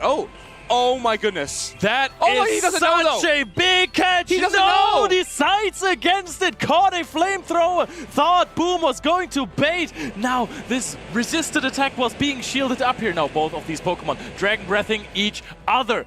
Which one is stinkier? There's going to be a sky attack from Boom's Altaria. Reach first. And now this one is going to be let go by Colin. So much damage. Does he make the return catch? Not really a catch, but Colin is forced to throw here. Goes for a complete undercharge as he knows Corviknight's going to enjoy getting even one sky attack down on this Steelix. Can you farm down though? There's a Psychic Fangs almost reached already. Yes! No! He cannot reach the Psychic Fangs. Corviknight is going to dominate here. And there is still one shield left, but two on the side of Colin 6. Here's the problem, right? You're never going to be able to sand attack down this Altaria. You're going to have to rely on air cutter pressure. Colin needs to reach 2 air cutters. Boom needs to reach 2 sky attacks. Who's going to get there first? Boom, of course, has that catch option available in the Furret.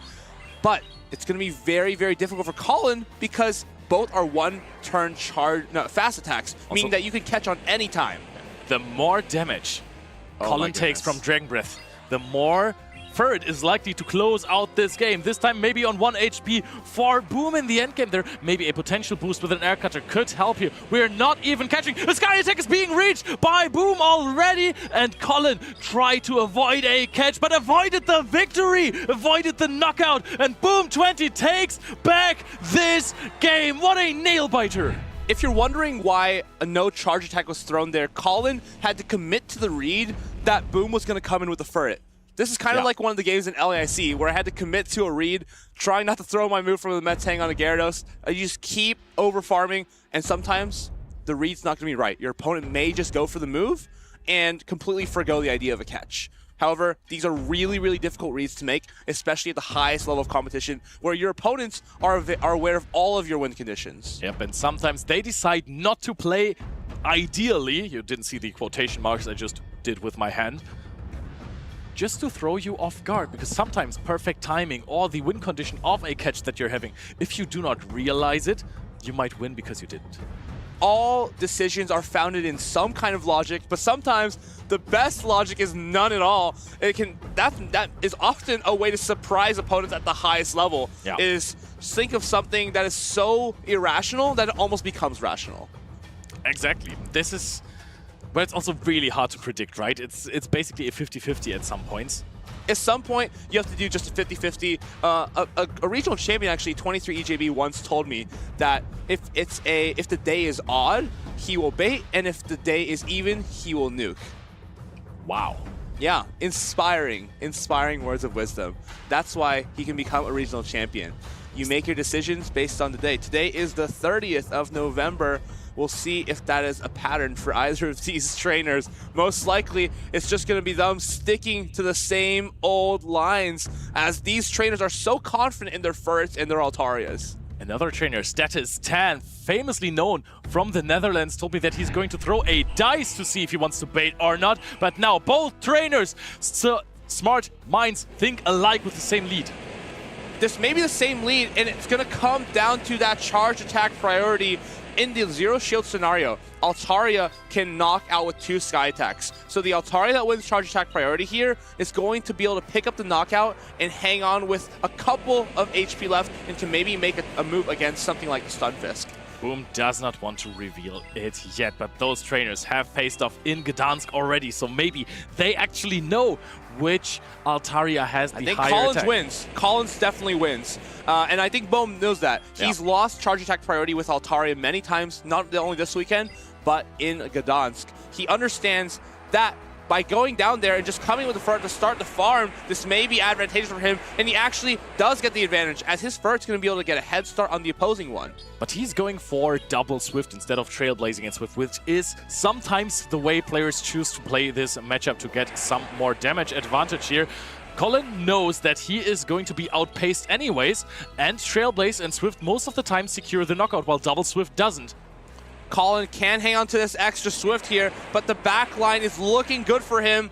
It's going to be that Unova Stunfisk onto the Shadow Steelix. If you're Colin, you're going to want to hope that you can land even one Sucker Punch on that Steelix, put it into the range of 2 Mud Bombs. Of course, he has that Altaria as well. He can apply a little bit of pressure there and get this Unova Stunfisk into a manageable range. Oh, the Shadow Steelix into a manageable range for the Unova Stunfisk.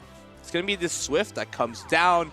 And now, Shadow Steelix needs to go on an absolute rampage if Boom wants to close this one out. It's going to come down to some base here, I think. Yep, there is an Earthquake, same type attack bonus boosted from a Shadow Steelix.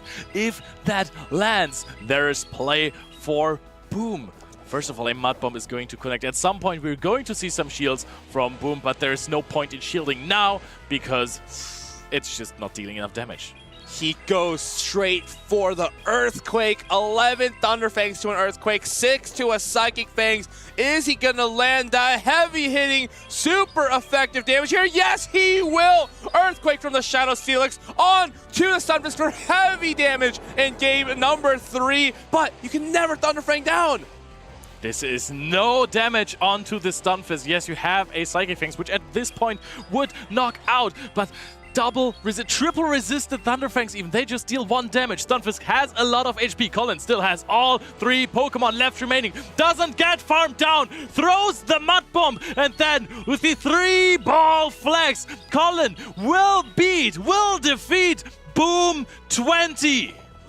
Boom still has a couple more stream games coming up to add to his accolades. But for now, it's Colin that we're going to focus on. He has locked in another top 3 regional finish right off the back of Gdansk.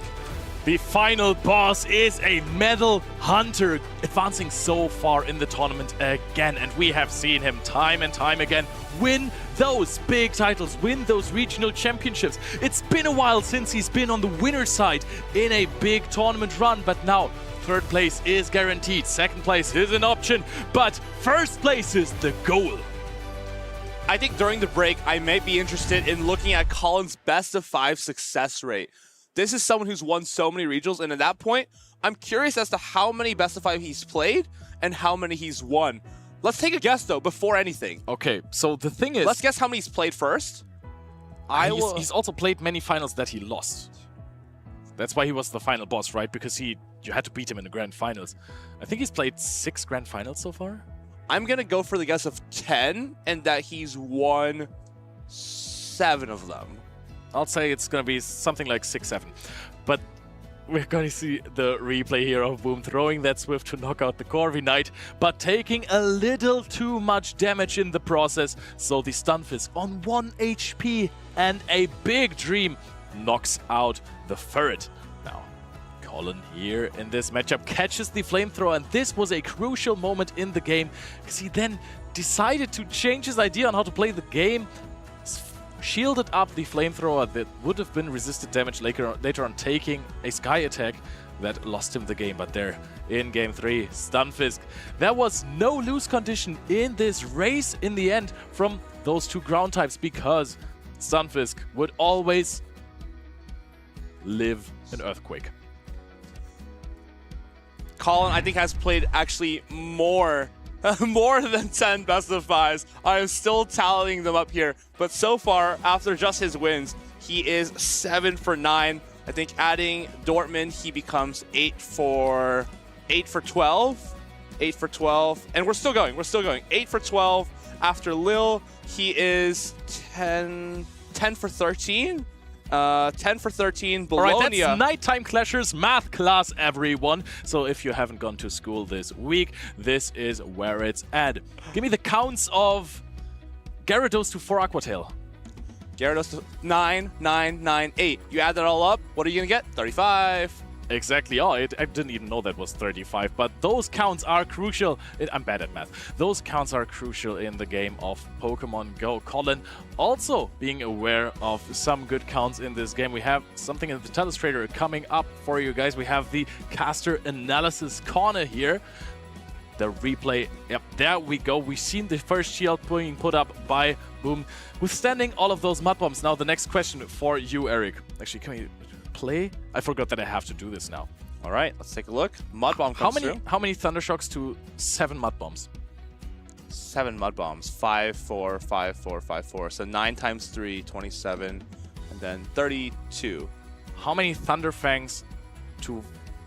I mean, that's easy. How many Thunder Fangs to 3 Earthquakes and 2 Psychic Fangs?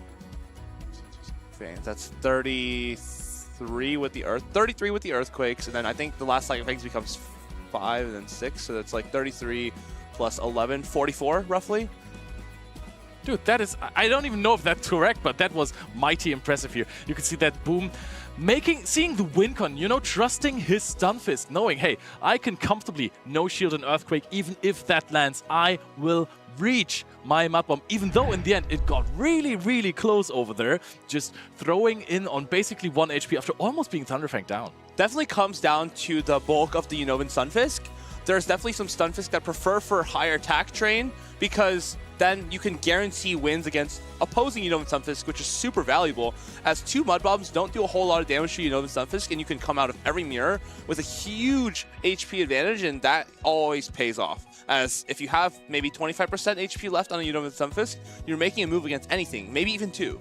Yeah, Stunfisk is so bulky, you can take almost all of those charged attacks. Even if it is a mud-slapping Pokemon like Shadow Kanto Marek, then it's gonna get really, really close. But if you're on the right cycle of energy, if you have some residual energy even, then you're going to make those. Except for if it is in the mirror match, then you most likely won't exit the matchup with residual energy. A lot of people like to see how good their Pokemon are based on just playing a large set of games, seeing what bulk of your Stunfisk is going to do for you, and once you play like 50, 60 games, you're going to find all of it out. But the best way to start playing some games is to head over to your locals and try it with the people around you.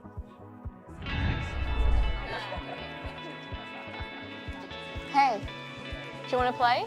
Yeah. All right, I'm gonna look again. Nice. One shot? Okay.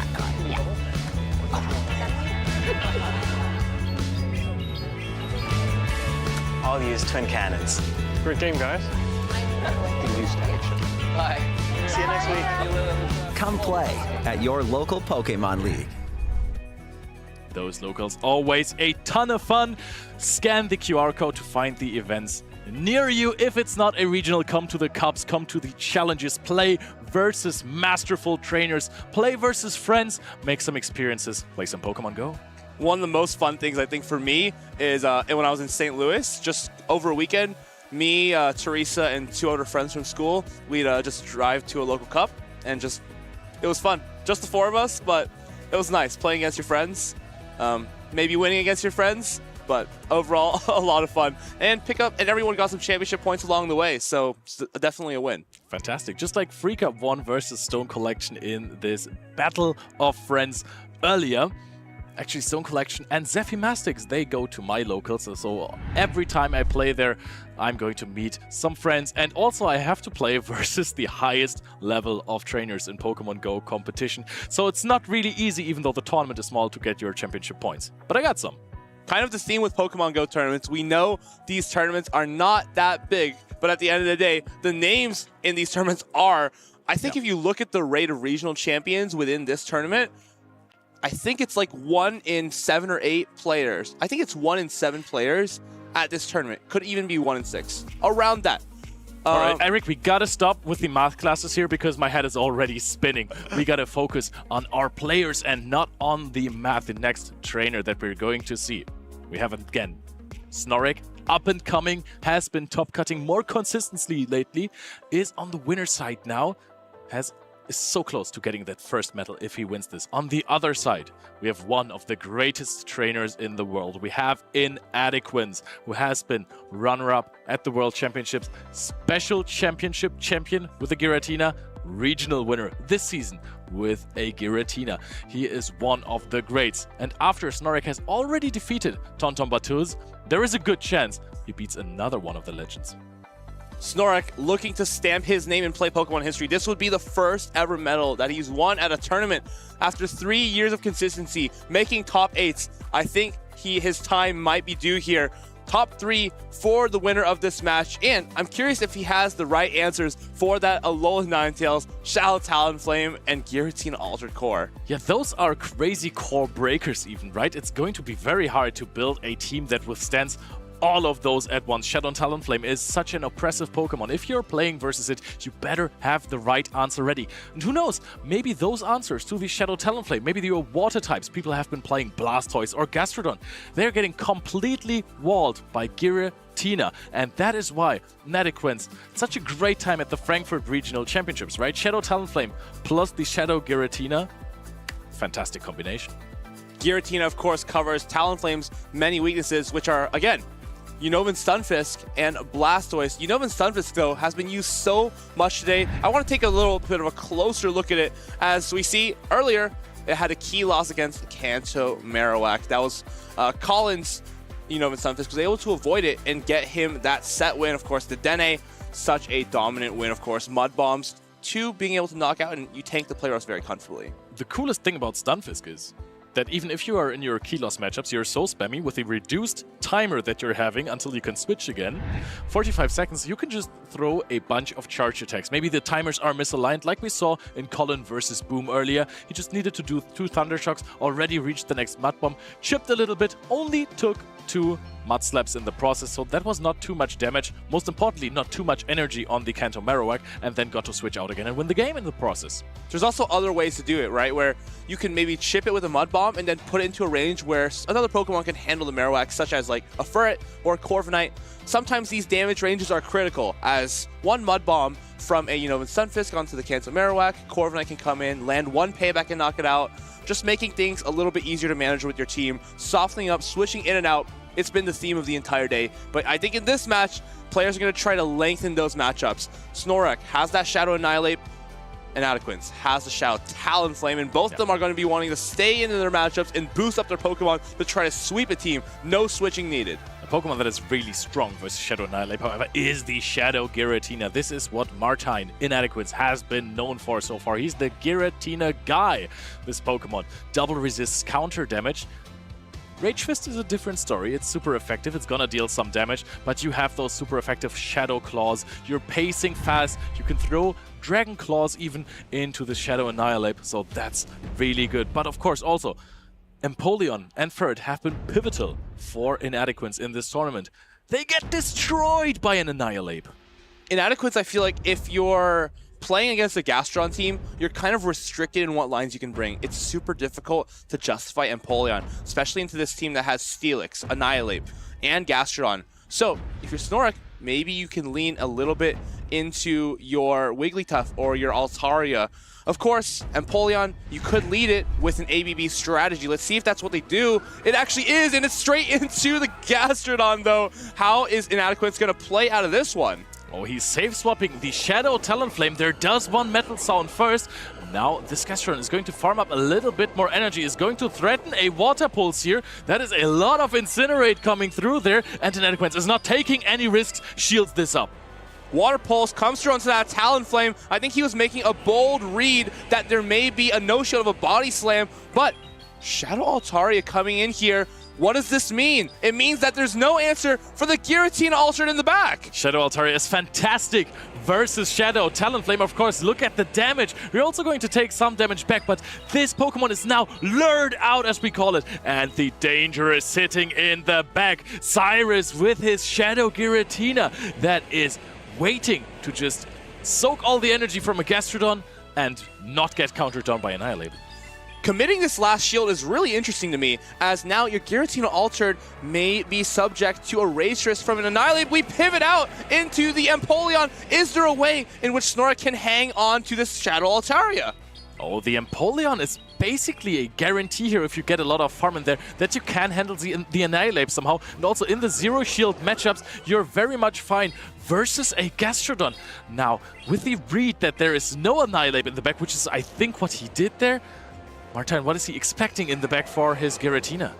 Giratina may be resisting these charge attacks from the Shadow, the Gastrodon. This Water Pulse is still going to chunk away at its HP because, of course, it is a Shadow, and Water Pulse is quite a heavy-hitting move. I think this is really good for Inadequates. He gave some damage to this Gastrodon, but he also gave it some energy. Soaks the energy with his Giratina. We come in Annihilate. Yeah, if you come in Annihilate, you take some damage, you get hit with a Dragon Claw Can we after make super it to effective damage. I think you can make 2 Dragon we Claws can. even. I think you can also No, throw we can make the Dragon Rage Claw. Fist. He's going to have to Ancient Power because Dragon Claw is 7-6-6-6.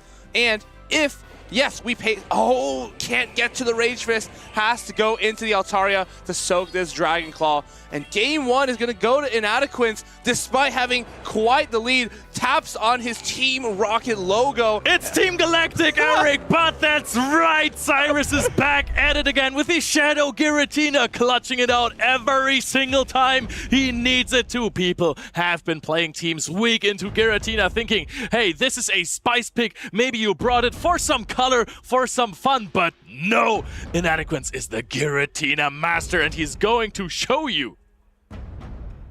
Okay, well, I think Lyle Jeffs, one of his most famous quotes is, if your opponent, their spice pick, you have to just play ABA weak to it in game 1. They never lead it. They never lead the spice pick. And honestly here, that was the case. We did not see that Giratina Ultra in the front, but if Snorek hung onto that Altaria in the back, may have had a little bit more play into it in the end game. Snorek actually did something really interesting there. He has a team that is really threatening the Giratina heavily, and his plan was to scare away the Giratina, to play those mind games with Inadequence, play slightly weak to his signature Pokemon by just showing his team sheet. But Inadequence, he is having none of that. He can see such a strategy from a mile away, baited out the Shadow Altaria, and then brought in a different Pokemon to clear it.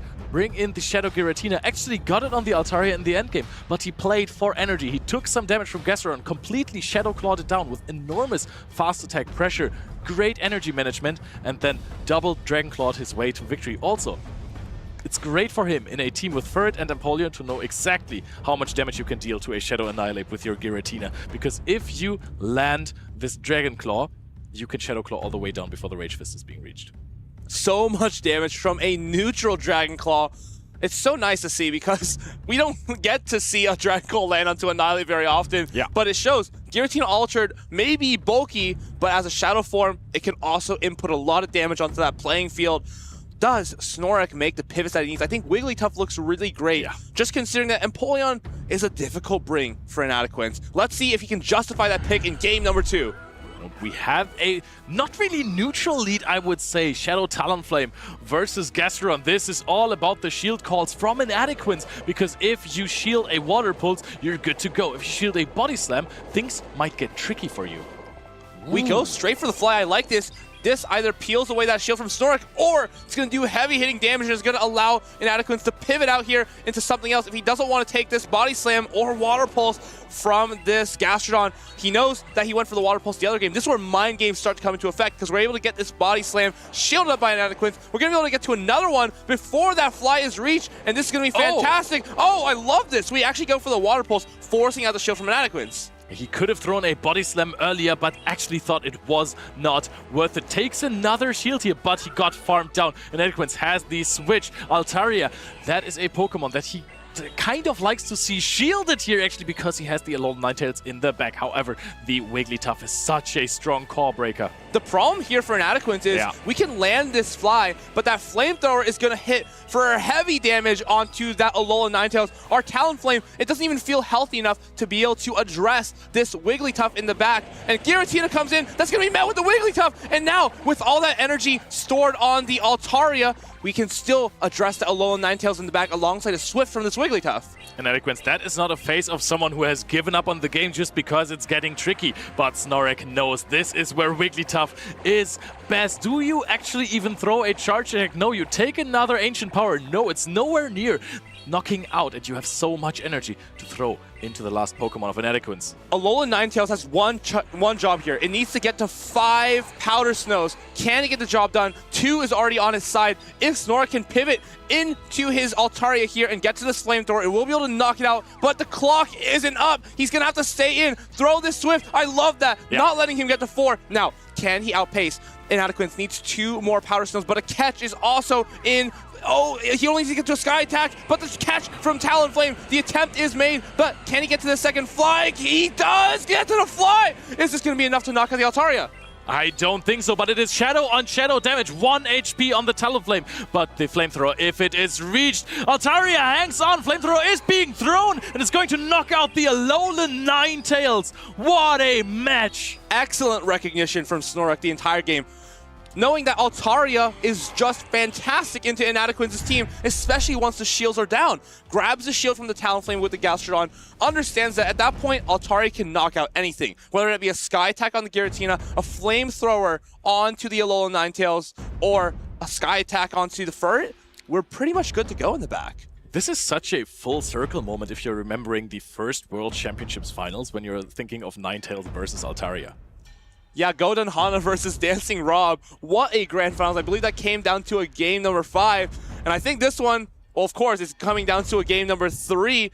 But these players have so much on the line. Inadequence wants to continue defending his streak of winning and top cutting with Giratina, whether that be Altered, Origin, Shadow, whatever you name it. He's got it on his team, but Snorlax trying to take out of pockets Las Vegas team to new heights, get even further than the original creator.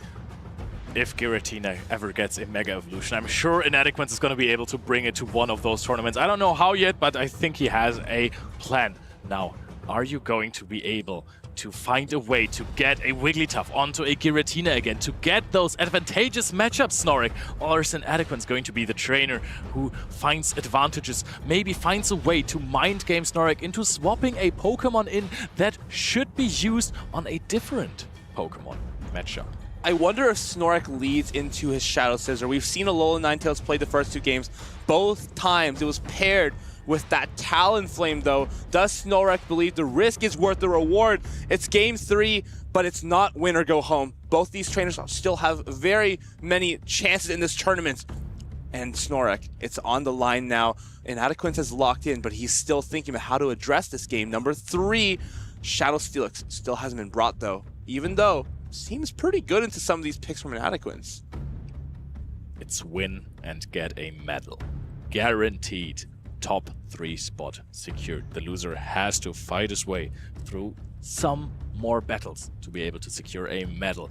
But Snorlax versus Inadequence. Snorlax is contemplating on what to lock in. Inadequence seems to be very well prepared for this one. Snorlax or Inadequence, who's it gonna be in our winners finals? The lead is going to be Shadow Steelix versus Shadow Talonflame. This is so much fast attack damage, super effective from both sides. This is exactly what you want. If you're Snorlax, you don't want your Shadow Scissor lined up. You know exactly where this Talonflame is, and you can land at this Psychic Fangs. If he lets this go, the Talonflame will be at least neutralized. And now, I would love to see you just let this go down and farm with the Altaria. Furret comes in, actually, and now this is a little bit awkward. Do we farm back up with the Steelix and go to Altaria? Love this play. Psychic Fangs, it's such an important charge attack where end games you can debuff a Pokemon permanently. Yeah, if there is no switch out anymore, but now the Altaria again has been baited out. This time the target it could have had is not Giratina, but it is Gastrodon.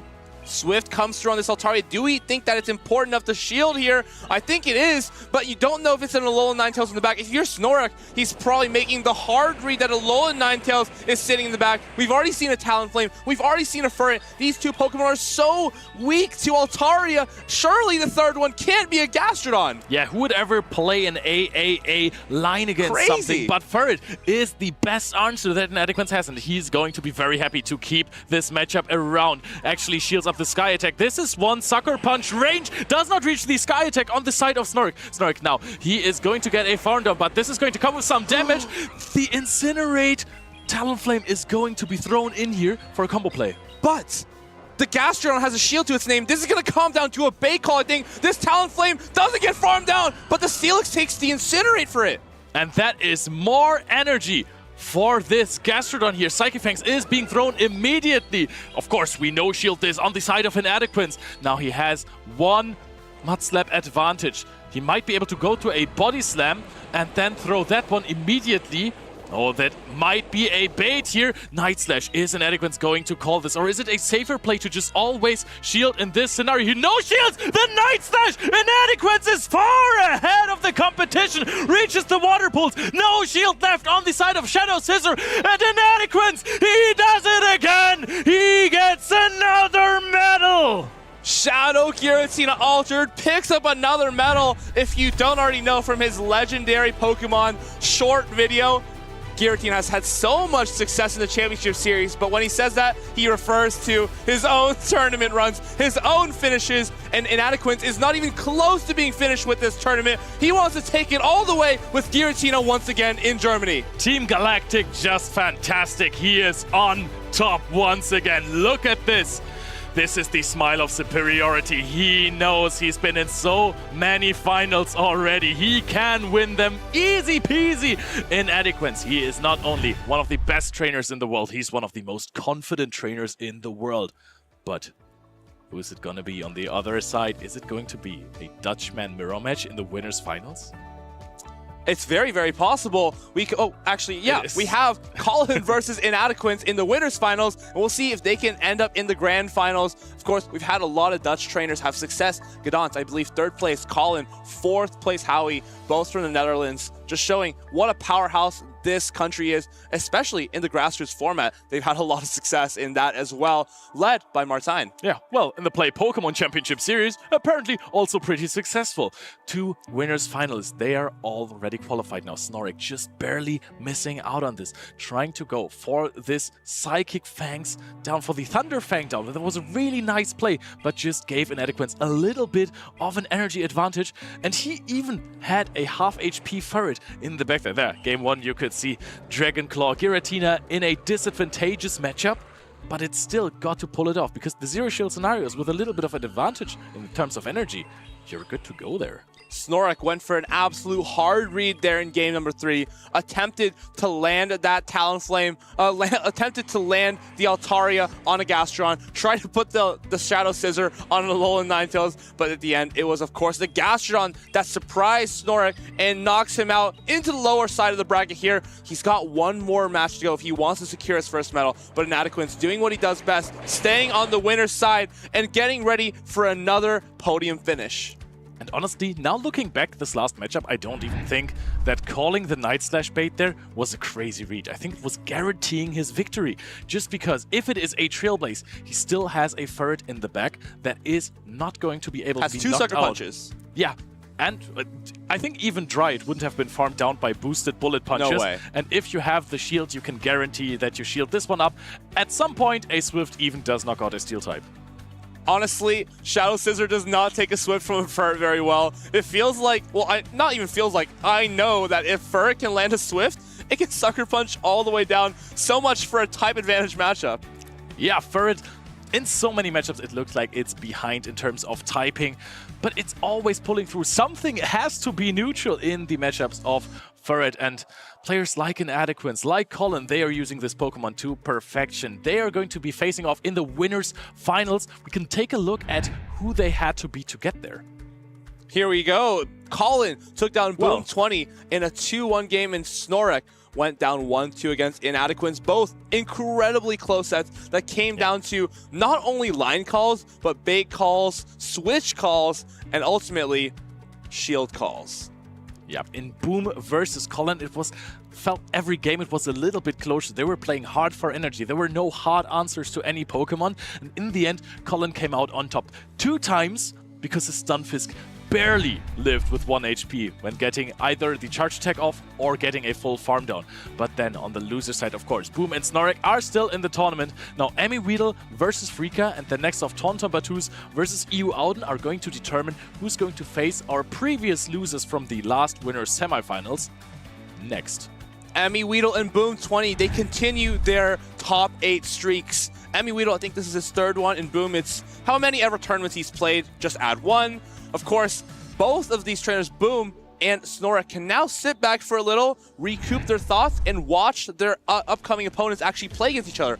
I don't think this is mentioned enough, but that's a huge advantage in these tournaments, where mental state is so important. It's way better to play someone right after they've lost, but at the same time, this person who just lost now has a little bit of extra intel, a little bit of extra time to think about the opponent that they're going to play. And they can watch your individual playstyle. When is my future opponent going to try and catch a charge attack? Is it right when I get to the charge attack? Is it when I overfarm 2 fast attacks? Is it 3? What are the patterns my opponent is going to use? And Weedle, I think, to be honest, versus him, that is a very heavy task because he can vary his playstyle with every single opponent.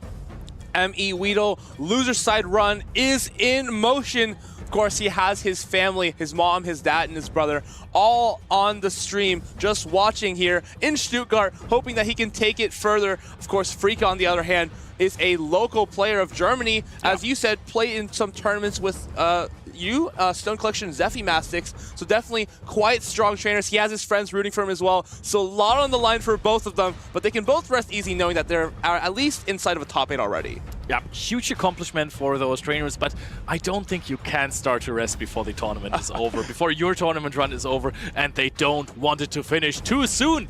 This is probably the spiciest team that we still have in the top 8. We have a Without Malamar, question. we have Spidops. Shadow Charizard is a Pokemon that has been picking up usage in the beginning of the Tales of Transformation season. Then it dropped completely, and now it's back. It feels really challenging to bring it because of Pokemon like Altaria, but of course, that's why Frika has that Azumarill with Ice Beam, Hydro Pump, a little bit of a nice tech there because it's way better into Pokemon like Gastrodon, Wigglytuff, as you can kind of one-shot them as opposed to a slow burn of like Ice Beam, a Play Rough. Both can go no shield. Hydro Pump puts more immediate pressure and immediate threat on the field for the opponents. We've seen multiple trainers with this Hydro Pump Azumarill, like the Reeve earlier, but now it is going to be a huge lead for Weedle. That's the world champion difference for you.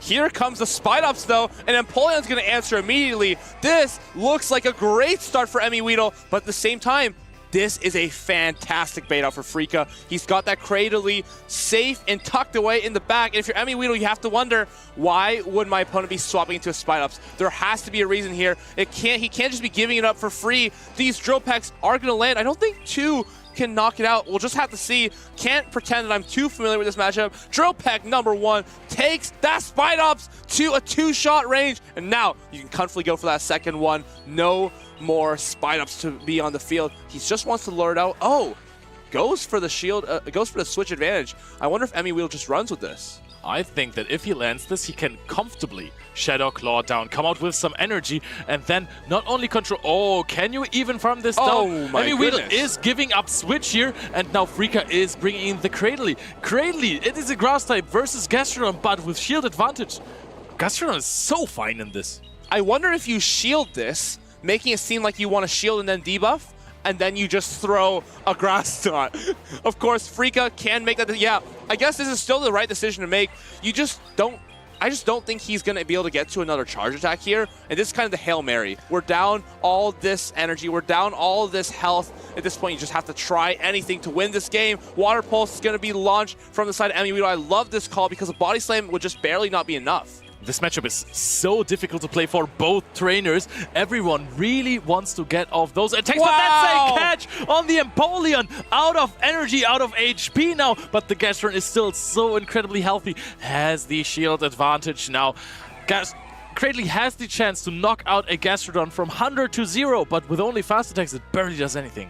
This Spidops may be more of a problem than Weedle may have bargained for. It's going to be able to debuff here with that lunge. Do you shield this? Do you read what's in the back? Oh, of course, no, it's the Stunfisk. You already know that, so you can just save your Cradily for that and let this Gastrodon go down. Body Slam, not needing to be queued just yet. Goes up right before the lunge, and now it's going to be all on the Unova Stunfisk. It can't even Thunder Shock this Gastrodon down, and of course the Cradily is just waiting in the wings for that end game. Yep, I don't even know with one shield advantage if you would need to chip this Stunfisk. No, Weedle, he has been flexing his counts, knowing that the game is pretty much over because he has the Gastrodon, especially also the full HP Cradily, which wasn't revealed yet, in the back to defeat this Stunfisk. But he still played all of his matchups to the maximum. However, Frika is not giving up yet.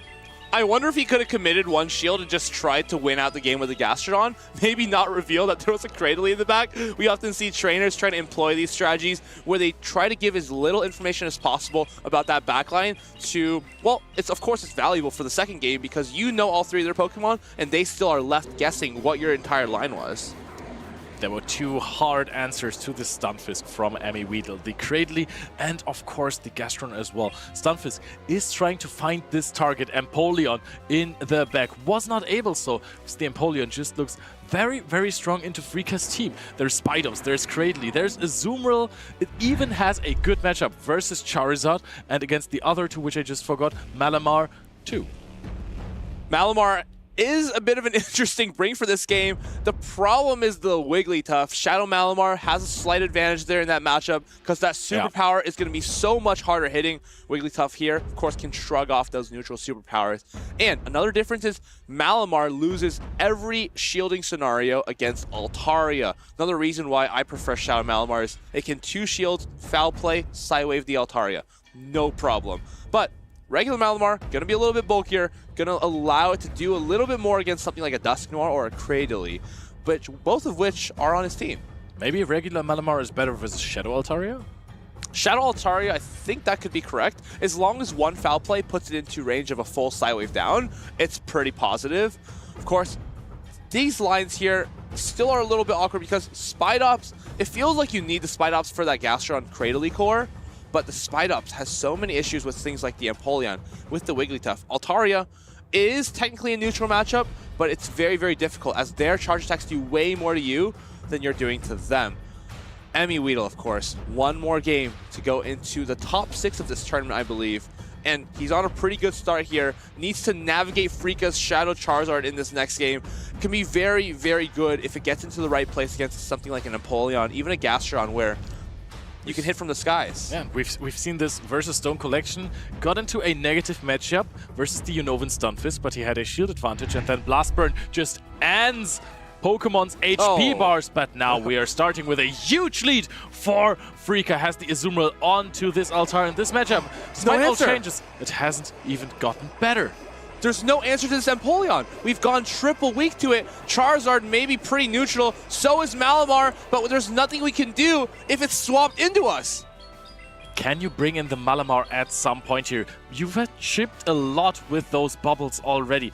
Is there anything you can do to beat it? Is there going to be a possible shield from Emmy Weedle? No, this is going to deal a lot of damage even though it is resisted. Does it put the Empoleon in a farm down range for something? Wow, that is a lot of damage. Now the Malamar is being swapped in aggressively. 2 charge attacks already stored for Emmy Weedle. Freaka is no-shielding the first one. Can he afford to no-shield the second one though? Hydro Cannon gonna do a lot of neutral damage onto this Malamar. Still, he wants to hold on to that charge attack and go into the Altaria. I think if you're Freaka, you just spam out these 2 foul plays and hope that the clock is back up. Your Azumarill is, of course, quite healthy still against this Altaria. Has a lot of HP left and can hopefully get to an Ice Beam if you're Freaka.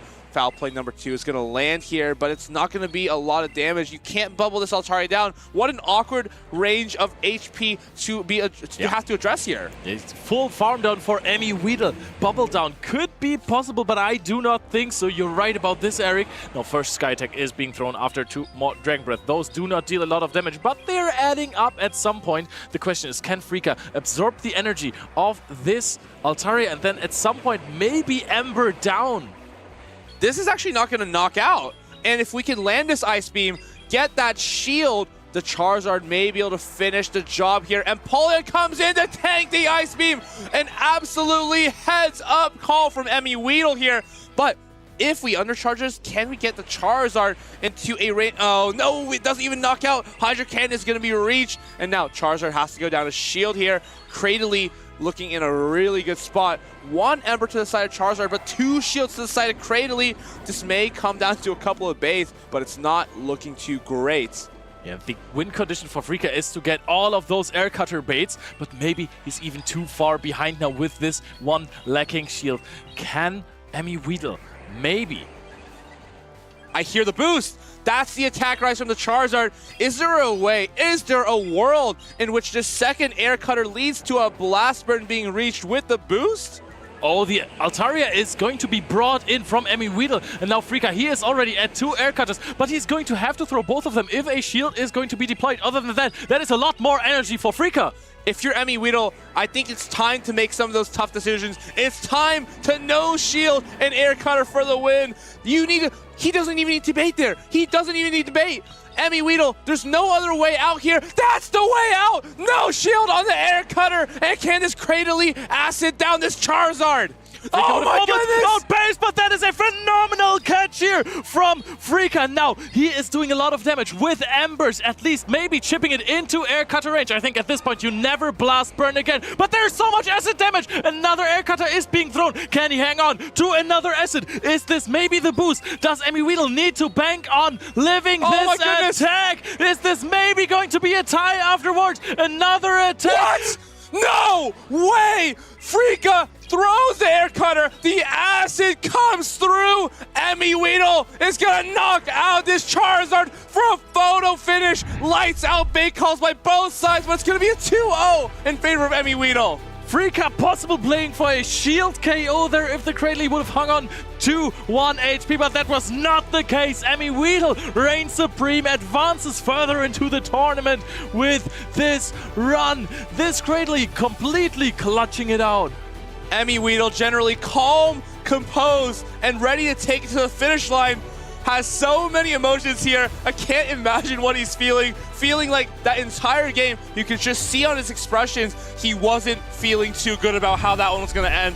And finally, at the finish line, Freaka decides to throw off the air cutter, let the acid through, and Emmy Weedle is going to be going to the next round. What an amazing set to watch. Even though it was a 2-0, that felt so incredibly close from the start to finish. Phenomenal call on the last air cutter there, because it would have barely outpaced to another Rock Tomb. There, of course, always the catch option for Freaka, but it was so close. In both games, he made huge catches on Empoleon, which basically won him both. Sometimes he got, I feel like at the end there, Freaka got a little bit too excited for the win, maybe made it too aggressive of a call, trying to get that 1 HP shield knockout. But of course, sometimes it's difficult to make those decisions in the heat of the moment. When you throw a charge attack, I think for a split second you can't actually see the HP remaining on your opponent's Pokemon. So then you have 0.5 seconds or less to react, make that next decision. This catch was so fantastic. You could see on Emmy Weedle's face, he already doesn't think this is going to go his way. Here is where all the chaos begins. Air cutter number 1 comes through. Second one, you can see the surprise on Emmy Weedle's face. Freaka knows that that's it.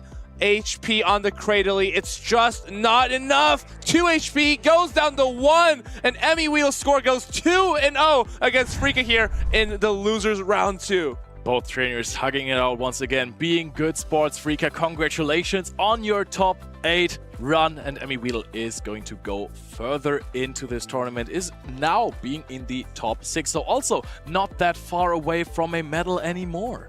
He's just 1 game away from a top 4 minimum finish, and I think he is playing against either Boom or Snorlax. I think it's Boom. But we're going to be seeing the next set of rounds. And now it's Tauntaun Battus versus EU Odin. 2 phenomenal trainers. One has already basically won it all, the regional championships. And I see the other one, he has gotten a medal in Gdansk, but he still needs to prove a little bit more that he can be considered one of the greats. But what you can say about Odin is that he is also operating on spice levels like Tauntaun Battus. This is an Alolan Ninetales next to Thievul. Thievul boosted right through Strange Top in that lower round, the losers finals of their group, and he's going to try to continue that success here against Tauntaun Battus. I feel like Thievul has so many targets on this opposing team. It's been one of his favorite Pokemon throughout the tournament. Alolan Ninetales, he spoke with Martine, of course. These 2 trainers are teammates, and they have so many great calls for this weekend. Alolan Ninetales kind of took this tournament by, storm. Honestly, maybe a snowstorm, but it's Tauntaun Battus here who's going to try to answer that with his Shadow Scissor. You know what's really funny? The Florges that counters the Thievul has Disarming Voice. This makes the matchup a little bit worse for Florges, actually, even though it is super effective, because Thievul will always lose the matchup versus Florges, but with Trailblaze, you can't come out with any advantage. Exactly. It has a lot of HP, it has some energy, but with Trailblaze, you're going to be boosted and your attacks are going to start adding up so much more. And this is not going to be the case here. With Disarming Voice, you just straight up knock out. If you're Udin, you have to lean on the Gastrodon here. Understanding that Disarming Voice Florges is extremely weak against Gastrodon, you may have to bring your own Gastrodon and expect the Ferret. Uden has a team that is a little bit softer for it. We've seen every single opponent, I believe, a Mind Joke earlier, Strange Top, all led Ferret against him, trying to latch it onto that Corsola. But of course, that's where he's been able to punish. Often running Corsola in the lead with the Ninetales and Thievul in the back, kind of an ABB style line. I mean, we're already always getting excited when a player has one Spice Pick and then brings it, but Uden has constantly been bringing Thievul and Alolan Ninetales on the same team, basically playing a completely different game of Pokemon Go than everyone was expecting before the tournament. What a core, man. Alolan Ninetales and Thievul. Double Fox. Double Fox to the top, but it's going to be Tauntaun Battus locking in here with the Ferret lead. As I said, so many people have led Ferret into Uden, and he's got to expect it by now. Talonflame, this is a pretty difficult matchup, actually, considering that Ferret outpaces so severely, but he has to stay in the Corsola's back. Yeah, you can give some shields. Actually, Tauntaun Battus is expecting something like a catch. Doesn't want to throw first, now gives up the shield first. This actually opens the door for Uden, right? Because now maybe you can opt for a swap into your Ninetales or even a no-shield on this Swift.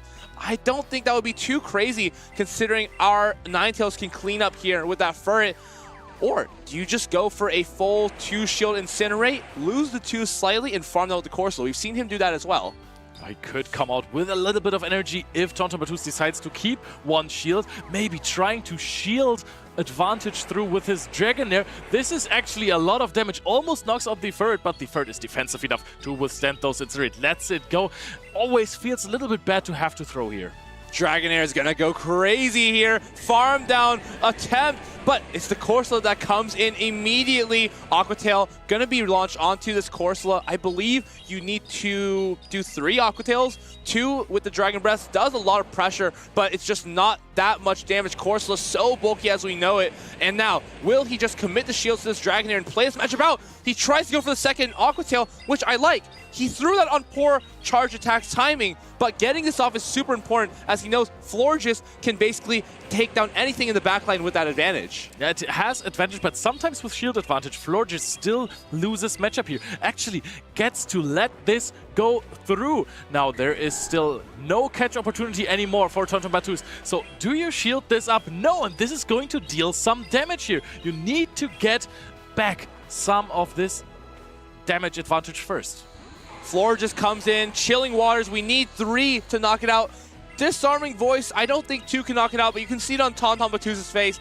He's not really thinking about this too much. He just wants to focus on that next game, figure out how he can navigate around this Corsola and that Alolan Ninetales. What a difficult core to go up against.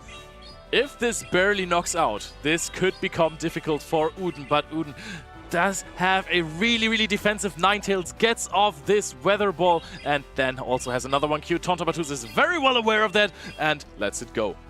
Honestly, even if that does knock out, the problem is Talonflame, it's not at a low enough HP range to actually Fairy Wind down. 2 Incinerates match exactly with 5 Fairy Winds, and that would be an amazing Incinerate down for Uden here. What an amazing start to this set. Basically had quite a difficult lead actually with the Ferret. If Tauntaun Battus had stayed in there with that Dragonair, shielded it up, shielded it through, maybe it could have gotten a little bit of chip onto that Alolan Ninetales and put it into a range where it was manageable for that Florges. But what Uden has done a lot is keep Ferrets away from his Corsola. Corsola is a Pokemon that is going down in usage, but he's been bringing it almost every single game, and it's always so important. The core breakers for the team of Alolan Ninetales, Shadow Talonflame, and Thievul, they're all very well answered by Corsola. He's playing a risky game every time he locks in a line, because if your Corsola gets onto the Ferret, you're not only losing Switch, but you're giving the Ferret pretty much a huge jump pad to take over the game and maybe even the set. That's why I've also seen Uden so happy to feed the Ferret something like a Gastrodon, a Unova Stunfisk, even a Talonflame. Just give it up and say, okay, I don't mind. I have a Corsola in the back, and we'll just farm this Ferret down with the Corsola at the end. We've seen him do that so many times, where he takes a couple of Sucker Punches, but is happy just to get those Astonishes in, understanding that Corsola is generally free into every single team when the Ferret is off the field. The energy does a lot. Also, he has such great answers to a Ferret that even if opponents are catching attacks from this Corsola on Ferret, you have your Thievul, you have your Alolan Ninetales as answers. Ferret is really not a free swap into Odin, even if it looks good against most of the Pokemon on his team. Udin may be sticking with one of his signature lines. Galarian Corsola in the lead. It's going to be that Alolan Ninetales and Thievul in the back. Corsola up against Shadow Scissor. This is going to be a very health-dependent matchup. If the Scissor is bulky, it will be able to reach 3 Night Slashes no matter what. Oh, and Tontomatus again wants to put a shield up first. Basically has decided, I will have to shield something regardless, so I can just farm up more energy, maybe play more flexible. Auden is not swapping out of this matchup. Tontomatus is farming up so much more. Throw it already. Goes for the first Night Slash. This might not knock out yet. This will, I think this should knock out the Galarian Corsola. Oh, we have to put up the shield there, otherwise we're not going to be able to reach this Night Slash, and that's the boost from the Shadow Scissor. It feels like we have to shield here, otherwise this is going to start ramping up on our Thievul or our Alolan Ninetales. We can't let that happen. Tontomatus reaches the 3rd Night Slash. That is the importance of a health-weighted Scizor. Now, how do you address this? You're down a shield, you don't have switch advantage, and now you're going to have your Thievul on that Florges. And you take one huge bullet punch. Auden deciding to not throw his charge attack. No! That is so much damage. This is 20% basically on the Alolan Ninetales. And now Tontomatus can bring in. The Florges decides to go for what the a call! Reads it so well. That's kind of the thing, right? He's played this line so many times. Tontomatus has obviously watched those games as well, and he is aware this is always going to be the strategy against Ferret. A9 and Thievul in the back. Thievul now locked up into this disarming voice. Florges, is this enough to knock out? I think it leaves it on just a couple HP. Big disarming voice comes down, but is the player off his reach, but it's not thrown. Is it going to make a difference though? No. Tontomatus goes for the no shield. Night Slash onto the Florges for a little bit of chip, but it's still not in swift range. Florges looking to finish this game off with the chilling water. Alolan Ninetales actually has a lot of energy already, but if you chip the Ninetales and you're going to debuff it, it's going to be easily handled by your very own Ferret. Now the Chilling Water is going to connect, and slowly but surely Tontomatus is going to close out this game. Tontomatus burns away the rest of this Alolan Ninetales. Ferret lands a Swift into that negative matchup, but it's such a neutral attack. Can always get a little bit done for the side of Tontomatus. And now, going into Game 3, what are we thinking here? So many Pokemon have been brought from both sides, and it kind of begs the question, are we going to see Alolan Ninetales again, or are we going to see that Shadow Scissor from Tontomatus? Shadow Scissor is really strong into Auden's team. He has the Stunfisk, he has the Shadow Talonflame, but those are not necessarily easy brings against Tontomatus' team, because he has the Shadow Dragonair. That is such a good call breaker for Shadow Talonflame and Unova Stunfisk. Unova Stunfisk can hang on to some attacks, but Aqua Tail is pacing so fast, and it's super effective. Especially for, Talonflame, it's super scared of, I think, the Unova Stunfisk and the Dragonair, so much to the point where I think it's not the best bring for game number 3, as it's likely that even one of those comes, the Talonflame is in a super awkward position. Another thing is, if you lead a Talonflame and Tauntaun swaps something like a Ferret, you're then swapping in a Alolan Ninetales or a Thievul 3 turns behind. Oh, 3 Sucker Punches behind. That's not always the best situation either. Of course, I think Tauntaun should try to rely on his Shadow Scissor once again, understanding that those answers may not be as prevalent in game number 3. It has been so incredibly dominant this entire tournament. Every time you see a Shadow Scissor, you know it's gonna cause trouble, gonna cause big damages. Also getting some boosts in there with a Night Slash. We've seen so many Night Slash boosts here. Did they increase the chances or something? Night Slash, for those at home, the chance is only 12.5%. Otherwise, 1 in 8 Night Slashes will boost. But 1 out of 1 times when it boosts, you usually win the game. That's true, unless we've seen this earlier with Kokshek. The boost happens when you're on 1 HP. Then sometimes it does not even matter anymore. I don't even think that this boost has really mattered. It just dealt some more bullet punch damage, but he was reaching that next Night Slash regardless, because Uden tried to farm down that Scissor. But we're going to game 3, Tontomatus versus EU Auden elimination match, and that is a good lead for Auden, because Alolan Ninetales is just so bulky, and with those same type attack bonus boosted Weather Balls and Powder Snows, it's ahead in the matchup. And here's kind of the issue, right? That Talonflame from Uden is trapped in the back. Either it's going to be going up against a Ferret or a Unovan Stunfisk. And if Tauntaun Battus can secure the alignment here, he'll be putting his Furt onto a Galarian Corsola and his Unova Stunfisk onto the Talonflame. I think it may be able to win this situation here if we can land this Disarming Voice. Oh, opts to no shield here. Can it hang on to this Weather Ball? I think you hang on by just a little bit. No!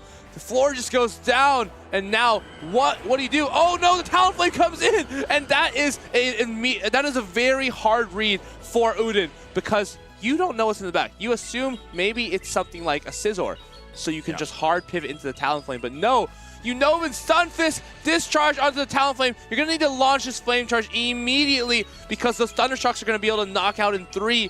Now, Tauntaun Battus, does he opt for a shield here? No. Understands that his Furt is the path to victory here. Corsola in the back. It's so... yeah, I mean, how do you really overcome this as the Corsola? You have to come in, try to farm this all the way down, maybe start throwing some Power Gems, but Tauntaun Battus is going to be looking to pivot into that Furt as soon as this Mud Bomb is thrown. The question for Auden is, can he overpower the Furt with the power of the Alolan Ninetales?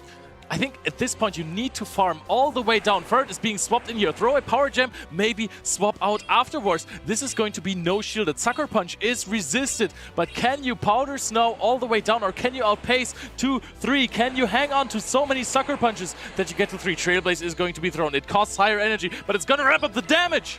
Love this recognition here. When your opponent has 2 shields, you're just going to strip 1 away and commit to 2 shields. Sucker Punch down. Weather Ball, you're going to need to get to 3. We're at 1.3-ish Weather Balls right now. Number 1, Weather Ball gets shielded by Tauntaun Battus. Can Uden get to this next one? Does Tauntaun throw off the Swift? I think it's just, yeah, straight Sucker Punch down. But the Corsola, it's almost manageable now. Oh, if it's this low on HP, you can connect a Power Gem, maybe even a Nightshade, possible catch ability for Tauntaun in the back. And the fast attacks, they are super effective against Corsola, but the charge attacks aren't. You need to throw some more. Ramps up the attack even further. Now Auden, is he going to be able to knock out this Furt with a charge attack, or is he going to get it caught on the Stunfisk? Stunfisk still has the ability to make it to a charge attack. Can you? Yeah, I think this knocks out. This is double boosted Trailblaze. This is so much damage. You still need to withstand 1 double boosted, triple boosted Sucker Punch afterwards. Can Corsola hang on? Can it get to another attack? No! Furret finds the Corsola, knocks it out in just a few Sucker Punches, and guarantees that Tauntaun Battus can play another round in the Stuttgart Regional Championships. Tauntaun Battus, he looks calm and collected, but you can see the exhale of relief. A champion in his own right, and of course, trying to get that championship again today. He is so locked in. Every single game, he knows exactly what is in the back line and made such a great read there. Game number 2, he knew it was a Alolan Ninetales Thievul in the back. This game, it's like he knew it was Talonflame Corsola in the back. That was crazy. And Auden, I think the reason why he swapped out of Furret into the Alolan Ninetales was that he was 100% sure there was going to be a Shadow Scizor coming in, and you don't want to take any sort of damage from that matchup. Wanted to swap into the Talonflame, hoping that there is not a Stunfisk in the back. But then it just went downhill from Auden from there. But he played well regardless, and Tauntaun Battus, he's a trainer you're allowed to lose to.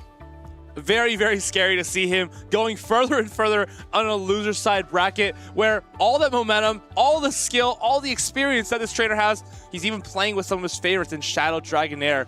That is something you have to definitely watch out for. We saw where this floor just went down to Alolan Ninetales. Floors in Alolan Ninetales, 2 fairies duking it out every single game, and it seems like Florges has come out on top, tried, tested, regional champion Florges in Alolan Ninetales.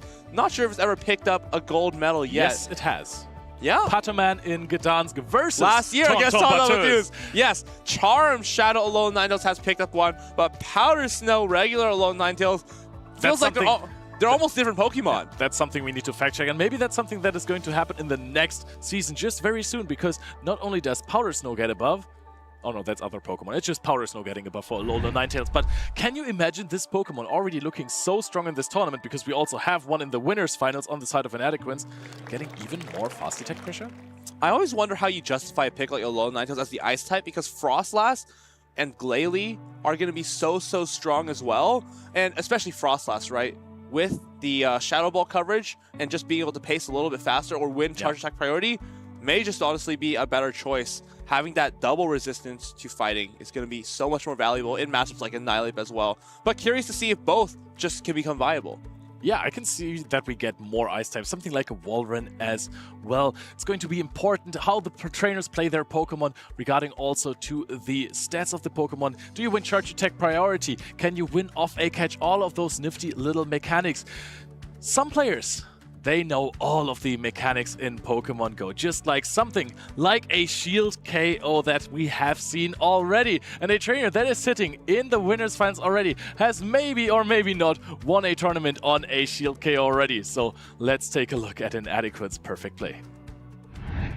Hi trainers, and welcome to a new episode of Perfect Play, where we highlight key moments that impacted the outcome of games shown on the big stage. I'm Jox13, and I'm here to bring you a recent example of a high-level mechanic that occurred during the epic Frankfurt 2026 Regional Championship Grand Finals between Inadequates and 9 Alfie 2. As the players get ready for battle, Alfie's back is against the wall, having to beat Inadequates in 2 best-of-5s to be crowned champion. After a well-executed game 1, he makes a gutsy bait call and patiently holds on to his Galarian Corsola's precious energy as Inadequates desperately attempts a last-effort catch. Corsola bravely hangs on a sliver of HP with a charge attack loaded. Alfie sighs with relief as he expertly risks the damage on Corsola in exchange for preserving his crucial last protect shield. This meant that despite Inadequate's Gastrodon also having a charge attack and being guaranteed to win charge attack priority in this scenario, Alfie can protect shield against Gastrodon's body slam and fire off the finishing blow. But a true champion doesn't give up. He quickly turns his focus back into the game as he notices there's a chance for a particular game mechanic to occur.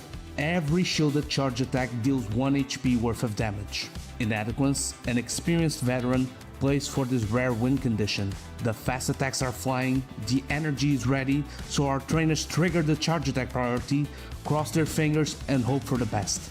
Alfie, confident that his first win of the set is within reach, uses the last protect shield expectant of the favorable outcome, but then the Galarian Corsola that had so valiantly hung on earlier in the match faints through the protect shield, falling victim to the shield KO.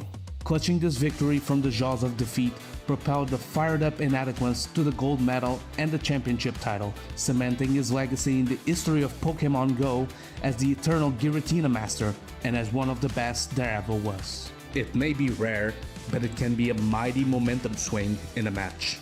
Add this mechanic to your set of skills and use it against the world's best. Visit Pokemon.com/compete to find out more about the championship series, and we'll see you on the battlefield.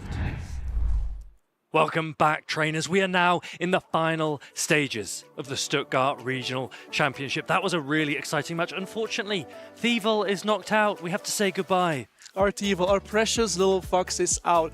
Great showing by Odin, by the Thievul, but the Shadow Dragonair from Totone was just too strong, and his gameplay and his Florges was just all there. Yeah, still some really exciting Pokemon left in this tournament. Some really exciting players as well. We've seen Colin and Inadequates progress on the winner's side of the bracket, and those are 2 staple names. We've seen them for years in the Play Pokemon Championship series. Inadequates with his Shadow Giratina, its signature Pokemon at this point, got met with a Wigglytuff once, but he wasn't afraid to use his Giratina afterwards while he was avoiding the Wigglytuff. And now we see here the winners finals, Collins 6 versus Inadequates. Now these players, they are both Dutch. They may have played against each other a number of times in the past, but most notably they played against each other in the World Championships, not in this summer but the summer before that. And I remember that was also on the winner's side of the bracket, and Inadequates came out on top, so there may be an element of redemption available for Colin 6. Down to the loser side of the bracket, we still have 4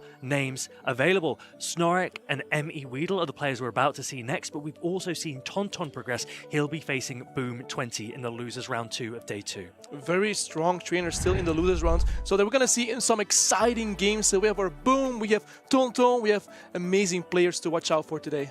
And it looks like Snorlax is going to continue his run through. Remember, at this stage of the tournament, last year was the end of the road for him. He really wants a medal. He needs to be able to beat M.E. Weedle to give himself a chance of that. But M.E. Weedle, he is a previous Stuttgart champion, and he wants a medal for his name as well. It's been a while since we've seen him in the ceremony receiving a medal. He actually wants it to be gold.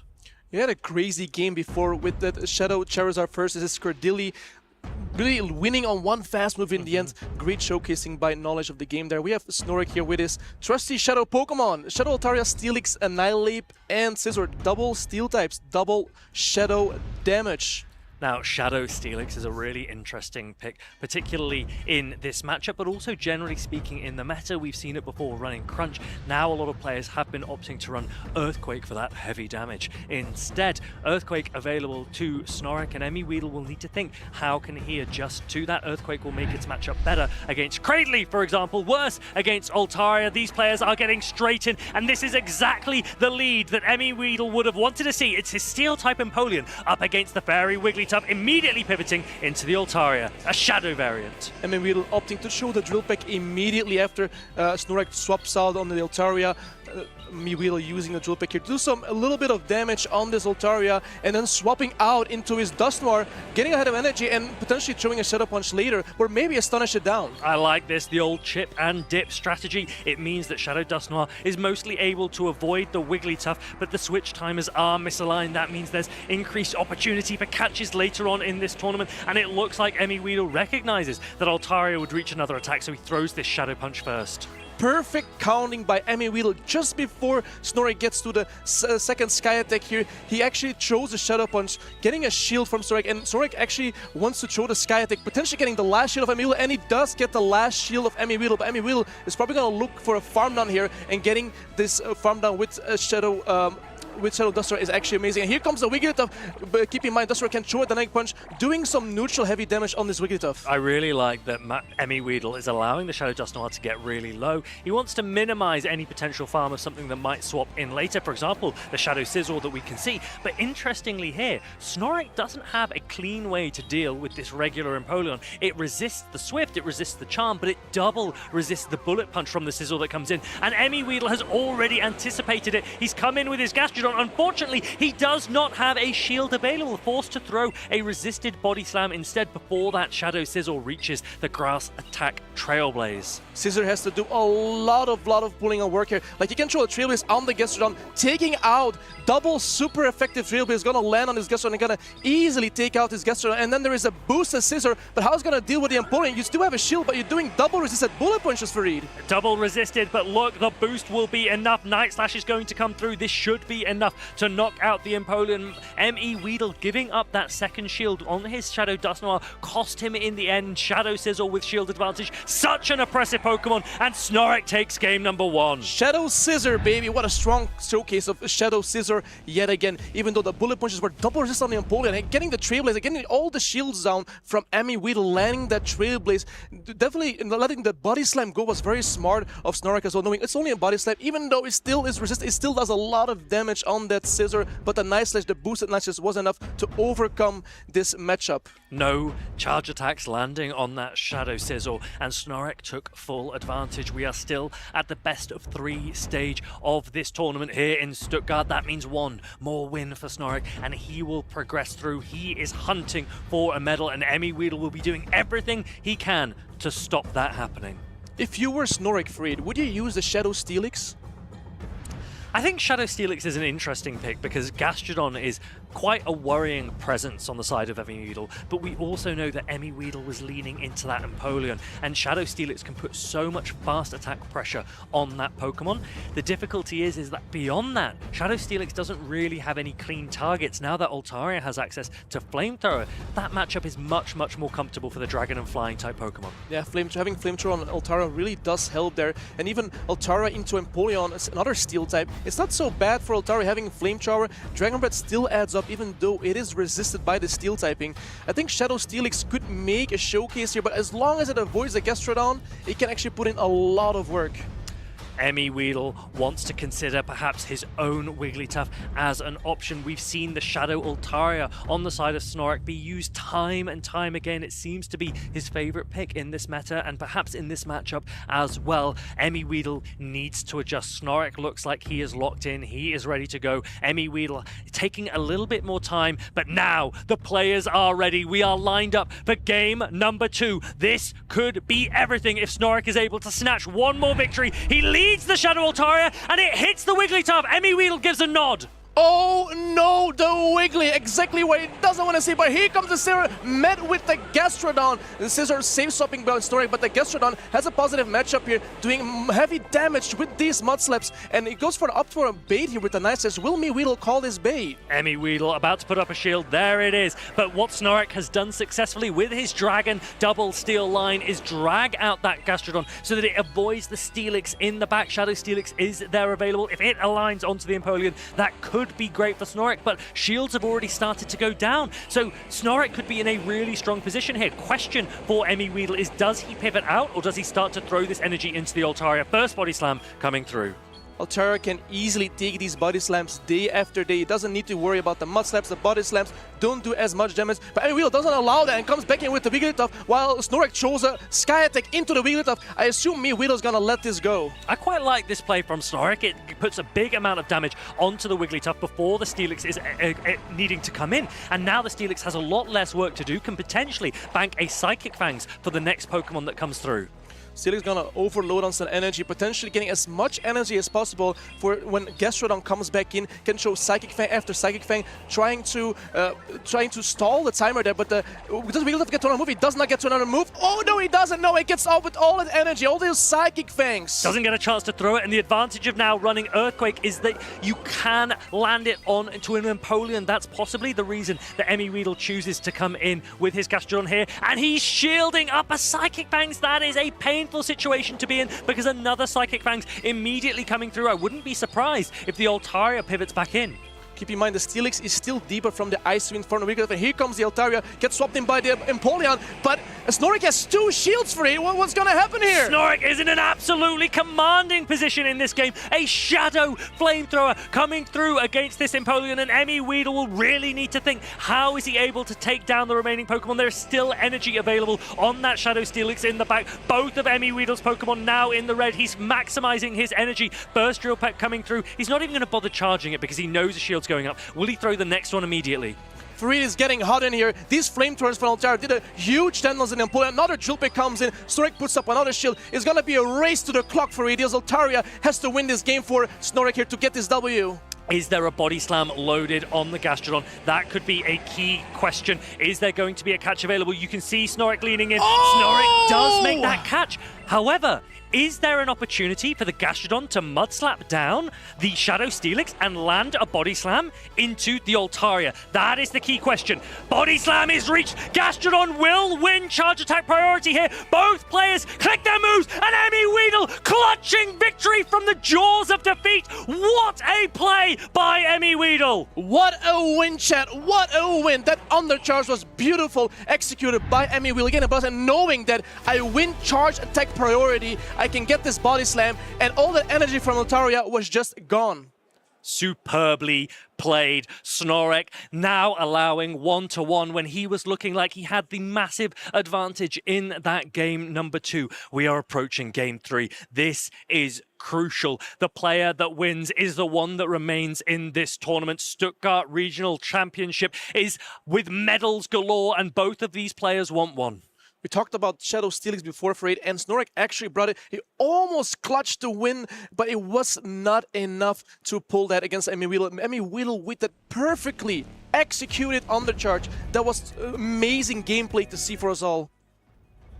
Lots of options for these players now. Lots of flexible picks available to both of them. They will need to take their time, calculate, assess, and pick lines of 3, potentially for the last time, not just this weekend, but this calendar year. There are no more regional events in 2025. We are in the 2026 season, so we will be back in January with Birmingham in Europe and Toronto in North America. But for these players, this moment is all that matters. This moment could be everything. This is the last regional of the year. A lot of Spikes picks coming on. Let's see if Snorix maybe uses a double steal line to clutch this win versus Weedle, because it's all on the line right now, Chad. It's 1 versus 1. Who's gonna take this win? And we see Altaria into the Wigglytuff again of Weedle. Are you kidding me? You can feel Weedle's heart start to bump faster. He's got the lead he's looking for. Shadow Sizzle comes in, and this time Weedle responds with the Empoleon. It's able to throw a Hydro Cannon before Shadow Shadow Sizzle is able to reach a Trailblaze, but you saw Snorlax there leaning in for the Night/Bait.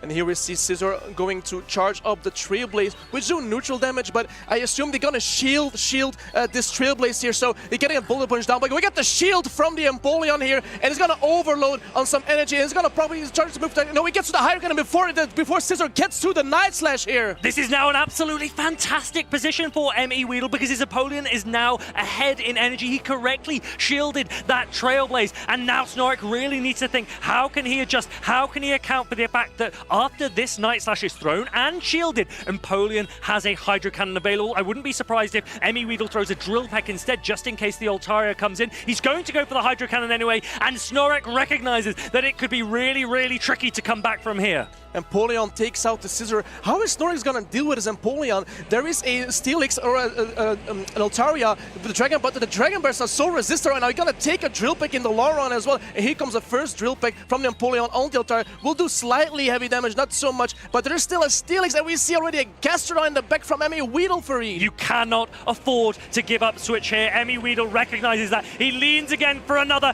and Steelix is caught, but ME Weedle knows! ME Weedle knows that Shadow Steelix comes out, and Gastrodon is available. He starts to celebrate. He sees the writing on the wall. Gastrodon comes out, and Snorlax, all he can do is maybe try and lean for that Earthquake. Oh, we see the top left from Snorlax. Oh my god. I'm afraid there are no eyesight moves, but I got the chills right now, man. I got some chills. That was an amazing catch. Gastrodon clutching the W against that Steelix. That was amazing. ME Weedle brings it back. He was one game down. He clawed his way through game 2. He dominates his way through game 3, and he has progressed further here in Stuttgart. He simply cannot believe it. What a moment for this young player. He cannot believe it, man. He cannot believe it. He was so happy when he saw that Steelix. He was like, oh, I got my Gastrodon. I got a gift for you, man. He could not hold his excitement, and there's absolutely no need to. That was incredibly played by him. That game 2 was so close. We all thought until the very, very end that it was in Snorlax's hands, and then game 3, ME Weedle made a call. He recognized that Empoleon coming in to Shadow Sizzle could make all the difference if Shadow Steelix was in the back once more, and as soon as he saw it, you saw his eyes light up. You saw him absolutely beam, almost falling out of his chair with delight, and he must be absolutely ecstatic. Everyone in the crowd supporting him must be really thrilled too. He was definitely glazing over there. Once he saw that we get up on Altaria, I was like, okay, I'm in a really good position. And in the end, when he saw the Steelix and he still had a Gastrodon, I'm like, okay, I'm gonna take this win over. It shouldn't be too hard for me right now. This is the perfect alignment, what I want to see. He made an amazing call. Also, keep in mind that undercharge on that Steelix to get the body slam up, winning charge attack priority on this Altaria. All this energy vanished from this Altaria. Incredible plays from ME Weedle, and correct me if I'm wrong, I believe that this puts him into the medal slot straight away. He will now face against the winner of Boom 20 and Tonton Batus, who will be up against next in a 3rd and 4th playoff. But before we can get to that, we need to now think, who is still left in this tournament? We know that Colin and Inadequance are sat there waiting, watching on the winner's side of the bracket as they will play in the winners finals later today. Boom 20 and Tonton Batus, they will feature next, and the winner of those also guarantees a medal. Unfortunately for Snorlax, his run ends exactly the same as it did last year, just shy of a medal placement. But what a great run he had. He had the Shadow Steelix as well. At Boom 20 also has that Shadow Steelix, so they probably knew like something is going on, or maybe he can... Something's in the water. Something is in the water, Shadow Steelix. So a great performance by Snorlax, but ME Weedle knowing how to play, making all the calls correctly, and performance was absolutely insane. Yeah, he's done really, really well. These are players that we all know, players that we all recognize, and it's all about coming to these events, meeting people, meeting players, and growing the community. And actually, there's a great opportunity to do that. We've got a community day coming up in game. If you don't have a Toucannon, this is a great chance. But not only that, it will get a new attack, exclusive Beak Blast, which will be a really heavy hitting flying type attack. Toucannon and Shadow Toucannon, if you are able to get one, could be great picks going forwards. Is this a heavy damage move, Farid? It could be a heavy damage move. Heavy damage. Pikipek, what a great name for a Pokemon. Such a fun name to say. Do you like Pikipek. that? I like that name. Now, yeah. do you know what it evolves into? It evolves into a Pokemon, eventually into Toucannon. Yeah. Do you know what? You're absolutely right. Yeah, I know. You're a genius. I know, Fred. Please, I know my Pokemon. Are you gonna play this community day? Today, you mean? While I'm casting? Of course, I got my Go++ ready here and catching all these community Pokemon and You getting can an just do it all. exciting moveset. Get yourself a man that can do both. He knows. He knows. I do know. And now these players, they know what it takes to get through to the next round. Boom20 and Tonton Batus available on stage now, but they will be locking in. Laser focus needed because these two are veterans of the game. Despite Boom20 being relatively new to the play Pokemon scene, we've actually seen him in grassroots for years and years. He's a very recognized name in this space. He's only 19 years old. He's from Belgium. He's an up-and-coming, very, very strong trainer. Won his regional. He is so locked in right now. He's staring to the crowd. And we got the matchup already locked in. And we have the Ferret from Boom20 into the Scissor of Tonton Batus.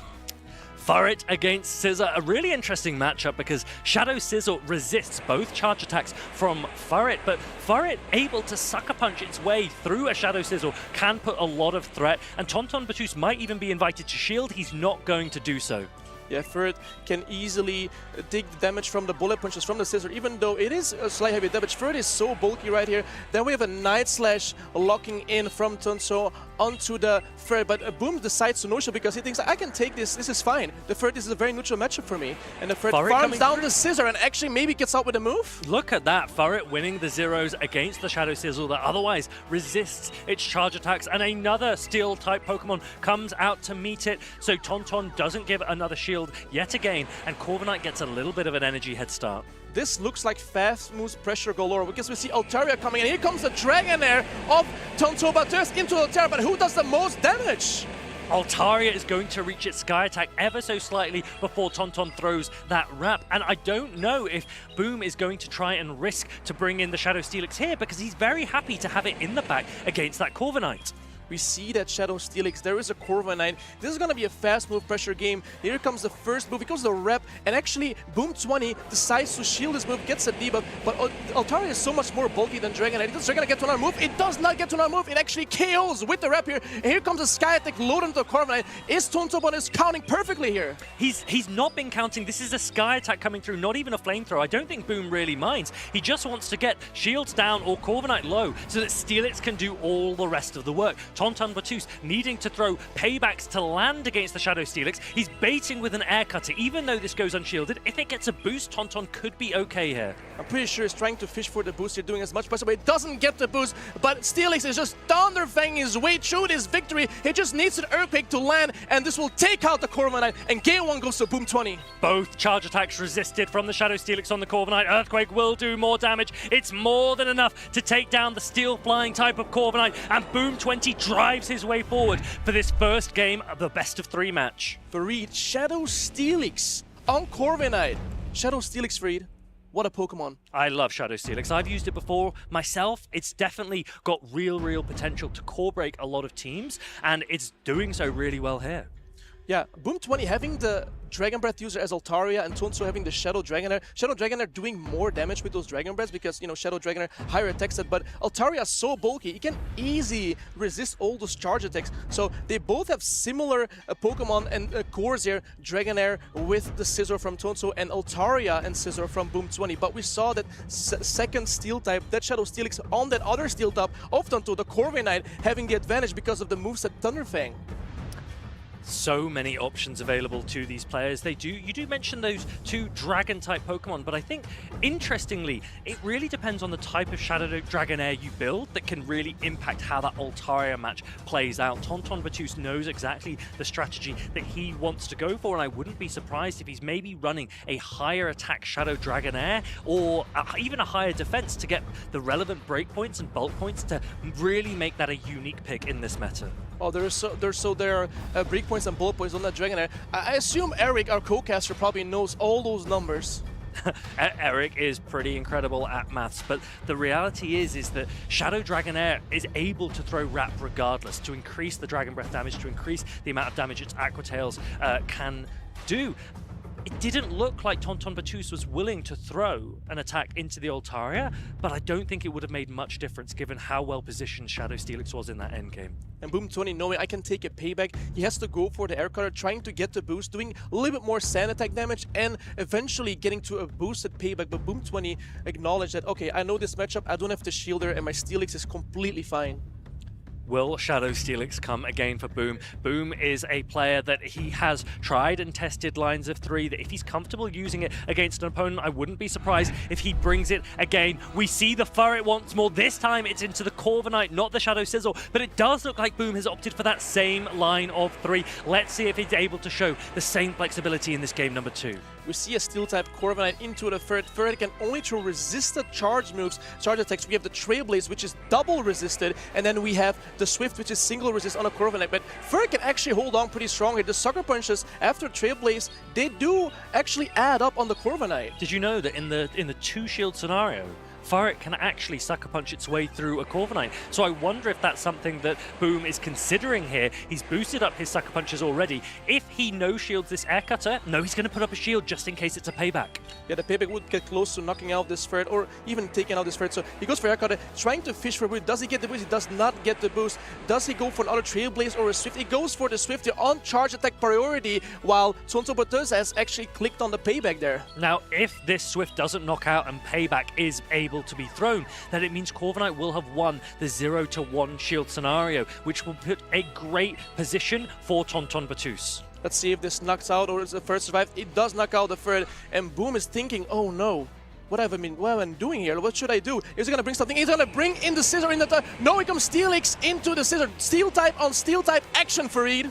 The Shadow Steelix has a great matchup here because it is resisting those bullet punches. Trailblaze will increase the damage of the bullet punch, but I think Boom recognizes that something didn't go quite right for him in that lead matchup, because he absolutely would not have wanted to give away a shield still to lose the lead matchup here. He might be going for a full Shadow Thunderfang down. He's shielding up his Shadow Steelix to do just that. Question is, does he get to complete Thunderfang farm up, or does Tonto get a boosty from the nice side? But he doesn't, and he does get all the farm. There's a lot of energy on his Steelix now. So what is Tonto gonna do? He's gonna bring his Dragonair shield and get some energy head start, since we see the Altaria on Boom's side. Altaria versus Dragon, we've already seen it, but Tonto still has 2 shields. He makes the catch! He knew that Shadow Steelix had a ton of energy. If this were an Earthquake, it would be even better, but Boom is throwing that Psychic Fangs. The problem is that means that the Shadow Dragonair that now comes in will be debuffed for the rest of the game. Boom will now aggressively come in with his Altaria and really just attempt... He actually undercharged it. He undercharged it and it wasn't shielded. I think he assumed that he's going to shield regardless. And now he's not shielded. What's going to happen now for I don't know what happened. Is this going to be a race? Dragon Breath versus Dragon Breath. Who's going to win this race? But I think it's going to be pretty close. This is going to be insanely close. And the rep comes through. It's going to lower I think the Altaria might be okay. It's going to be a race. Who's going to win?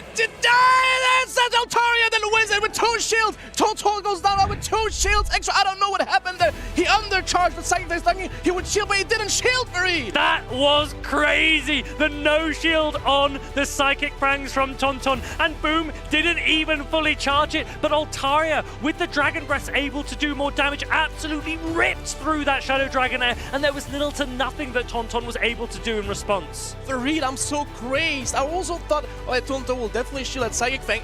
Even Boom 20 thought, oh, he's gonna shield, so what's the point of me doing some bubbles here? But then it was a race to the clock. Who does the most Dragon Breath damage? A Psychic Fan Dragonair, lower defense, a rep on the Altaria, also lower defense. It was Dragon Breath versus Dragon Breath. Altaria came up on top because it's more bulky than the Dragonair.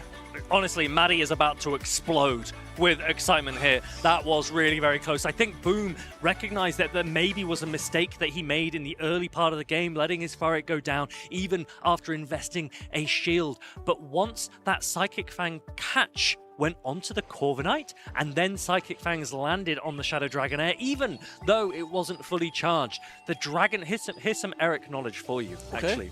So Dragon Breath from an Altaria against a Shadow Dragonair typically does 5 damage per Dragon Breath. As soon as the Psychic Fangs landed, it was then doing 6 damage per Dragon Breath, meaning 12 damage per second. That's a and lot of you damage. saw it absolutely tear through the Shadow Dragonair, even after throwing a wrap, even after increasing its own damage output. The Shadow Dragonair simply didn't have the bulk to withstand the fast attack pressure from that Altaria. Yeah, that Psychic Fangs debuff really helped the Altaria there.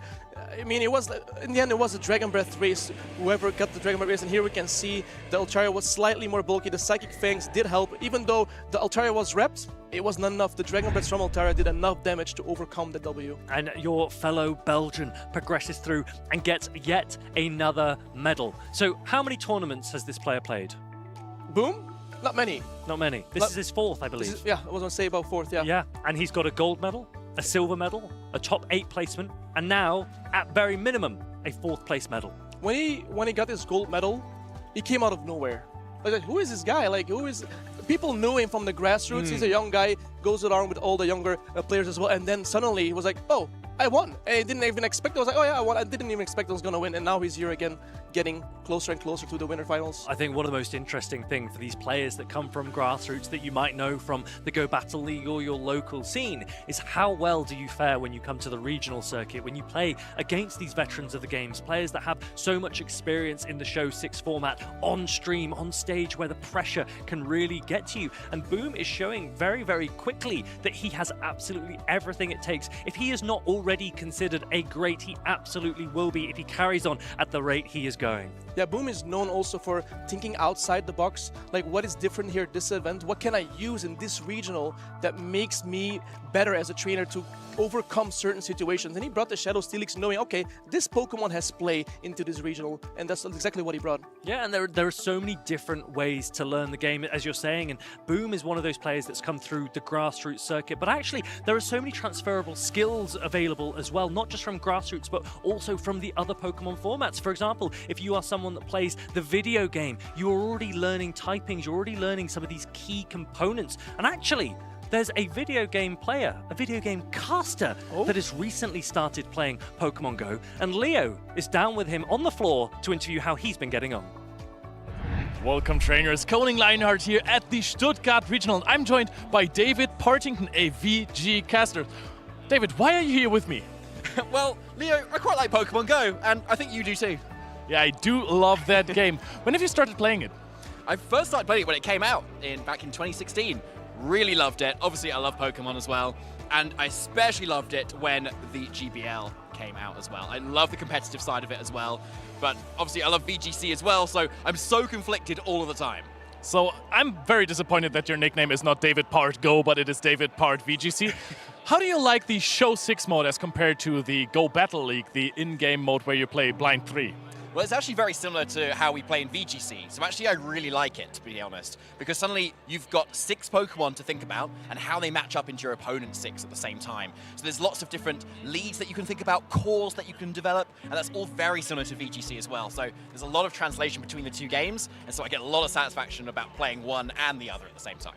Now, David, I know that you are quite the strategist. What is your favorite meta and what Pokemon do you like to use? Well, currently I'm really liking the LAIC Championship meta at the moment too. So I really love Dragonair right now. Like, it's really strong, really powerful, especially with Dragon Breath and Body Slam specifically for me personally. And then obviously catching opponents, hopefully with the Dragon Pulse as well with some big damage. I mean, I kind of connect you, Dragonair, and Inadequate somehow, but that's a different story for another day. David, when are you finally going to compete in a Go Regional? Very soon, hopefully, Leo. I keep seeing everything on the stream, and it seems to be really exciting all the time. So, yeah, as soon as, VGC is, on the side, yeah, Go is going to be straight there. Don't you worry. All right, David, it's really nice to have you here. It's also very nice to see you on stream, on the video game stream that you can also watch on Pokemon.com/broadcast or Point Broadcast. But thank you so much for watching. We're going right back to the action. Thank you so much, Leo and David. David is a fantastic VGC caster and also a great person to just be able to work with behind the scenes. Have you ever played VGC? Never. Do you know, quiz question with Maddie, do you know any VGC Pokemon that are currently meta in their format? No. Do you?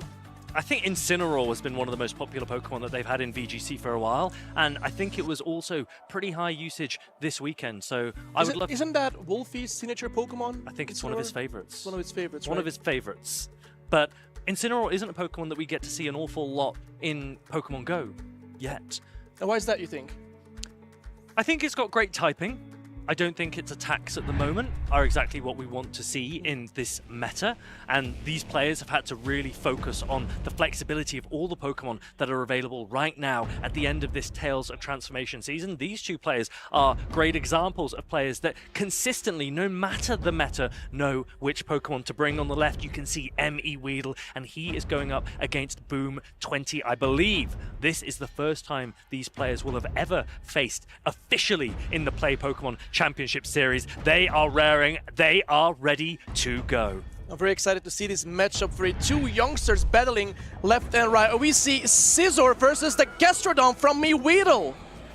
This is a good lead for M.E. Weedle whilst the shields are up. It means that there's no risk of a Trailblaze landing, and it looks like Boom 20 is going straight into his Shadow Kanto Marowak, and Maxwell wants to get straight out of this. Question for M.E. Weedle is whether or not he knows how this matchup plays. He's going for a Sky Attack, not before a Rock Slide is going to be thrown first. Did you see that pause of Boom 20? He paused, making sure that he couldn't catch a Bone Club on the Altaria, and he actually made it through. And that Sky Attack actually going to connect from M.E. Weedle, but this won't be enough to knock out. So the Marrow can actually get a shield advantage here or knock out the Altaria completely. Yes, M.E. Weedle might not know, but Shadow Kanto Marowak can win the zero shield scenario against an Altaria. So M.E. Weedle with the first real decision to put up a shield, he's going to do that. He wants to maintain the alignment, but now perhaps there's an opportunity for Scizor or Furret to get a little bit of an energy head start, perhaps with one shield in the process. And if it's Shadow Scizor, then maybe a Trailblaze can start to threaten that Gastrodon that we saw in the early game.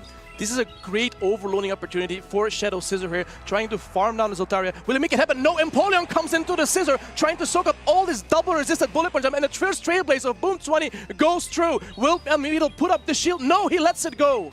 Shadow Scizor Trailblaze neutral against the Water and Steel type of Empoleon. It does a decent amount of damage, and now Boom will need to have a think. Do you want to put more on the back of your Shadow Scizor? He thinks he absolutely needs to. I wouldn't be surprised to see him switch out at some point into his Furret, maybe throw a Night Slash first. He's going to throw it on Charge Attack priority. Don't forget that Gastrodon has a lot of energy on Me Weedle's side, but Me Weedle decides to put up the shield here, knowing that, okay, I got the Hydro Cannon, I'm gonna get rid of the Scizor as soon as possible, and Boom 20 doesn't have any shields anymore, so this Hydro Cannon is gonna connect and take out the Scizor cleanly. Boom 20 absolutely loves his Furret. He's going to rely on it in this endgame, and the problem here is that one Water Pulse will not be enough to knock out Furret, yet one Trailblaze from the Furret will be perfect, and I think M.E. Weedle recognizes that. Is this another showcase on how strong Furret can be? One Trailblaze is enough to take down this Gastrodon, and Boom 20 overloads energy, perfect, knowing, counting, knowing when to throw the Trailblaze just before the Body Slam gets reached on Me Weedle's side, and the Trailblaze will knock out this Gastrodon. M.E. Weedle switch locked himself. There was no opportunity for a catch, and now there is a boosted Furret available. Sucker Punch neutral, both into Altaria and into Empoleon. Could a catch make all the difference for M.E. Weedle? But he's just got no energy on Altaria to work with, so Boom is going to throw this anyway and then commit to the Sucker Punch down of the Empoleon in the endgame. He looks absolutely commanding in this game number one. Look at this little Furret go Sucker Punching down all the Pokemon, and there takes out the Empoleon, and Boom 20 takes the first game. Really smartly played by the Belgian. This is why he's already considered one of the best, but M.E. Weedle is absolutely no pushover. We've seen him go down one game in the past, and he has clawed it back. So these players now have the real opportunity to showcase their talents, but M.E. Weedle cannot afford to lose another game if he wants to go further here in Stuttgart. I'm pretty sure Boom 20's mentor is very happy right now. Looking at this matchup, we saw the Scizor taking lots of control in this game, but Furret again put on the show and got the win in the end. The Sucker Punch damage is so much, if it's not resisted by anything and it's boosted, it can just farm down so many things. Even though it looks neutral, I mean, the boosted Sucker Punches do enough. Now, I want to shout out Nighttime Clasher here. because I know that that Shadow Kanto Marowak that Boom has brought this weekend was a suggestion from Eric to give him better play into Pokemon like Altaria. And that zero shield scenario that we saw dragging that first shield away was key in that game to be able to safe swap a Shadow Kanto Marowak and still get value when it's met by a flying type Pokemon is so good for Boom. I wouldn't be surprised if he maybe leans into that strategy yet again. We also know that Boom loves to run the same team back if it works in game 1. Yeah, he says like if it's not broken, I don't have to fix it, you know. And the Marowak is actually a good choice by him. I haven't seen many Marowak this weekend, but the trainers are locked in, and we see Empoleon and Mimidos out versus the Scissor of Boom 20. This is not where the Scissor wants to be. Sizzle needs to potentially get out straight away. Bullet punches are double resisted by the Water and Steel Empoleon. And yet again, Boom does go for the Shadow Kanto Marowak safe swap. And yet again, he might be able to drag the first shield away from Emmy Weedle unless the zero shield scenario plays out. This is exactly the same strategy we saw this previous game. Marowak getting a little bit of energy, head of energy, knowing that, oh, if I can bait out the Altaria here, get to 2 Rock Slides will be enough to knock it out. And here goes the Altaria with a Sky Attack, which will not be enough. So Altaria has to opt to throw another Sky Attack, but the Marowak has already a Rock Slide loaded. Another Rock Slide about to be thrown here from Boom 20. It would win Charge Attack priority if Altaria were to throw. And actually this time, Emmy Weedle is allowing his Altaria to go down. He's allowing the zero shield scenario to play out, and he's going to start to farm up with the Gastrodon. But we know what this means. It will be aligned onto the Altaria. The problem is, what is Boom's strategy to get rid of the Empoleon? Maxwell can go back into it very freely, knowing that Shadow Sizzle doesn't really want to go into it. I wonder if the approach might be to try and get shields down with the Altaria and try and land a Trailblaze from Shadow Sizzle on the Gastrodon in the end. Emmy Weedle will be completely cognizant of that, and he will not allow that to happen. He will want this Empoleon to get as much value as possible. Here comes the first drill break of Empoleon. Both trainers, I mean, Weedle already used a shield. Boom 20 still has a shield advantage.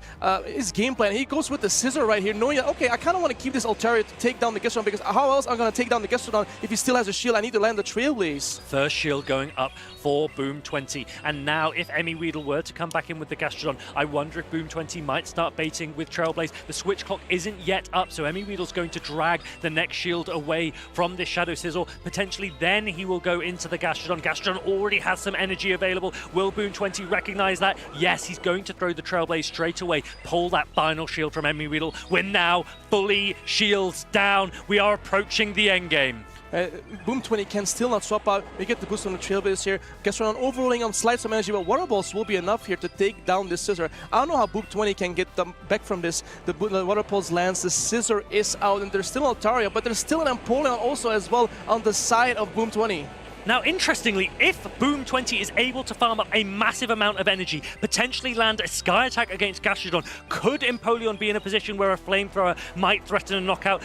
Water Pulse lands, that gets the Altaria low, and now the Sky Attack comes through. There is still a little bit of health on this Altaria. Will a Flamethrower take Boom 20 forward here in Stuttgart? The Empoleon is in the yellow already. It doesn't have energy. Flamethrower has reached. How much will this do? It's neutral damage. Is this enough, Barry? I don't know if it's enough. This might be enough for Boom 20 to take this victory here. The game is loading. Is this enough to take down the Empoleon? And we see Boom 20 winning this matchup. What a showcase of Shadow Marowak this was. Oh my goodness, Fareed. How does he do it? Time and time again. Against all odds, against any negative matchup, Boom 20 is able to flip the script, taking down the great Emmy Weedle 2-0. Boom 20 secures his place further here in Stuttgart. He is now into the losers finals, guaranteeing at least a third place medal, but he will be hungry for gold. He's so happy for it. He is so excited. I saw him smiling.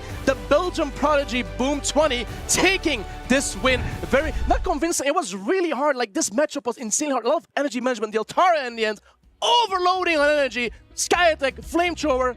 Perfect. So good. And Altaria was his pick. He and PvP David constructed a team together. They took it to the Gdansk finals, and Boom 20 has committed to it again here in Stuttgart, and the flexibility that we have seen from that Pokemon has been nothing short of outstanding. The Shadow Kanto Marowak as well, he's the only player in most of Stuttgart to have that Pokemon, certainly the player that is able to take it the furthest here this weekend, and it has put on an absolute show. I liked how Emmy Weedle in the last game adjusted, not shielding Natalia from the second rock slide and overloading some energy on a different Pokemon, knowing that, okay, if he gets the shield advantage, his Scissor is really dangerous. So he adjusted, but still, Boom 20 with that overloading energy on his Altaria, the Flamethrower in the end on Empoleon was perfect gameplay. Really, really well played. Commiserations to Emmy Weedle. His run here in Stuttgart is over, but he goes home with a medal for 4th place. So a fantastic run by him. Congratulations on that journey, and it's been a really exciting journey to have watched. We've seen so many players get so far this weekend, and we're now to our final 3 players. It goes so fast, Reed. It goes so fast. Are you gonna miss it? I'm gonna miss it, yeah. I'm gonna miss you. I'm gonna miss you too. Oh. Clip it. But I had a lot of fun today already for Reed. We saw amazing games, a lot of youngsters, lots of perfect energy management gameplay. This meta is wild. This Honestly, meta is wild. We see Alolan Marowak, like nobody brings it. He brings it. He makes it work. And you That's think, the Kanto Marowak. You use the Alolan Marowak. I use the Alolan Marowak. Yeah. Yeah. This is the Kanto one. It's a little more spicy, right? It is a bit more Alolan spicy, but this yeah. one's more aggressive. It's more aggressive. And probably better. Is his strong brother? His strong brother. They are. And just like you and I, we are strong brothers in arms, but I am glad that we are behind the desk because these players are on fire this weekend here in Stuttgart. Colin and Martijn, they are both sat in the winners finals. Boom is waiting for them in the losers finals. These could be 3 of the best players on the planet. So we have a Dutch player versus a Belgian player right now. Well, it depends who you're claiming allegiance to for Colin and Martijn, because I believe they're both Dutch. They are both Dutch, but Enequins once told me he wished he was Belgium just like me. Oh, I see. Because the gameplay knowledge I had mentoring Enequins for such a long time, he knew like, okay, like I wish I was like him, but I don't gotta tell him, but I knew by someone told me like, okay, he told me he wished he was Belgium. So are you backing Martijn in these winners finals? He's up against Colin. They know each other very, very well. They approach the game a little bit differently. Martijn's gone for a lot of spice historically, but at this point, I wonder if Giratina is no longer spice because you just know Martijn's going to bring it. Colin, with his own construction, his own variant of PvP David and Boom's team from Gdansk, he's opted for Spidops as his counter resist instead of the Florges, and I wonder if that spice pick could take him forward here. Enequins does has one advantage though, and that is his cosplay. His cosplay gives him more aura, more strength actually to win these battles, and he knows Shadow Giratina more than anyone. We've seen him play. We've seen him even against a Wigglytuff, and he still was able eventually to win that matchup. So. It is true. For so long, we have known the nickname of Colin has often been the final boss, and Martijn just couldn't let him get away with it. You know, he was like, I want to be the final boss. He's dressed up as one. Now, you might see him with blue hair, and if you're wondering why he's done that, I'm also wondering why.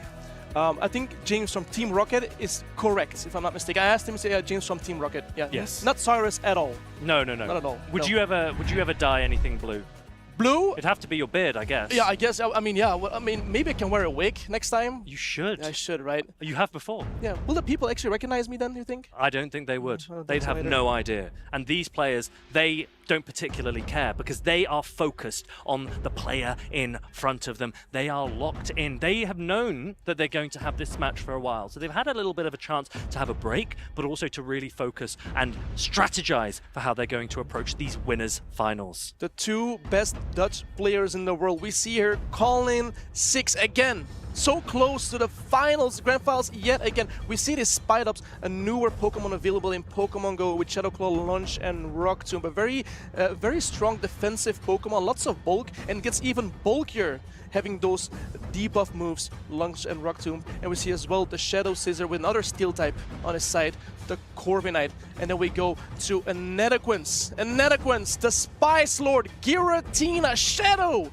Giratina, what a Pokemon, along with his trusted Shadow Talonflame, which we've seen a lot this week, and he was so strong, he knew exactly the matchups, he knew how to play a Pokemon, and again, the fairy type of Alolan Ninetales. Now, it's a really interesting pick, this Alolan Ninetales. We saw it earlier from Alden as well. It's a great response to the Furret. Absolutely a Pokemon that Giratina doesn't want to see, so I'm sure that Inadequance will be thinking how he can strategize against that, but my goodness, has he strategized in the past. Look at these accolades. A world finalist. He's won Utrecht. He won Frankfurt earlier this season, and he also has a trophy from the European International Championships last year. But he will want another medal. He will want the championship points. He will want the travel awards. If anything, he just wants everything he can get his hands on. But Colin 6, what a player that he needs to try and snatch victory from. These are two big players with so many accolades. Colin already has won Stuttgart 2024 2 years ago. Man, Colin making a bigger name for himself again, and these two top players are gonna play to perfection, trying to get this win. And I like his plushie, his Noctowl plushie. It is, and do you know what that's a shout out to? His first ever regional win in Lille was using that Noctowl, which held on against the attack from Thotectical, I believe's Ice Punch from his Medicham, and that Noctowl gave Colin his first gold. He'll be going for another gold here, and there's often also been conversation of who is the best Dutch battler, and perhaps this could be a match to lean it in either player's favor, because this is the first time that they are playing in a winners finals at a regional event, and this will give the winning player a massive advantage going into the grand finals, as in that situation you would need to reset the bracket in order to win. This, however, is the first time that we will have a best of 5 match this weekend. So there is so much opportunity for flexibility and also risk. These are going to be some really exciting battles. And these trainers look really excited to play, as well as they have locked in their teams. And let's see what both trainers have brought to the table. And we see the Ferret on Colin's side and the Alolan Ninetales on Inadequate's side. This is a good lead for Inadequates. Remember that the fairy typing of the Alolan Ninetales means that it resists the sucker punches from this Ferret, but Colin is opting to stay in because he's actually played soft to the Alolan Ninetales. You can see the Univan Stunfisk in the back. I wonder if Inadequate knows, like, okay, Colin 6 is staying in here with his Ferret, knowing that Niantic has a better matchup here. Is something else weak to my Ice typing in the back? And it looks like Corviknight in the back for Colin could be advantageous, so it really depends on how much value Inadequate is able to get out of this lead matchup to try and suppress the utility of Corviknight later in this game. Here comes another Swift on Colin's side. Alolan Ninetales can easily take this, and overloading on the Ninetales side. He's gonna throw a Weather Ball. He's gonna throw a Weather Ball on Ferret, and Colin lets us go. The Alolan Ninetales has some energy, and I assume Ninetales will probably swap out this matchup and maybe into his safer stop as Ferret and keep his energy on Alolan Ninetales. But he has to go to the Empoleon, and while the Colin 6 go to the Stunfisk. And now this is really good for Colin 6 because the Univan Stunfisk is able to take a Hydro Cannon from the Empoleon. It is locked in. He's going to shield it anyway. He knows that there's maybe more value that he can get out of Univan Stunfisk before he starts to take damage. And now the super effective Thunder Shocks and Mud Bombs will start to put pressure on Inadequate's Empoleon. No shield going up for the first one. Even though do both super effective damage to each other, Stunfisk is way more bulky and also resisting the metal assaults. Here comes another Hydro Cannon from Inadequate's side. Do you shield this as well? Stunfisk can actually hold on to this, but maybe he wants to, and keeping this as healthy as possible, and he does. That's probably not what Inadequate's wanted to see, but he does nod, so maybe he does have a plan for this. Remember that there is Trailblaze super effective available on Ferret, and there's also an attack on that Alolan Ninetales banked, which will be super effective as well. I wonder at what point does Colin consider going back into his Corviknight to maybe sponge some of the energy from this Ferret? Yeah, I wonder where Inadequate's going to put up his shields. He's going to shield up all the Mud Bombs here. Now he's going to shield one Mud Bomb earlier, and now he's going to let this one go. Probably trying to keep his Ferret as healthy as possible, potentially Trailblazing, getting as much boost potential outputs, and he catches the Trailblaze on Corviknight! What a tremendous catch! Double resist on the Corviknight! That is a great catch, but perhaps it's what Inadequate would have thrown anyway as he tries to increase the Sucker Punch damage from this Ferret. He still has a shield available. Air Cutter's not going to be enough to threaten one of them, and these Swifts pace really quickly and will start to add up. And as we say, the Alolan Ninetales has a Weather Ball bank that will do a lot of damage to the Univan Stunfisk, and as this Corviknight gets low, it will also put pressure on that Pokemon too. There's no way, right, Free, that Ferret actually gonna steal the show again, doing a lot of non-super effective charge moves on these Pokemon, but still boosting itself up, getting Sucker Punch damage after Sucker Punch. Is Air Cutter gonna land? No, not gonna land. We see another Swift coming in here from Inadequate, which will not do enough damage to take down this Corviknight, but keep in mind, this Ferret is boosted.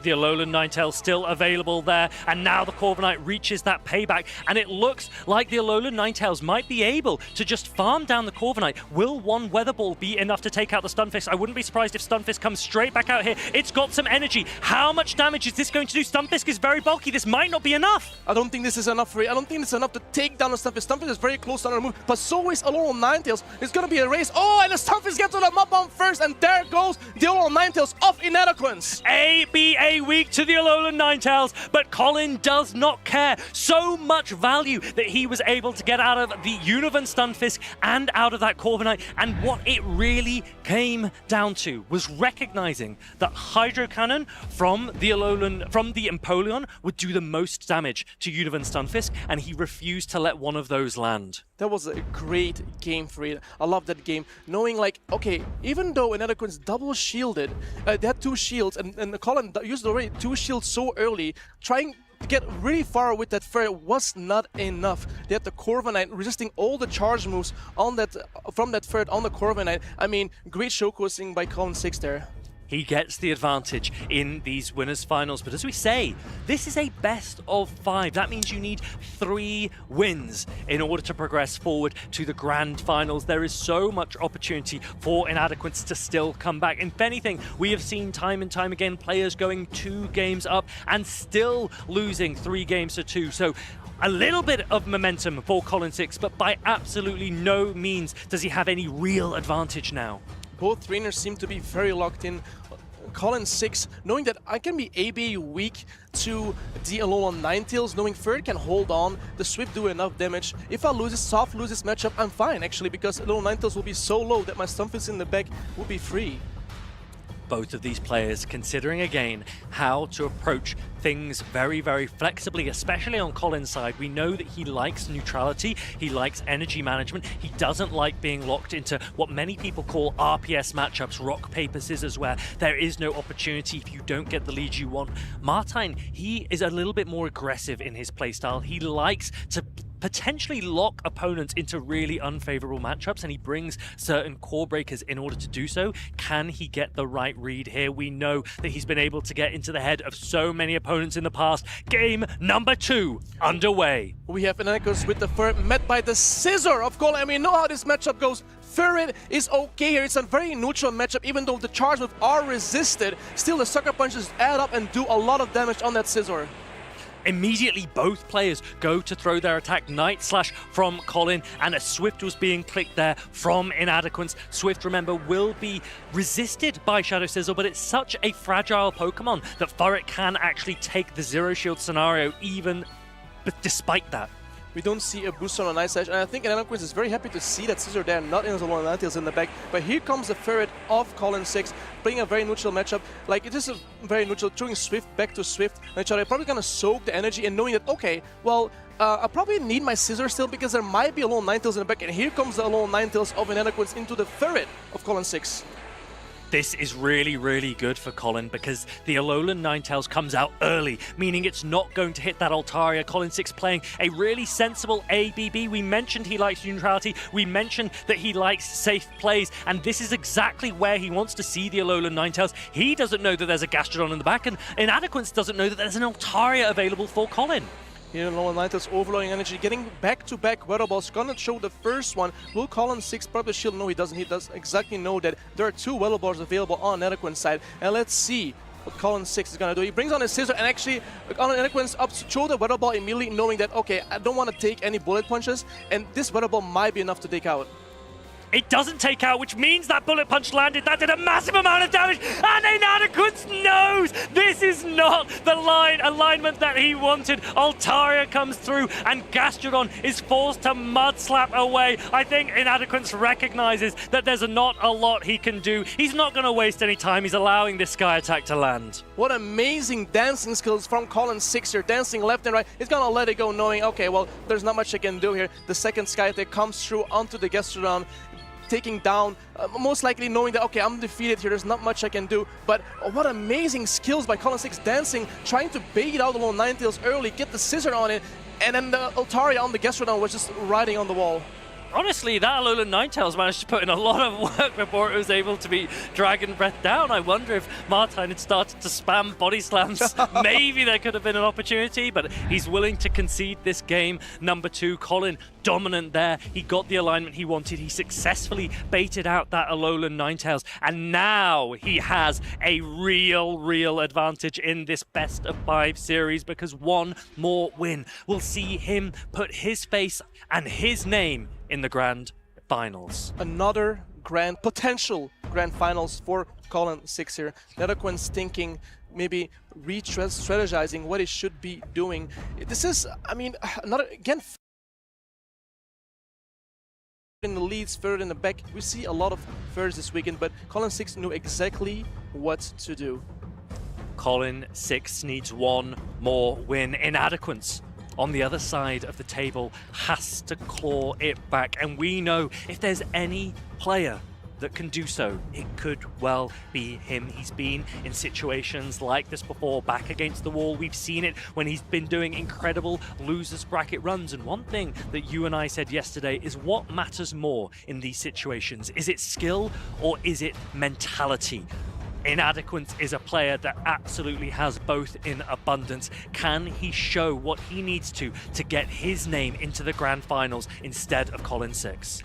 Maybe what we need from Inadequance is his trusty Pokemon Shadow Giratina to potentially able to beat the final boss, Colin 6. Inadequance already locked in. Colin 6 still thinking of what should I run, what should I adjust, should I pick the same Pokemon I used before. Colin 6 likes to change teams quite often, doesn't like to use the same strategy over and over, making sure that he is not predictable. Colin 6 eyeing up his opponent dressed as a Team Galactic leader, and Colin's doing everything he can to remind the world that perhaps Colin is not the final boss. Perhaps this is the moment, this is the weekend that he is the protagonist, that this is his story. Can he do what he needs to take down Inadequance, put himself in the grand finals and in a fantastic position to take gold here in Stuttgart? The players are ready, they are locked in for game number 3. And we see the Ninetales of Inadequance into the Spine-Ups of Colin 6. We see the Spine-Ups, Farid, the Spine-Ups! And Inadequance, he has a wry expression. Perhaps he's not even sure how he wants to play out this matchup, but we do see an Empoleon there. If that is able to catch an attack, it would be resisted. He comes in with the Empoleon, and looks like Colin is going to bank all of that energy and come in with the Furret instead. That energy is really scary from the Spine-Ups, knowing that Inadequance has a Talonflame in the back. That Rock Tomb will one-shot that Talonflame so easily, but very a lot of patience from Colin 6, showing great patience, keeping all that energy, not throwing anything into the Empoleon. Everything now depends on whether Colin shields the next Hydro Cannon, because if he does, he can ensure that Shadow Sizzle does not align onto that Talonflame. A shield here could completely change the game. If he no-shields it, Colin will really struggle with that Shadow Sizzle.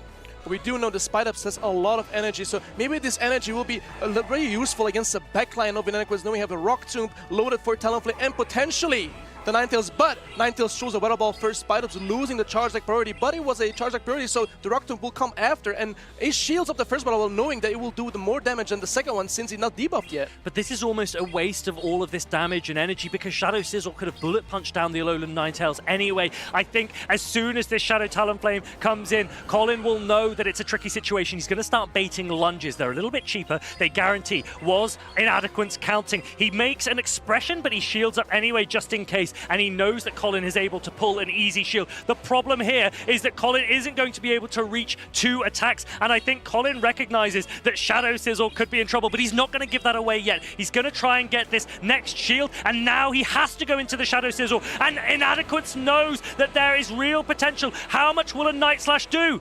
Oh, the Night Slash will connect on the Talonflame. Will this be enough for it? I don't know if it's gonna be enough. Inadequance is looking like, I know my matchup. I know we're gonna survive this shot. And he survives with a slit of HP and gets the farm down and gets the double flame charge for the Spine-Ups.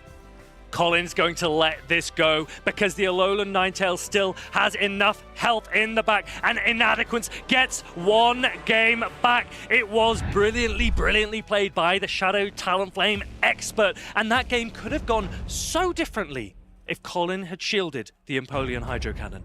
Yeah, if he knew what we knew, obviously, and the viewers knew, and then if he shielded, then I mean, it would have been a different outcome potentially. But Inadequance showing how to use the Talonflame. He is so good with Incinerate, Farid. He actually practiced a lot with Incinerate seasons and seasons ago, trying to perfect, because Incinerate is the only 5-turn fast move in this game. Incinerate is such a powerful attack, made even more powerful by the Shadow variant of Talonflame. And honestly, Colin was in a tricky position because as soon as you give up a shield, even if he had shielded the Empoleon's Hydro Cannon, you are giving an advantage to the Shadow Talonflame to start ramping through. And Colin honestly was a little bit weak to that Shadow Talonflame. Spidops in the lead and Shadow Sizzle in the back meant Shadow Talonflame had so much play. And even though Colin looked like he had the advantage to start with, Inadequance was able to close it out. Farid, you know Colin 6 really well. How does he remain so calm? He looks so calm on stage. They're like, okay, I'm just gonna lay back, play my game. He doesn't look stressy at all. Colin 6 is one of the most composed players that I've ever met. Colin, as a person, is one of the most composed people that I have ever met, and we talk about skill and mentality, and honestly, we give Inadequance a lot of credit for those. Colin has those qualities in abundance as well. He displays them very, very differently. He is a lot more humble. Oh, okay. But he has absolutely everything that it needs to go through in the Stuttgart finals. Inadequance is going to come in with confidence instead. He's found the lead that he wants, and he gives out a smile. Colin with one bullet punch before he comes in with the Furret to be met by that Alolan Ninetales, baited out perhaps as Stunfisk is in the back, but we know that there's a Furret in the back for Inadequance. So right now, based on alignment alone, Inadequance is in an absolutely fantastic position in this game number 4. Inadequance being very happy, seeing that Scissor not being so happy, doesn't want to take a single Incinerate. Did a bullet punch before he stopped out, so he made sure it doesn't take that Incinerate, getting a little bit of energy. But now the first Weather Ball comes through on the Ferret. Ferret comfortably survives this. Here comes a Swift on the Ferret. Also, Alolan Ninetales comes to survive because he cannot Sucker Punch it down. And though Alolan Ninetales has the opportunity to overload a little bit of energy and outpaces the Ferret. Alolan Ninetales putting in amazing work here, not just taking out the Furret, but also getting so much energy to bank another attack for the next Pokemon that comes in. And I think Colin's going to be in a really tricky position here. It's not actually going to be able to throw that next Weather Ball because Talonflame is going to meet the Sizzle that bullet punched it down, and Stunfisk immediately met by a Furret. So we know straight away that Inadequance is in a really good position here, especially if he can land a super effective Trailblaze. We see Stunfisk on fire right now. Stunfisk has to do so much work here. First of all, he has to take down this little Ferret, and then he has to also take down Talonflame because, I mean, the Scissor is never gonna bullet punch down a Talonflame. Maybe doesn't even get to a move because one Incinerate is almost enough to knock out that Scissor. I think Colin is doing anything he can, but Inadequance knows that there's almost no way that he can lose this game now. Furret is putting in a ton of work, and as soon as Shadow Talonflame has an energy advantage, it can incinerate through the Univern Stunfisk anyway. This is looking dire for Colin. Here comes another Trailblaze. Colin puts up the shield, knowing that only Wincon right here is using that Stunfisk, but Inadequance has 2 shields for Reed. Here comes a Discharge, potentially throwing Discharge, maybe thinking like, oh, maybe if Inadequance tries to catch on the Talonflame that I don't show a Mob Bomb except through a Discharge, but this Talonflame will go rampant. The Incinerators do so much damage. It also has Flame Charge and 2 shields. I think the strat here for Inadequance is to double shield Talonflame, potentially farm down the Stunfisk and close his game. I think he might even just throw a Flame Charge straight away, or after another Incinerate. He's actually going to do exactly as you said, and the Sizzle comes in. Look how much damage it's taking, and now Inadequance has 2 Flame Charges back to back, meaning he can safely shield this Night Slash and then double throw into that Univern Stunfisk to seal out this game number 4. Inadequance is the Talonflame master confirmed. He's so good with Talonflame.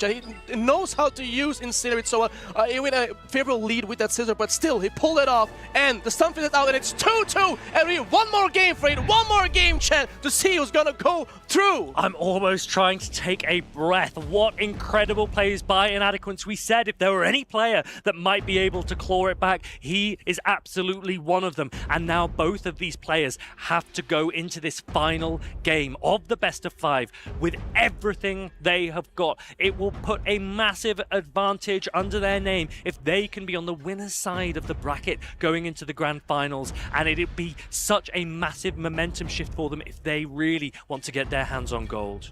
Even though Colin 6 was ahead by 2 wins, 2-0, Inadequance still managed to make it even, come back 2-2, and we still need a 5th game to decide who's gonna win this matchup.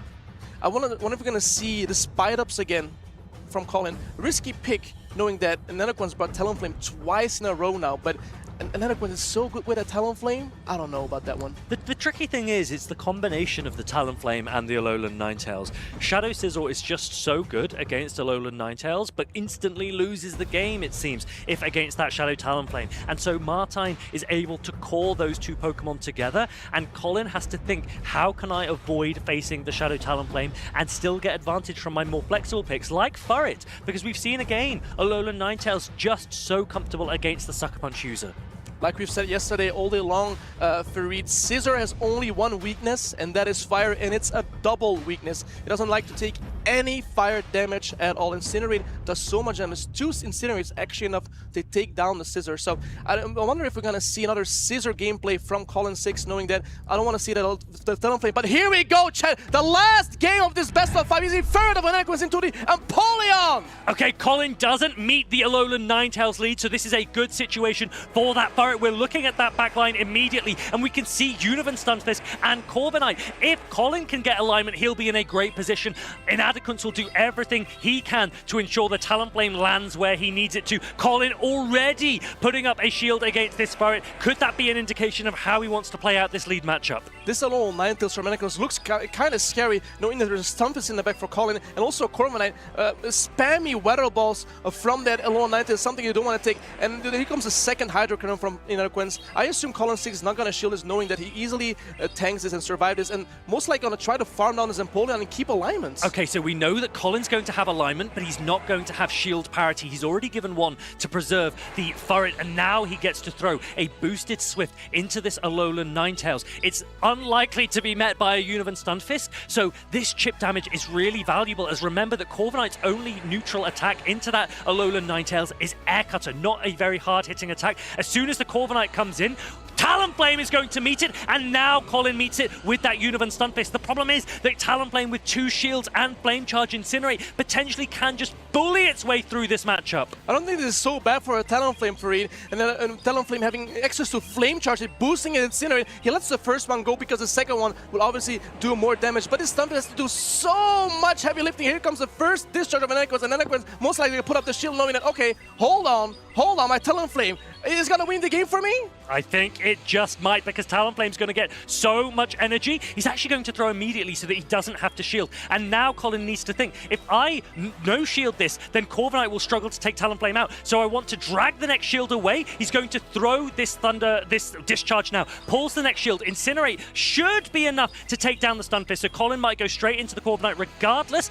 It looks like the Univan Stunfisk goes down. And now, can you reach? He's not even going to bother. He's going to throw a fly instead. But how much health and how much energy is on that Alolan Ninetales? Alolan Ninetales might be able to close it out here. Alolan Ninetales has so much energy for it. Corviknight has to do so many things here. So first take down this Talonflame and then take down the Alolan Ninetales. But you can't jump Apex. I think Colin knows that the Talonflame is out. Oh, there's a Weather Ball. There are going to be 2 Weather Balls reach on Niantic inside. I think the Niantic is going to win. He knows, Chad. He knows. He's nodding. He's looking at Colin 6. He's talking to Colin 6, knowing, I got you, little bro. I got you. 2 games up, not enough. Inadequance claws every game back. He said to me at the beginning of today, I will win this tournament. And he is able to put his money where his mouth is, because Inadequance wins and progresses through to the grand finals here in Stuttgart. And Niantic is so humble, man. He knows how to play these Pokemon. Incinerate from Talonflame goes wicked, and also a great showcasing of that Alolan Ninetales. From 2-0 down, winning back to back, Farid. Absolutely scintillating, incredible, mesmerizing play from Inadequance. He has been here time and time again, and it looks like Stuttgart might just be routine at this point. Frankfurt was a clutch victory for him. He casted Lille, he casted Gdansk, and now he comes straight back in and potentially whiskers away from gold once more. That cosplay definitely elevated his aura, knowing I'm 2-0 down. I don't care, Farid. I'm gonna win, and he won 3 in a row. How does he do it? How does he do it? Honestly, at this point, Inadequance knows he can get away with near anything. He's even put his Team Galactic badge the right way round just to show that he's ready to lock in for the final moments of this regional championship. There we saw that badge was the other way around. It was quite funny. But we see here, I mean, the best showcasing we got was actually from the Talonflame from Inadequance side. And even though Colin got 2 games in a row and he only needed 1 more, I mean, he must be so, like, even though he looked really calm inside, he knew, like, I cannot mess this up. But Inadequance is so good. Afraid Inadequance is so good. He utilized his Talonflame perfectly. Now, I don't want to jinx anything prior to the grand finals, but is there a reasonable argument that Inadequance might be the best player in the world? He didn't even play in the World Championships because he was casting that event. Oh yeah, otherwise, he told me the reason why I'm casting is because otherwise I would have won it and I didn't want to win the world, so like, you'd rather be casting. They want to give other opponents a chance as well. Yes, that's literally what he said. He's so humble, man. He's so humble. Inadequance has done absolutely fantastically here in Stuttgart, and there is just no stopping him, it seems. Even with a 2-game advantage, Colin was not able to get that final game in a best of 5, and that's why we do best of 5s. It gives more opportunity for skill expression, more space for players to really consider the tactics of their opponent and strategize and plan and work out how to come out on top. And Inadequance, yet again, guaranteed silver medal. He wants gold. Travel award looks likely. He is just absolutely soaring through this 2026 season. But keep in mind, Colin 6 is still not out. He can still climb his way through and potentially meet Inadequance again in the finals, and then whoever wins that is the best Dutch player in the world. Well, right now, I think Inadequance has very strong argument to say that he is not just the best Dutch player, but maybe the best player around. He has not lost a game in so long. Every time he plays, he gets a medal or a trophy, and it is just such an oppressive presence, especially if you're coming up from the loser's side of the bracket, to know you don't just have to win 1 best of 5 now in the grand finals, you'd have to win 2 best of 5s back to back. You need to reset the bracket and win again if you want to stop Inadequance getting gold once more. And what else is exciting? Mastering legendary Pokemon that we're gonna see right now. We're gonna see like how we master legendary Pokemon. It's as if Martijn hasn't actually let us see enough of him. He's really forcing us now to play one more video about himself. The one banished. The one that watches. A legendary Pokemon that exists in the shadows. Feared for its presence, yet coveted by trainers worldwide. Giratina has left a lasting mark on the world of Pokemon Go. In its altered form, Giratina thrives as a supportive force, anchoring teams and wearing down opponents with patient strength. But in its origin form, Giratina's true nature awakens.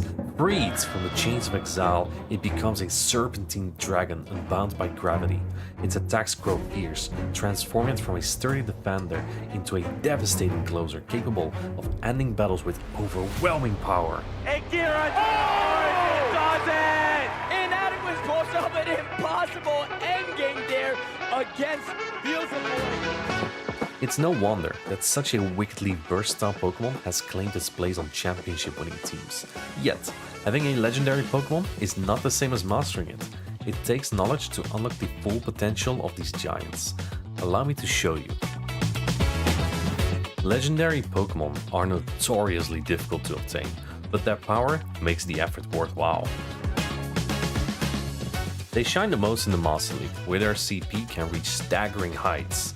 But some can also be kept below 1500 CP, making them viable for the Great League. Trainers often trade with friends to secure legendary Pokemon that ideally sit as close to 1500 CP as possible, without exceeding that Great League threshold.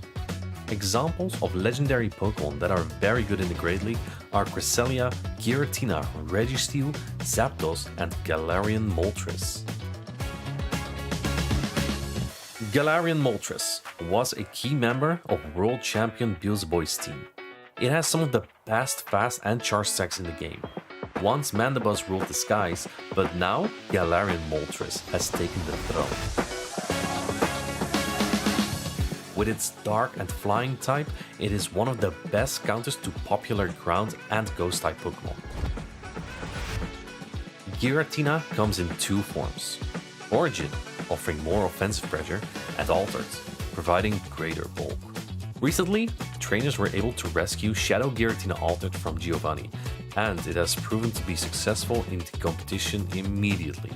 Its typing gives it 8 defensive resistances, making it one of the top choices as your Ghost-type Pokémon to bring to the battlefield. Next to strength and versatility, some legendary Pokémon focus on coverage and bulk. Cresselia has been a staple in competitive battles for years, thanks to its flexible choice of attacks. With Grass Knot, it threatens water and ground-type Pokémon. With Moonblast, it handles Dragon and Dark-type Pokémon. And with Future Sight, it delivers strong neutral damage. It has won multiple championships for a reason. Legendary Pokémon demonstrate that many favorites can find a place in competitive battles. With their strength, versatility and coverage, they can be tailored to fill the role your team needs the most. Whether it is in friendly matches or the Pokémon Go Battle League, mastering these Pokémon can give trainers a decisive edge. Try for yourself by catching or trading one of these legendary Pokémon and adding them to your roster. Best of luck, trainers. Let's go back in history a little bit. In the last season, Inadequates decided to play a Pokemon that is really hard to get, a rare one, at a regional, at a special championship. Wins it with Giratina Origin. Thinks, okay, maybe the meta is shifting towards a more hostile environment towards it at Worlds, but I'm still gonna bring it. Gets second place. Decides, hey, now I am the Giratina guy. Stops bringing it for quite a while, and now he is back. He wins Frankfurt with it because there is a new form available. Then he dresses up in Spooky Season as Cyrus and now goes, well, let me just dress up another time and just start aura farming on stage. Inadequates, our first player qualified for the grand finals on the winner's side here in Stuttgart. If he wins this, he's won both German regionals. My name is Leonard König and I am joined by Eric Wong. Yeah, the winner's side is already locked up, but of course we have much more to go here. We still have the lower side of the bracket. That's going to be Colin 6 up against Boom 20. A best of 5 now, and these trainers already faced off earlier in this tournament. Boom had to take down M.E. Weedle and Tauntaun Patus on the lower side of the bracket, of course. Colin just came out of a very, very challenging 2-3 against Inadequates. Is he still in his own head, or is he ready to continue to those grand finals like he always does? Colin surely has played quite a few. We've been on the math earlier. You have been checking out how many best of 5s he has already played. Maybe he goes to get another one after this, because this is going to be also a best of 5. This is the losers finals of the tournament. Boom, of course, up and coming, has gone through the best trainers in the world at multiple tournaments. Is now trying to get the second title. Versus the final boss in the losers finals. How's the matchup looking, Eric? Obviously, Colin earlier, he just spammed Altaria, Ferd, and Ufisk. Stunfisk, of course, has been so good this entire tournament as a neutral option. Not many real hard answers to it outside of Marowak or Gastrodon. But of course, Boom, same reliable, trusty core that he used in Gdansk. Got second there. Just had so many good tournaments. It's unfathomable that he always makes it to top 8. He's going to look to make it further here, though, as he leads his Marowak into the Ferd of Colin. Boom has been heavily relying on his Shadow. Steelix as well is going to bring it once again here in Game 1 of the Losers Finals. Starting off with Kanto Marowak versus the Furret. Furret has super effective Trailblaze, however you're pacing slowly to it, tries to catch a Trailblaze on the Altaria, does not succeed, and now Shadow Scissor is in a prime position. Goes for the Sky attack, hasn't built up to that Flamethrower just yet. Colin, though, knows he just needs to play out the 2-shield scenario here, take this Altaria out of the sky, as Scissor is his best answer to it on this line of 3. Night Slash comes through. Will a boost be applied? Colin, I don't think he's boosted this tournament yet. This would be the time to get it done. Night Slash onto the Altaria, and there's going to be no boost applied, but he can get to this next Night Slash before the Sky attack. This will surely knock out, and if it boosts, you have a super strong 65% HP Shadow Scissor with drastically raised attack. Are we going to see a boost? No, absolutely not. Shadow Kanto Marowak is not being brought in. We're trying to resist those bullet punches with the Steelix. However, those charge attacks, they do a lot of damage. I like seeing this Night Slash just being thrown immediately. No need to reach for the Trailblaze. We can just go to the Furt here, and then we can now take down this Steelix with just one Trailblaze and a couple of Sucker Punches. Now, Steelix has a little bit of energy to its name. Does it opt for that hard-hitting Earthquake, or does it go for the bait? Just straight for the Psychic Fangs. No build-up required. I like this. If it lets it go, then he just comes with the Marowak and can Mudslap all the way through. Yeah, putting all eggs in one basket here, going to have increased damage on the Mudslap. Does want to take the last shield, though. First, doesn't want to go down in shields. Has a little bit of energy. Colin6 puts up a shield. Can he get to 2 Swifts to throw into the Kanto Marowak? Swift number 1, gonna be reach here. Think that'll be the last that this Furt has to give for this game. I'm not sure. Yeah, the Furt is, there's no energy on the Furt now. Let's take a look if it can get to another Swift. It is debuffed from that Psychic Fangs. Goes to the Altaria, saves it for later. Rock Slides are going to be applied onto this Altaria. 2, going to be enough to knock out. We know Boom is so comfortable with this matchup, has done it so many times and grabbed the advantage from that Flyer. A huge reason for why he chose this over Gastrodon. Let's see, Rock Slide number 2, not going to be reached. Sky Attack comes through. Think you have to shield this one. Putting it on that Kanto Marowak. Will a catch onto the Steelix be applied soon? Kanto Marowak might not need more energy, is trying to prevent more damage from happening to be able to farm down a Shadow Scissor and maybe also the Furt. The question is, Bullet Punches from Shadow Scissor, they're going to deal a lot of damage. This Pokemon is also relatively healthy. Can you withstand the onslaught of Bullet Punches, or are you going to swap immediately into your Shadow Steelix, resisting those fast attacks and then dealing more damage here? Is going to throw more Mudslaps. Now it is Furt versus Shadow Steelix. Who has energy? Who has HP? Furt is reaching for the Swift, but can't get it there. Shadow Steelix farms down. First win to Boom. What an absolutely close game there. Furt, I like what Colin did earlier. He tried to get a little bit more energy on the Furt before swapping out. But what if he had not taken that extra Mudslap? What if he had not taken that Mudslap while being defense dropped by that Psychic Fangs? May have given him a little bit more leg room at the end there, letting it make it to a move against the Steelix. It wasn't about outpacing the Steelix. It was about hanging onto those Thunder Fangs. Could have been crucial for an endgame, but we'll just have to move on here. Boom 20. So confident with that Shadow Kanto Marowak. Does Colin start to make the adjustment towards Spite Ops, Corviknight, things that can more reliably shut it down without needing to use the Altaria? Altaria has been working quite well for Colin for the last 2 tournaments, so maybe he is going to keep on bringing the old reliable Pokemon that really helped him go there. But it has a decent answer in the Shadow Steelix. It has been answered by Shadow Scizor before. That looked quite good in the last game. He has to expect he almost has to expect Kanto Marowak every single game just because of how much pressure it has. If it's up any amount of energy, or is able to even get a couple of Mudslaps on a Stunfisk, come out of a matchup with extra energy, Colin's entire team is threatened by it.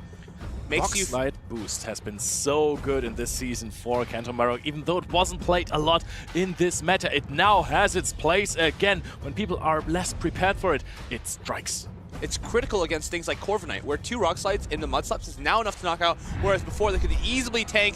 Of course, here, we're going to be seeing the Steelix in the lead here for Boom against that Furt. You would think that this is a pretty good matchup for the Shadow Steelix, but in fact, Furt has a lot more agency over this matchup, just be able to Trailblaze and boost through that. Oh, and he tries to make a catch immediately. Again, just like in game 1. This time around, it doesn't get answered by the Shadow Scizor, though. Has some energy on the Steelix that can be used later for a potential Earthquake. But now a little chip with the Swift brings in the own Altaria. That is going to put this Altaria of Boom into Sky Attack plus Farm Down range.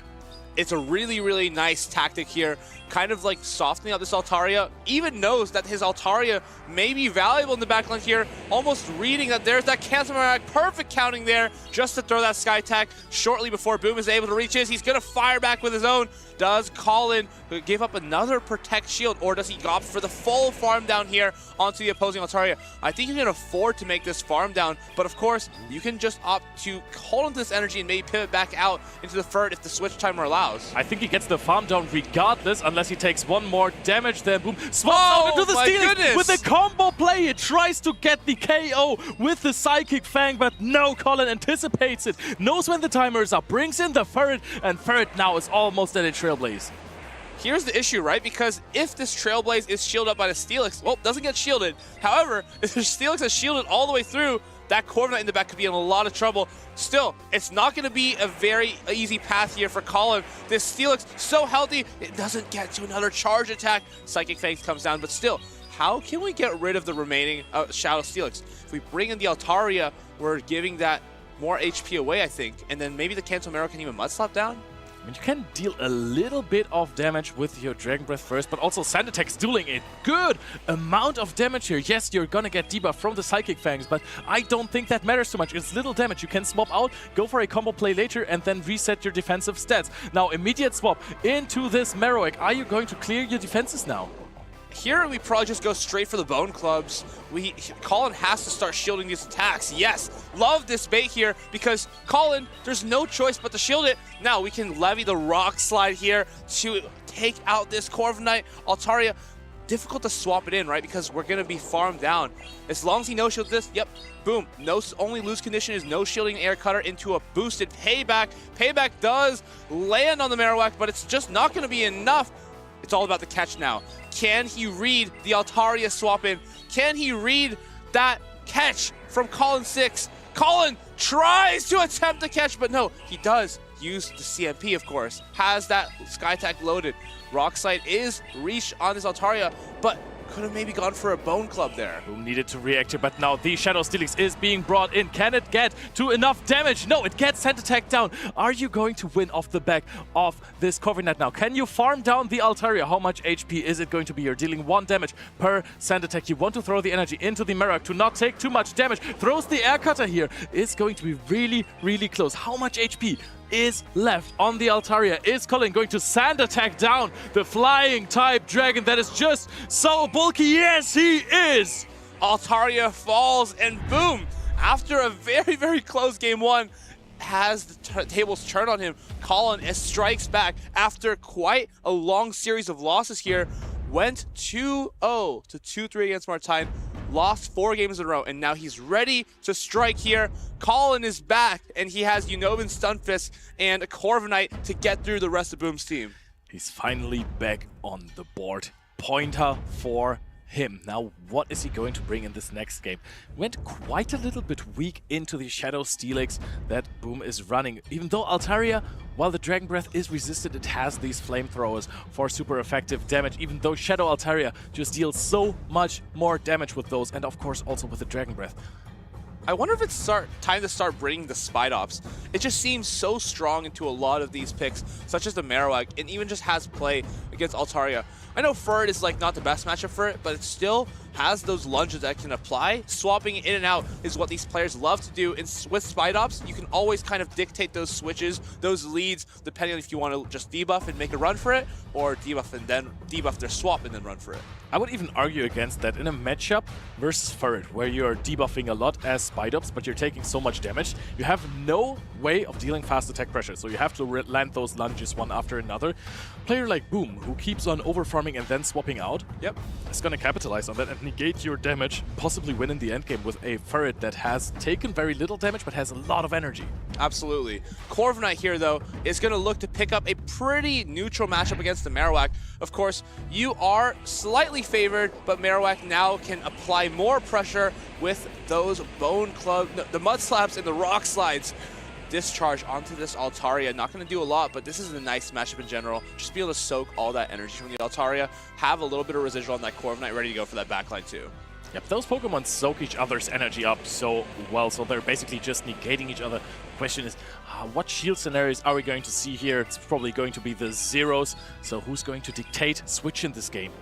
Flamethrower comes down, and I think it's going to be the Unova Stunfisk that can reach these next 2 discharges before Boom gets the 2 more attacks to take it out. Discharge number 2 comes onto this Altaria, and even after he takes his Flamethrower, I think he'll be able to farm up a lot more energy and leave this matchup with potentially 2 moves ready to go. He does have to watch for a snipe, though. If he gets stuck in a Thunder Shock, Boom could come in and then do 1 Mud Slap to knock it out. Is that the choice he makes? He's getting close. I love the way from Colin there, making sure that he'll commit to that Dragon Breath, throwing the discharge onto this Altaria. And now we will see if the Marowak comes in to finish the job here, or if he just tries the Dragon Breath down with the Altaria, can't get it. Now Marowak will get a little bit of a lead, but it'll be counteracted by the Corviknight. A couple of sand attacks to the Altaria. Colin can't capitalize on the energy he had on the Unovan Stunfisk, but Maybe he doesn't even realize how important Switch was for him in this game. Brings in the third onto the Shadow Steelix, and it's so good for him that he can avoid the Shadow Steelix with his Corviknight. First Psychic Fangs, of course, goes no shielded, and I wonder, do these Trailblazes start getting shielded? I don't think you ever shield the first Trailblaze here, but if you don't, well, you have to start shielding Swifts. That's true. I think shielding the first one is not even the worst idea, ever since this Pokemon really helps us in the matchup in the back versus this Corviknight, so it might be worth to preserve this Pokemon. Another Swift is being thrown here. Do you actually even shield this? Yes, Boom decides to do just that. Doesn't want to get any sort of energy advantage on the Kanto Marowak. Maybe it would even reach another charge attack there, but it gets for a full farm down here, and now that is crazy good for Boom. He has 2 Psychic Fangs, and he can debuff the defenses of Corviknight twice, and it can't swap out anymore. Psychic Fangs number 1 onto the Corviknight. Not going to do a lot of damage, but the motive is way more important. It's going to be permanently debuffing this Corviknight so that Bone Clubs can be just thrown from the Marowak. A lot faster pacing, but still, it's an uphill battle here as you still need to reach that 1 charge attack, and your opponent has so much energy and shields on their side. Yeah, but look at this Mud Slap damage, almost like this was not a flying type. First Air Cutter is being thrown. Now Boom already has to make a crucial shield decision. Let's it go. Are we going to see a boost here? Anything that, yes, the attack boost. Now Air Cutters are going to be dangerously close to winning the game for Colin. He lets through a Mud Slap, but I don't think it's going to be a huge difference here. That Air Cutter boost was all Colin needed. Air Cutter number 2 onto the Marowak, and now, can he get that boost? Doesn't need it. Third Air Cutter should be doing the trick here. Boom. So it felt like he was so close to winning this game. Had so many pieces in place. Steelix farmed that all the way down, but you just can't get to another Bone Club. You can throw these 2 off, no problem, but you can't do another Mud Slap without going down to these sand attacks. Might have been a play to possibly just deal some more fast attack damage and then hope for the... Wait a second. Are we going to see a shield KO? Can Boom, with the charge attack priority here, knock off 1 HP of this Corviknight and then make it lose? Is this 1 HP? Is it 2? We're going to find out. And the Corviknight goes down through the shield. A perfect play. This clutching Steelix with the 2 Thunderfang, putting Corviknight so incredibly low because of the double defense debuff.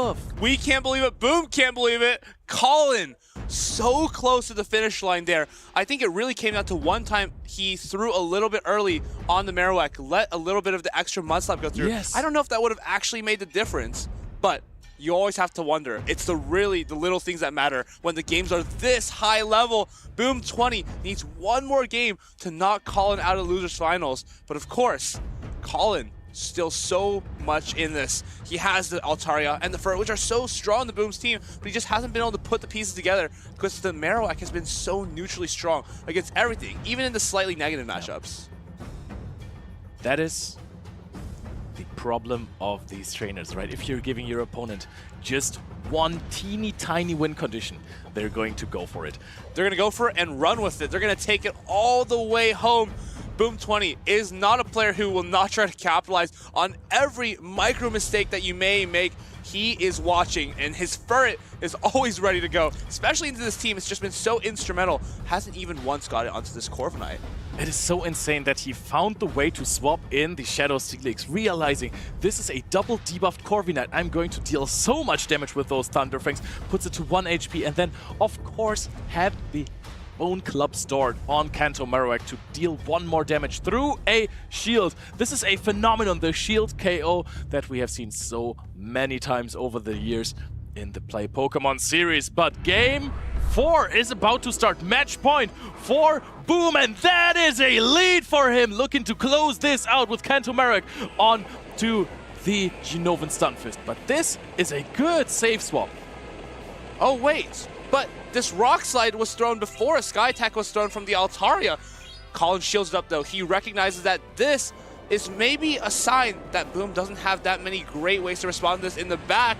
No Shadow Scissor, of course, and the Flamethrower is going to be launched onto the Steelix. Does Boom want to shield this and kind of chew through the entire Altaria? I absolutely love what Colin 6 just did there, because he is aware that throwing a Sky Attack into the Marowak is not going to change the Marowak versus Genovan Stunfist matchup. Rather keep the energy and throw it into whatever comes in to gain your advantages. Psychic Fangs comes down. Will we opt for a flamethrower and then a swap? No, we just go straight for the swap. We take advantage of the fact that the switch is misaligned, but that's the advantage of Unova and Stunfist. We can always throw these moves. Wow, we're saving him so much energy. Goes for the Mud Bomb when he reaches 100. Both traders don't want to throw. Boom knows he needs this Earthquake, needs to keep a little bit of energy on his side before exiting this matchup. Just going to snack this Mud Bomb, go into Kanto Merak, but Colin trying to burn that clock down. We talked about this earlier. This is one of its worst matchups, but Colin's making the best of it. Waiting out that switch clock, 3 charge attacks, and it usually will burn down the entire 45-second timer. We barely started this matchup and it's almost over already, not because one of the Pokemon gets KO'd, but because the switch timer is just so incredibly low. Just another charge attack here from the Stunfist. Can you get a Bone Club off? No! You can't throw a Bone Club, but there's going to be Altaria. What a catch this time around. And what a Colin. call! It could have been a Rock Slide. Boom could have made the call that there was going to be a catch, but Colin reads that it's just a Bone Club. I feel like maybe the facial expressions from Boom could have given it away, but now it's going to be the Altaria having to tank 2 Sky Attacks here from the opposing Altaria. How do you address this Fur in the back? If your Altaria gets low, there's no real way to start tanking those Swifts very efficiently. Everything in the back for Colin is just straight up shining here. This looks so good for him. The alignment that was flipped over there. The Stunfisk absolute masterclass. Now he's going to get another Pokemon in here on this Shadow Steelix in the back. Now Ferret can take some more hits there. Oh, an immediate swap here. Goes for the Earthquake, but it is caught on the Unovan. Stunfisk takes it out. Another day, another Ferret.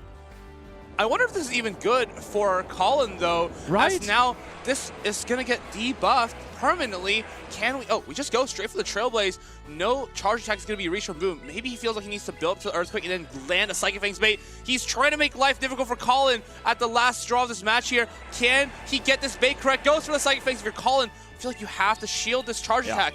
But is this opening the door for Altaria?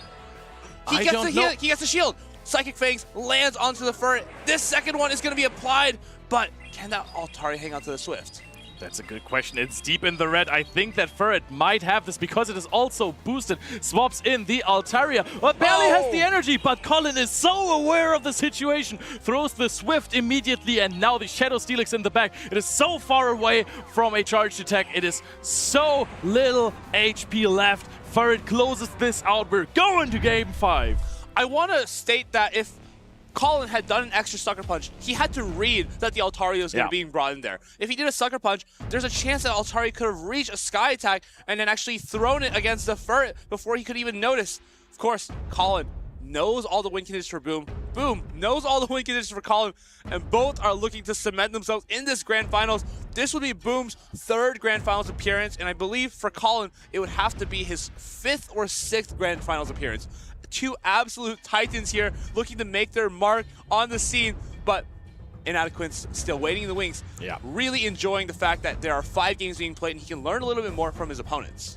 All roads lead to Inadequates, truly, but those trainers. Boom was leading on match point here, but Colin 6 said, no, we're not going to repeat Gdansk. I am this time going to get not the 3rd place medal. I'm still in for the title. I need to get my revenge on Inadequates. Looked so good for him earlier in the losers finals. But first of all, defeating Boom 20 is Colin 6's goal. Boom has now given up a match point, but so far he has always led in this matchup. He has led 1-0, he has led 2-1. Is he going to get another lead? Colin just got the flip. The script turned on him earlier against Inadequate, and now he's looking to turn the script around against Boom 20.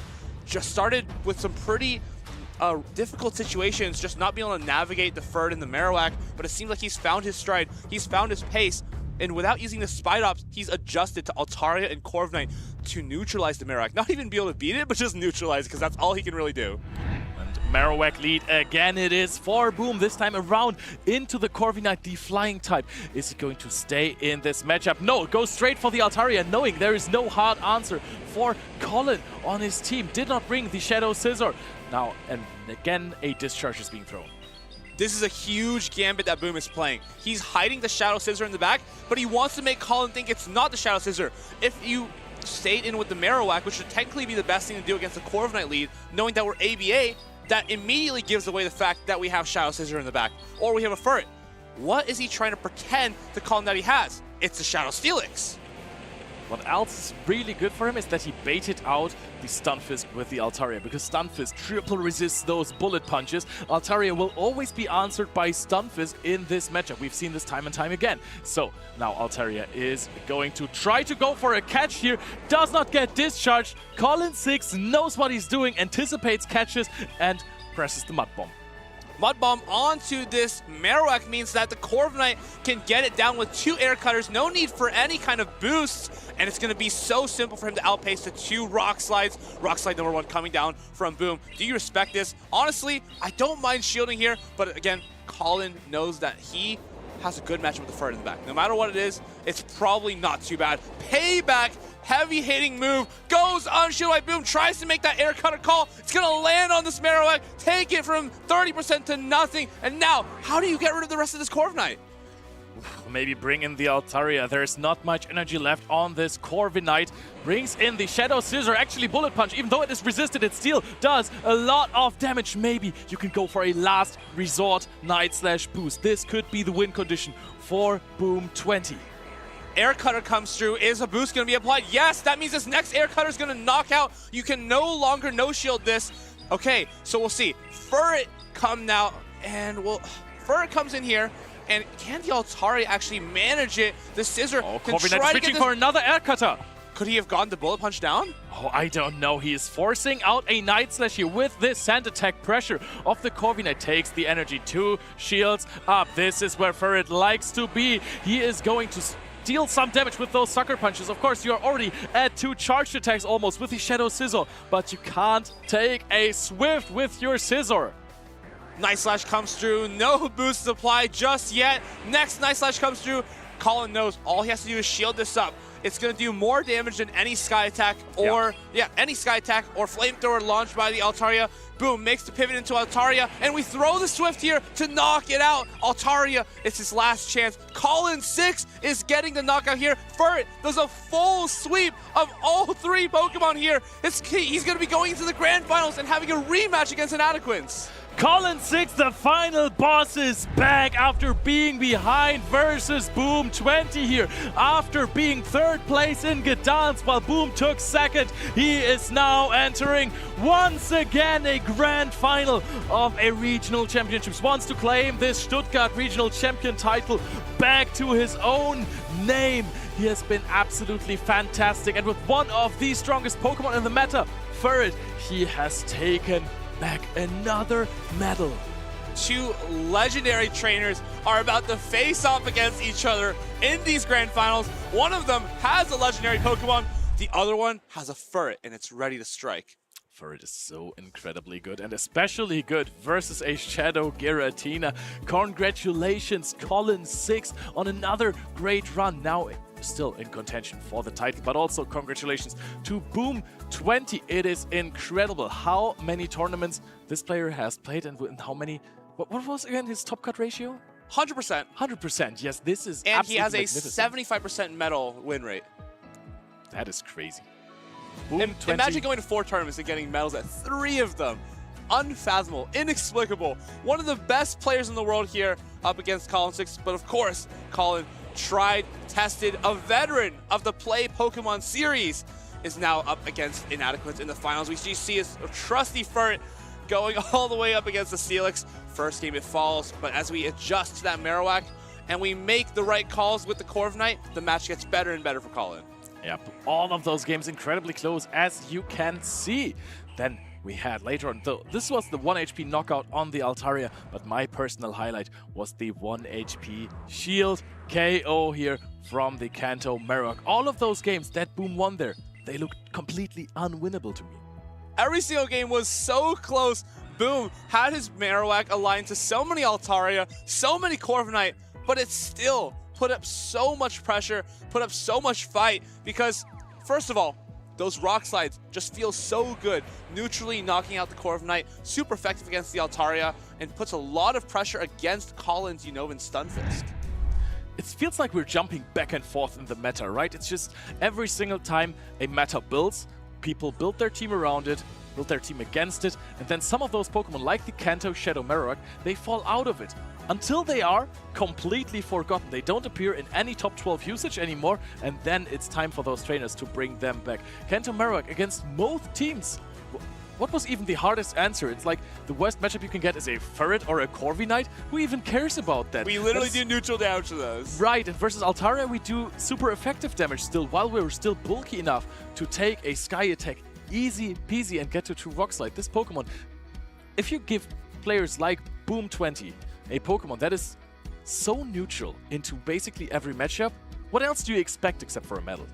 He's so good with the Kanto Marowak. I believe he got his championship in Lille. He became a champion with the Kanto Marowak very early on in that season. But for now, we have 3 finalists now inside of that lounge. Freed, take it away. Thank you very much, Leo and Eric. We are joined by our grand finalists here in Stuttgart. We have Inadequance and we have Colin 6. You two have made it all the way to the very end of this tournament, and I know that you are whiskers away from gold. Martijn, let's start with you. You've obviously had the confidence coming into this event to dress up. Talk us through that decision. Well, first off, obviously I have to play a little bit safe, so I would only do it if I would make it to day 2. So when I made day 2, I was like, you know what, let's just do it. The problem was, in my hotel, the mirror light wasn't exactly great. So I put much more blue on than I actually wanted.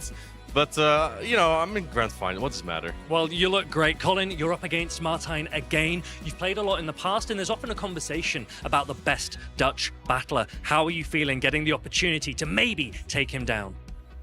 You know, I don't think about it too much. I'm just happy to be here. This 4th tournament in 6 weeks. It's been a bit of a grind. Feeling a little under the weather, but should be good fun. Always good time. Now, it's not just about best Dutch battler for you, Martijn. There is reasonable argument that in the form you're in, you might just be the best player in the world. What are your thoughts on that? You don't mean that. You don't mean what that. Do you think? I know. You guys are like, you're trying to balance the glazing and also like not to go too far. I don't care what's going to happen in this grand finals. Top 2 is insane. I actually haven't lost since Frankfurt. You know, we're just gonna see what happens. And I'm glad to be here again with Giratina. I hardly used it. Maybe I'll use it against you. I'm not gonna tell you which game. And do you prefer playing or casting?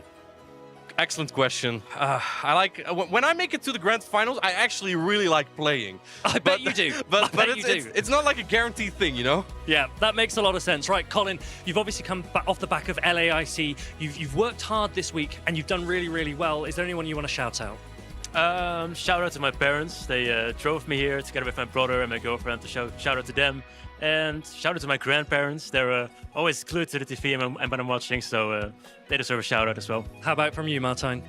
Yeah, I want to shout out everyone who helped me scrim. I did like 2 or 3 hours of practice yesterday. I'm the practice master. I will shout you all out in my video. There's too many names to keep in mind currently. A Mindjoke and Odin, who have been with me throughout this whole tournament. Pogo Ash, of course. And also shout out to the best sailors in the world, Ross and Lewis. Well, I know you're both going into this matchup with confidence. Martijn, you've got the advantage. You're on the winner's side of the bracket. Let's cut no more time. Get the battles underway. Casters, take it away.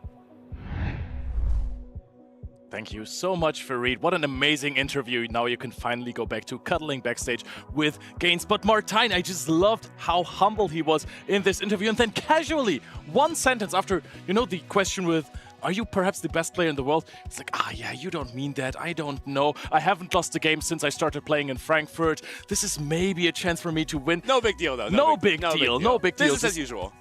Back-to-back tournaments undefeated would be heinous. Almost nefarious if he can get the job done here against Colin 6. Colin 6, known to make those lower side resets, though. He's done it before against one of our close friends who I think was just speaking with them on the stream. But yeah, Colin has done it before, has done a reverse sweep of the lower side, and then did a full reset to win Bologna. He can make it happen if he can put the pieces together here, can put the Shadow Scissor on the Alolan Ninetales, but of course, Inadequance already knows that people have tried to do this to him. Not only this tournament, but have always tried to counter his Talonflame, always been trying to counter his Giratina, and he is aware of every little nuance, basically, with his team. One thing that Inadequance has been doing so great in basically every single tournament he ever played, is combining these spicy picks with his meta Pokemon. With real picks. He's been threatening so much of the Alolan Ninetales, which by the way was a fantastic meta read for this tournament, and the Giratina, that then the Shadow Talonflame sometimes isn't really covered by the opponent. But also, these obscure picks for these metas, nobody knows really how to play versus them. People don't really know how they should play those, and it's really, really tough for opponents to adapt from playing versus full meta teams like the one of Boom 20 to all of a sudden Alolan Ninetales and Giratina Origin. I feel like the strength of these more interesting picks goes down the further a tournament runs, because more people have watched them on stream, more people have talked about it, more people have practiced against it. But it just feels like his power is going up. The longer this tournament runs, the stronger I feel like Alolan Ninetales is. And I don't know if you can stop it at this point. It's just the aura levels of Inadequance are rising, but also of Ninetales. It has also been used by EU Auden in the top 8. So this Pokemon is a really, really strong meta read. If you're looking at the teams of the competitors, there's so many Altaria, so many Stunfisk, so many Ferret, and all of these have massive type disadvantages. Here we go. It's Spidops back at it again. First tournament in the series. And of course, it is already shining. No way. Inadequance just caught a Shundo. Inadequance was just collecting his pecking order research in the community day, the Trumbeak community day, or Picky Peck community day. And he just clicks on one. He's like, oh, that's a shiny. And it's a Shundo. It's literally a 100% shiny Picky Peck. Anyway, if luck is not on his side, I don't know what is. Yeah, that's a sign, I feel like. Look at him. Inadequance World's finalist, Utrecht Special Championship champion, EUIC top 4, and Frankfurt Regional Champion wants to add another champion title to his name to become a commentator that has 3 titles. How do you feel about that, Eric? As a commentator with 2 titles, I think that this could be revolutionary for the scene. Back-to-back tournaments won by commentators.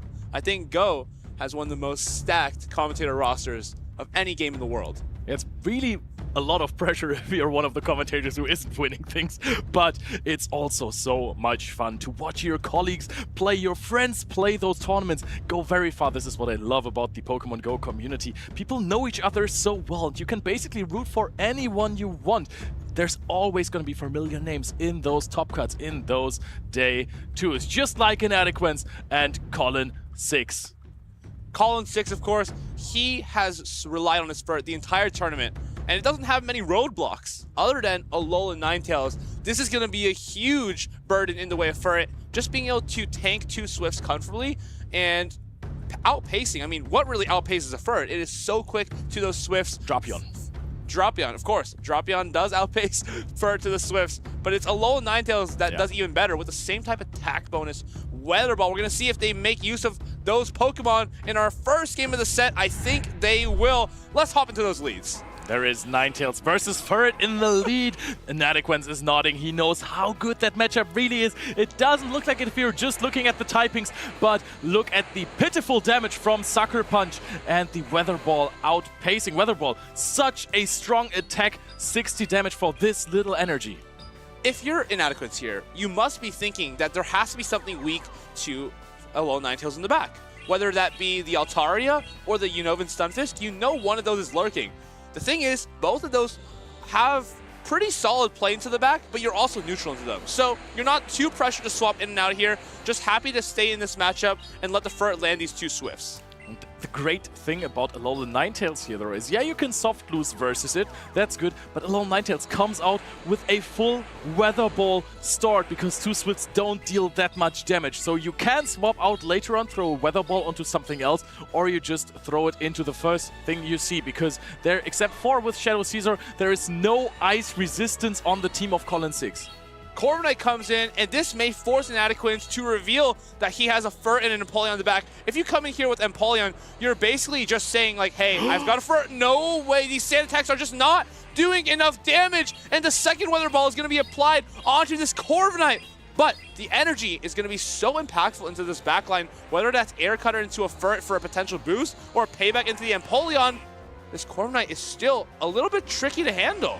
Yeah, Corviknight is really good, especially with a lot of energy in those matchups, but Ferret is so good with 2 shields into a Stunfisk. Ferret's fast attacks versus Corviknight really work out. You're not falling to 1 payback on the Empoleon. And there's a Hydro Cannon, and it's being caught by a Stunfisk. You don't really want that, do you? Colin6 putting up a shield immediately, and now you have a Ferret with a shield advantage versus a Unovan Stunfisk. I wonder if this is the door that Colin needs to open, though, right? Because now the clocks are ever so slightly desynced.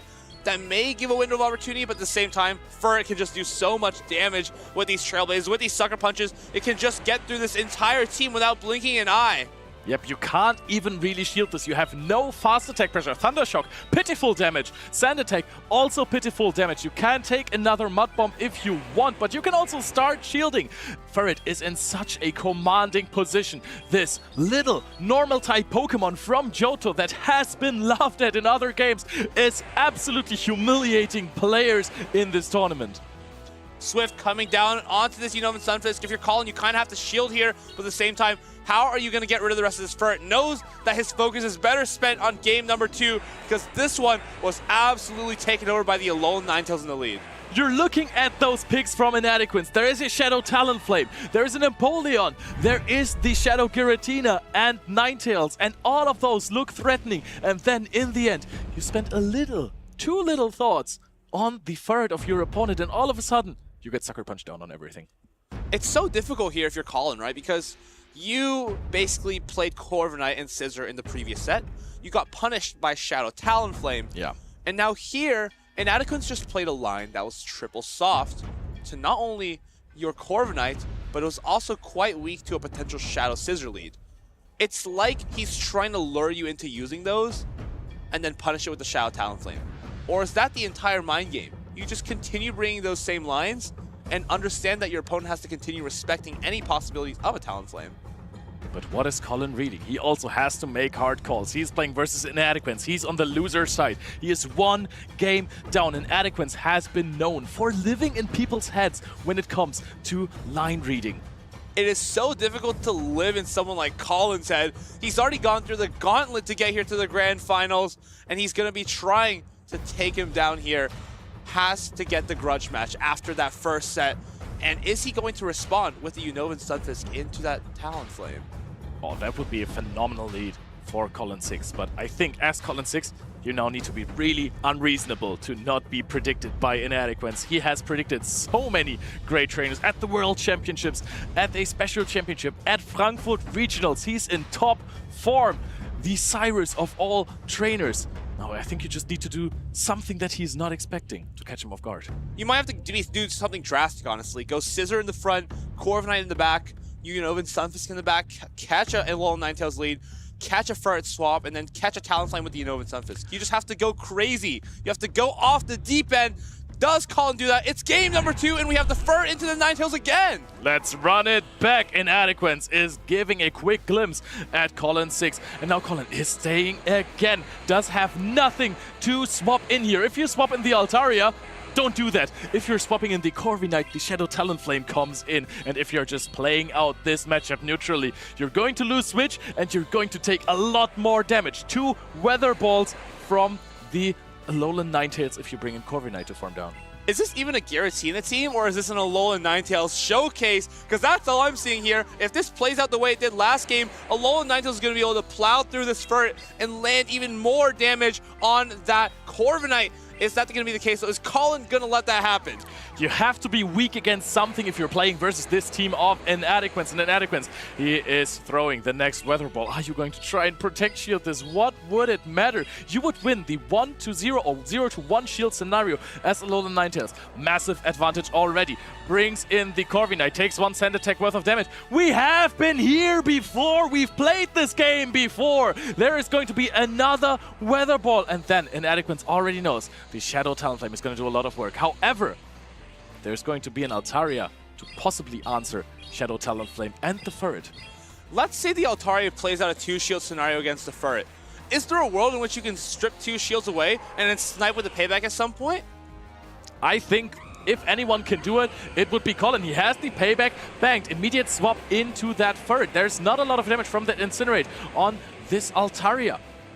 Swift comes down onto the Altaria. You don't have to shield just yet, but that second one's going to have to be shielded at some point. Sky attack, not enough to knock out this Furret.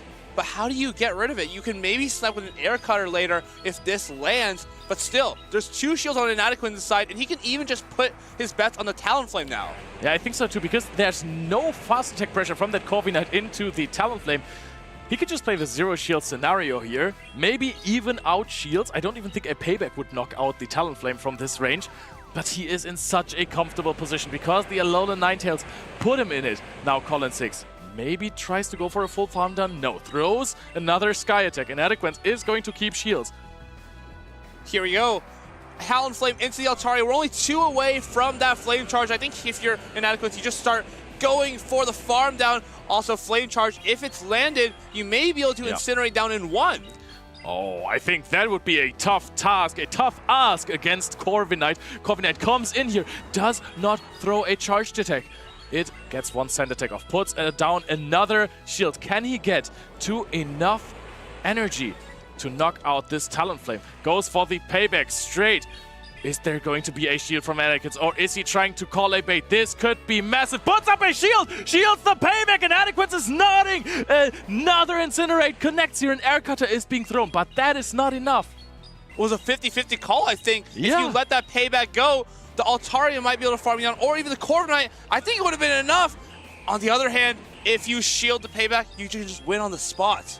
So good from Inadequate. Another fantastic call here to close it out to 2-0. But Colin 6 with the vision taking this horrendous lead, this incredible team advantage from Inadequate, and conveying it into a 50-50 shield call scenario. Well played. I wonder if Colin kind of just doubles down on this line. He now sees that, oh, that was the worst case, right? Huh, that worst case wasn't too bad. I have play. Maybe with that thought in mind, do you just run it back? I would like that. However, that's a little bit predictable. And also, if Inadequate actually sees that he can also swap out the Ninetales with a charged attack with the Weather Ball, just to control it a little bit better where it goes, you can immediately save swap the Furret because there is no big answer, and then you keep that energy and play the matchup a little bit more differently. Maybe you don't have to give the Talon the 2 shields and risk a payback connecting on it. I wonder if we just need to leave the Furret at home. Because that Alolan Ninetales, it's just so dominant into it. It feels like if we bring the Furret, we're always giving Inadequate a ramp to get off the ground. Gastrodon, Giratina, we're not really seeing them being brought to this game.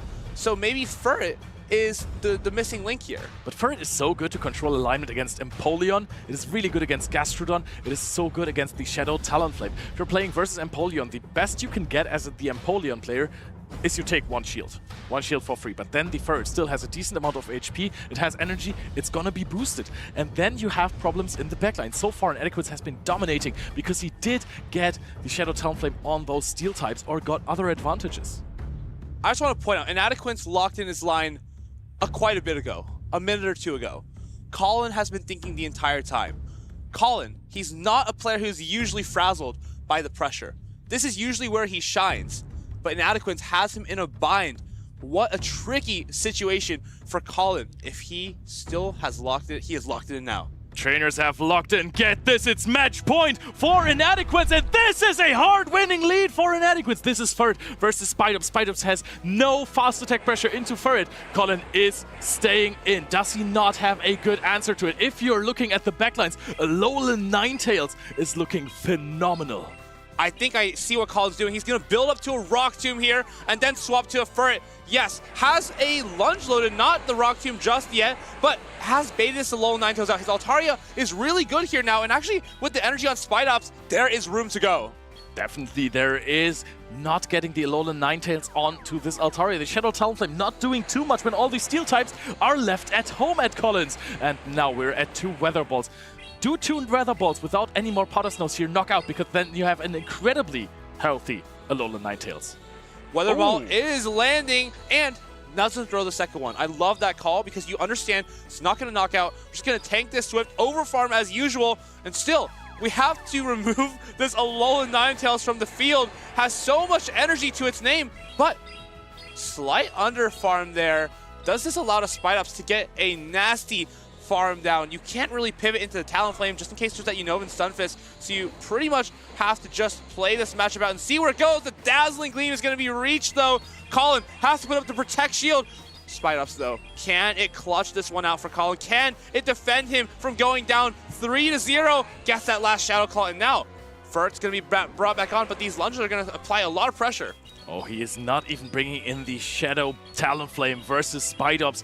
Does take a lunge here. That is not too much damage. Wants to keep the shield advantage on that Talonflame. Swaps out immediately. Talonflame is really strong into Altaria. Surprisingly. With the shield advantage, it's undeniable that Talonflame is good to go as long as it lands a fly here. Colin understands that he needs to no-shield at least one to have a chance in this game.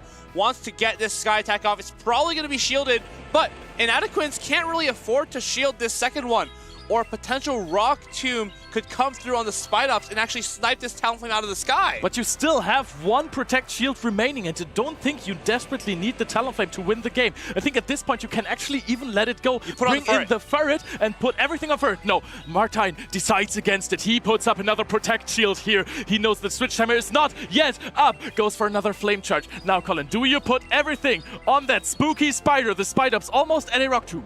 Spidops gonna try to attempt to do one Shadow Claw, throw this Rock Tomb against the Talonflame, does get it off. Is Ferret able to close out against the Spidops? I think 2 lunges will be able to knock out, but the Ferret needs to outpace the 2 Swifts against the Spidops. Ferret is so healthy still. You're almost at those 2 Swifts. It is dealing so much damage. A Rock Tomb is going to be reversed from Colin. He is dealing a lot of damage with this, but is it going to be enough to knock out? Because Inadequence, he has 2 Swifts. There is very few HP on the Spidops, and Inadequence claims another title! 3-0 against Colin 6. Swift knocks down the Spidops. It just wasn't enough. Talonflame, Alolan Ninetales, the absolute heroes of the squad. He claims his second guaranteed invite to San Francisco 2026. He hits us with the Team Rocket Cyrus pose. Inadequence, Galactical plays from the Team Galactic leader. He is the king of German regionals. Plays 2 regionals in a season. Does not lose 1 match in both. Frankfurt swept. Stuttgart swept. Is Shadow Giratina the best Pokemon in the world? Or is Inadequence just the best trainer ever? An absolutely legendary performance here in Stuttgart, taking down Colin in the winner's side of the bracket 3-2. Taking down Colin 6 yet again 3-0. I don't think many players can say they've ever done that. I don't think many players can even say they've taken a game off of Colin, much less 2 best-of-5s. Inadequence with his amazing meta reads every single tournament. He is bringing all of those spicy picks to the table. And sometimes there is something like an Alolan Ninetales that makes it look so incredibly easy for him. So many Ferts on the field of play this tournament. I believe the statistic was 52% of players brought it day 1. So that means 57. 57. Every other team you play against has a Fert to target with the Alolan Ninetales. And not all of those teams had Shadow Scissor or Shadow Talonflame to actually answer the Alolan Ninetales. I recall him saying this morning, he had games where his Alolan Ninetales was literally free into 5 out of the 6 of his opponent's Pokemon. Every game you're going to find at least 1 target. That's so much value, just like this Shadow Talonflame was able to deliver for him. So much value, so much damage, taking down even Pokemon like Altaria, where it could just simply overpower with a couple of shields on its side, with even 1 Incinerate. Shadow Talonflame was such a threat on the field. We've been talking a whole lot about the Giratina of Inadequence, but Shadow Talonflame has already been the star of the show in Frankfurt. Also brought this Gastrodon, which built such a nice core with the Giratina altered. This time also, every time his Spice Picks didn't do the... Look at this. Or farming to the maximum here, just standing there like now he wants to be the final boss of the Play Pokemon series. Colin put up an incredible battle there, despite a pretty challenging matchup to navigate. Alolan Ninetales especially was so difficult for his team, despite having the Shadow Scissor. Just so many reasons where that Shadow Scissor could struggle and couldn't be justified as a pick. What impressed me the most of the game of Colin, who went through the losers bracket in the end there, tried to reset the bracket, didn't quite make it, was the game 2, where he made it so close, got it to a 50-50. Now look at that. I mean, I said he made it through the losers bracket, was quite a short run on that side for him. Colin, not really accustomed to the lower bracket, but was able to get himself out of it as quick as possible. 3-2 against Boom 20. That was an incredible set. The one shield KOs, the first swaps, the Altaria pivots. Just so much happened in these games in the grand finals. Inadequates with an absolute display of dominance. Alolan Ninetales just completely took over this tournament, I feel like. Yeah, it was definitely the call of the tournament. That's why it won it so hard. And again, congratulations to our other members of the top 8, all of those trainers who made it to day 2. That was phenomenal. And again, once again, we have a tournament where the top 4, fear is German, is all of them are already champions. That sounds like every tournament these days. People who have been playing this game for a long time have just been so consistent, so steady at the top of the leaderboards. If you see all these players here, basically all of them have been playing at least since the 2023 season, maybe with the exception of Uden. Yep, they are insane. They are so consistent. But if you're looking at those teams, Alolan Ninetales is so good. Look at this. Stunfisk, Furret, Altaria as a target. Kanto Marowak is a target. Honestly, probably even Steelix is fine. Florges, for some reasons, is a really, really good matchup. Of course, Shadow Scissor, but that wasn't on every team. Empoleon, also really tough matchup. Versus Shadow Dusknoir, it's actually really fine. If you land a Dazzling Gleam, they have to throw on the spot. They can't make another Astonish. But all of those other Pokemon, Cradley is actually super decent for Alolan Ninetales. Yes, you get hit by super effective Rock Tombs, but they don't knock out because you're super bulky. You're always going to be able to outpace. You have so much fast attack pressure with those Powder Snows, and it's just going to be even better in a few days. These might be all the teams from the top 8, but let's take a look at the nitty-gritty. Let's look at the math here. Why is Alolan Ninetales so good? You can just take a look at the top 3 Pokemon, and your answer is already there. Stunfisk, hard win. Ferret, hard win. Altaria, hard win. Gastrodon, good. It's good enough. It's fine. It's good enough. It's fine. You can play this. We don't talk about Caesar. Cradley, decent win. Honestly, Corviknight is also wins. good. Yep. The sand attacks, I believe, only do 1 damage each, and that's just not getting the job done. We saw Colin try to farm it down and took 2 Weather Balls, even though the Alolan Ninetales only had about 10 HP left. Then we have Empoleon. We don't talk about that. Florges, hard win for some reason. Perfect, they cut away immediately. It's not a hard win. And then there was probably another Pokemon after that, but I'm very sure it's also a loss against Alolan Ninetales. Incredible meta reads are what gets you through these tournaments. That's what gives you the advantage over other top trainers who may mechanically have the exact same skill level as you, or can be even better sometimes. You can overpower them using new meta calls, better meta reads, and great decisions. Just overall, kind of knowing what people are going to bring and just being at the top of your game. I feel like this is what we've been seeing all season long. Every single time in those really high finishes, there were some spice picks. In the last tournament in Gdansk, we've all of a sudden seen Altaria on the rise. Before that, in Lille, suddenly Empoleon was everywhere. And in Abomasnow, where did that come from? Abomasnow, kind of out of nowhere, but still, people are reading that ice types are really good. Maybe like Sotodle, they're really good into Pokemon like Unova and Stunfisk, good into Altaria. Breaks a lot of those cores where there may not be even an ice resistance, as the steel type on a lot of teams is Corviknight, and we know that doesn't fare too well against ice types. Yep, and if you have the secondary fairy typing for the Alolan Ninetales, you're even fine against Pokemon like the Annihilate. The counter is not super effective. You still don't want to get countered and then get hit by a Rage Fist, but you're dealing decent damage with Powder Snow Weather Ball. And if you had a Dazzling Gleam, it's all over. We saw, actually, I believe it was Uden, land a Dazzling Gleam onto Annihilate. Absolutely took out in 1 hit, then finished off with Talonflame. That kind of feels like the story of this entire tournament. Alolan Ninetales just overpowering everything. Even sometimes a Talonflame can take it out. Way too powerful. Alolan Ninetales is fantastic, but it has to be played by the right trainer, by the people who can pilot it to victory. Those trainers, they have been incredible all tournament, all season long, and now, Farid, we're going over to you to honor them. Thank you, Leo and Eric. Now, some of the best players in Europe and beyond gathered here in Stuttgart to give it their all to try and become our next regional champion. Only 4 made it to the end stages of the tournament. Only 4 worked their way to achieve a medal here. Now, in 4th place, with a regional title, an IC title, and a world title already to his name. Give it up for the original prodigal son, Emmy Weedle.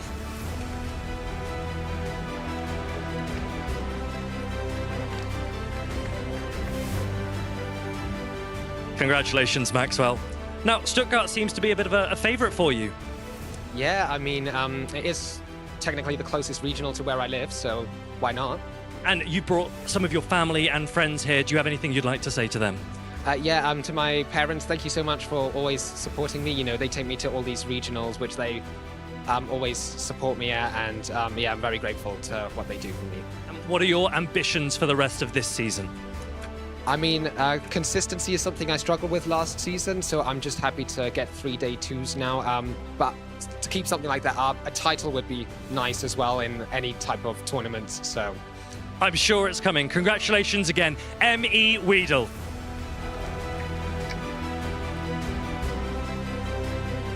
Now, in 3rd place, he has a gold medal. He has a silver medal, and in just 4 tournaments, he can already add a bronze to his collection. He is the next superstar on the scene. It's Boom 20.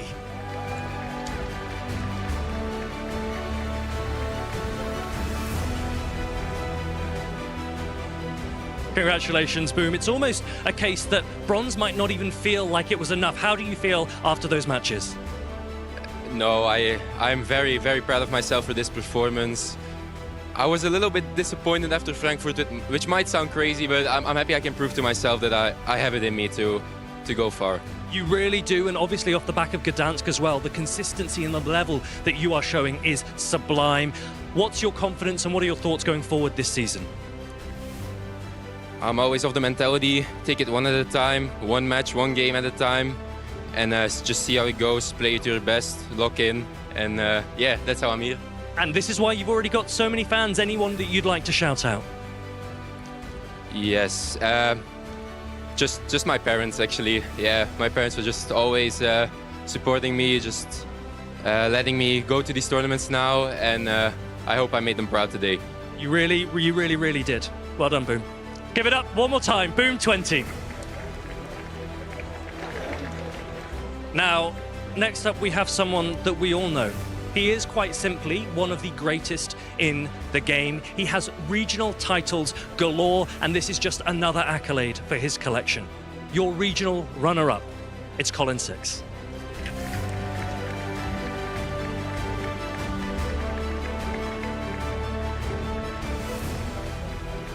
Well done, Colin. You're always up here. Another silver, but how are you feeling? I mean, I feel great. I came into this tournament off the back of LAIC, didn't get to prep much, brought Spite up, won the game, so I mean, I'm happy. It's an original team for you, a unique pick, and you've taken it so far already. What's next for you this season?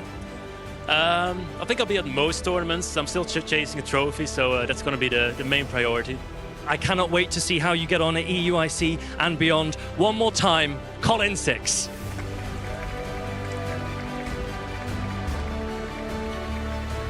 Now, this player needs no introduction. This man needs no further validation. There is quite simply no one at his level. He is one of the greatest that we have ever seen. They call him the Giratina guy, your Stuttgart Regional Champion. It's an adequance.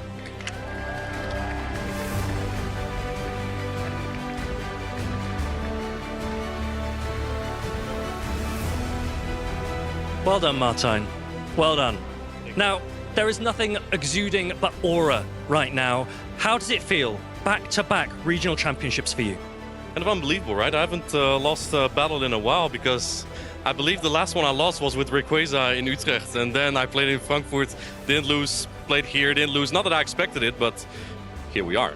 And this is obviously one of the greatest momentum shifts in your play Pokemon career. What's next for you this season? I have no idea. We're just gonna keep collecting medals is what I like to do. If I'm top 4, I'm happy. But you know, it's not always a guaranteed thing. I think you can ask anyone who was sitting there with me today that yesterday I was annoying. I was shaking my boots. I was just so nervous that I would fumble.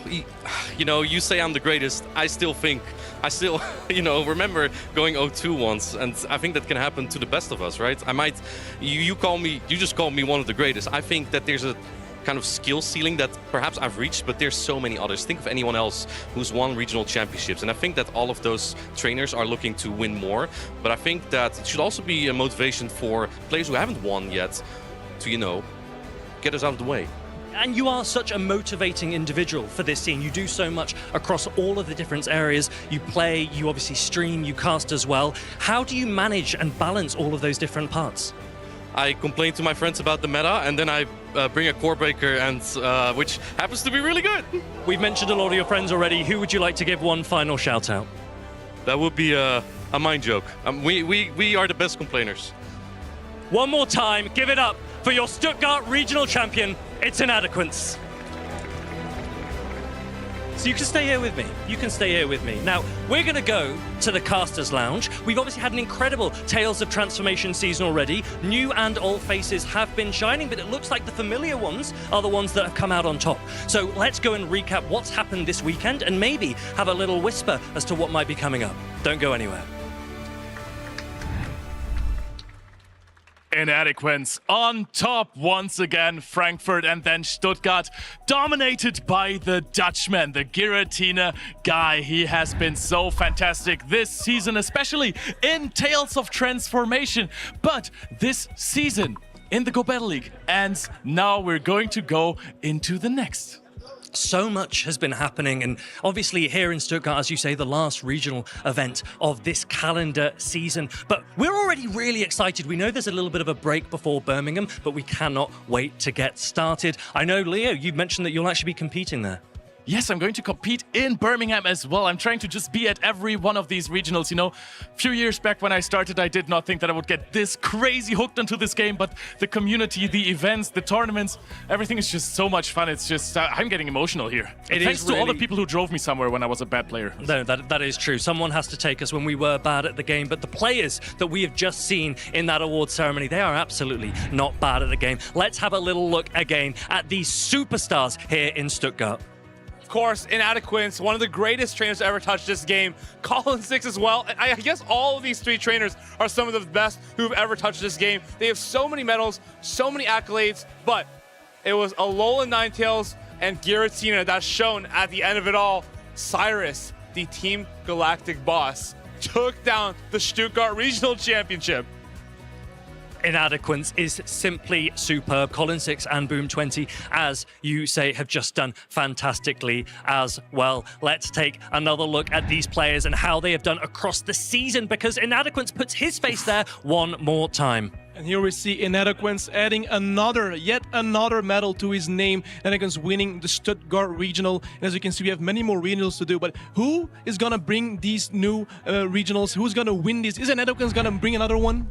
Well, we will see. There is still so much of the season to come. It could be incredible. I don't think we've ever had 3 times in one single season.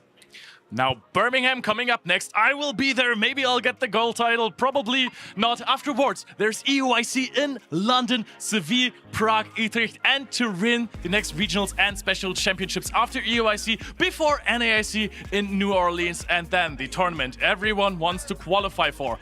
Inadequance has already qualified for it twice by getting golden tickets, San Francisco and Pokemon XP. Now, so much still to come, but if you cannot wait, let's take a look at what you can watch in the meantime. Of course, if you want more regional championships action, we do have the Atlanta Regional Championships on Wednesday from 2 to 5 p.m. But if you're more of an anime enjoyer, there's going to be Pokemon Advanced, Pokemon the Series, and Destiny Deoxys. And of course, for all our Pokemon Go viewers, Pokemon Go Battle Day next weekend. You won't want to miss it. So much going on, and it is really, really exciting. The action isn't just here in Europe, though. We know that we've got our North American counterparts, as well as players across the world that are also vying to be there in San Francisco next summer. The next regional event will actually be in North America. It looks like it's Toronto, January the 16th to January the 18th. I know, Eric, you're supposed to be going. I look forward to competing there, absolutely. I've just finished 5 regional championships and internationals in 5 weeks, so I really look forward to continue competing. And here we have Birmingham, January 24th, the new regional in Europe in Birmingham. We're going to see Leon actually competing there as well. It's going to be an amazing time. We're really, really excited, but as I mentioned, this was the last event of the Tales of Transformation meta. We are about to venture forward. We have had an attack update in-game. It's going to take place next week, and we're really, really excited to what new options that's going to kick up. Well, I'm on that go-go. Trainer Satan, when I ride up, this Pokemon receives Rock Slide. Grass Pokemon are already pretty cool, pretty strong. It has Leaf Blade already, which is basically one of the best charged attacks in the game, but grass types have a few weaknesses. All of them are covered by Rock Slide. Such as the Titan, right? It does have that super effective Power Snow Avalanche combination into Go-Go, but it's going to take heavy damage from the Rock Slide. What else beats the Titan? I think, actually everything else here. I'm really excited about Shadow Blaziken. It's getting Ember. It already has access to, it has Aura Sphere as well. It already has access to Blast Burn. And so together, that moveset could be absolutely phenomenal. Definitely keep an eye on it. What have you got there, Maddie? Eric, you know what else beats the Titan? It is Lucario, a fan favorite. It gets a buff to Meteor Mash, Aura Sphere, and that fast move Force Bomb will be insane. It's going to be really, really strong. So many exciting things still to come. If you want to know where to keep up with all of the action, make sure to write down Pokemon.com/broadcast. It lists everything about all our events, all of our streams, so that you can stay up to date and make sure that you don't miss any of the action. We've had an amazing time here. Make sure that you are following on our socials as well. Let us know how you think that this weekend went. Use #PlayPokemon.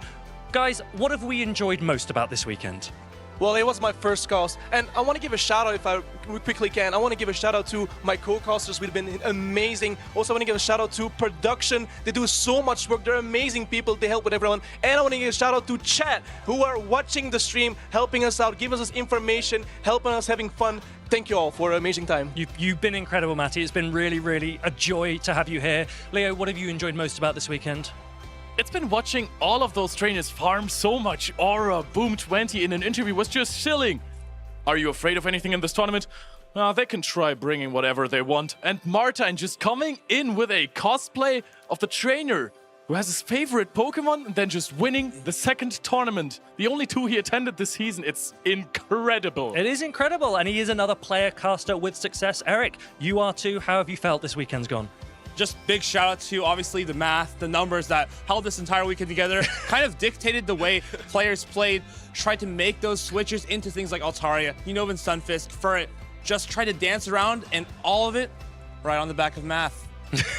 It has been a genuine honor working with all of you guys. Thank you so much. We really hope you enjoyed this weekend. If you missed any of the action, we've got a really lovely recap next.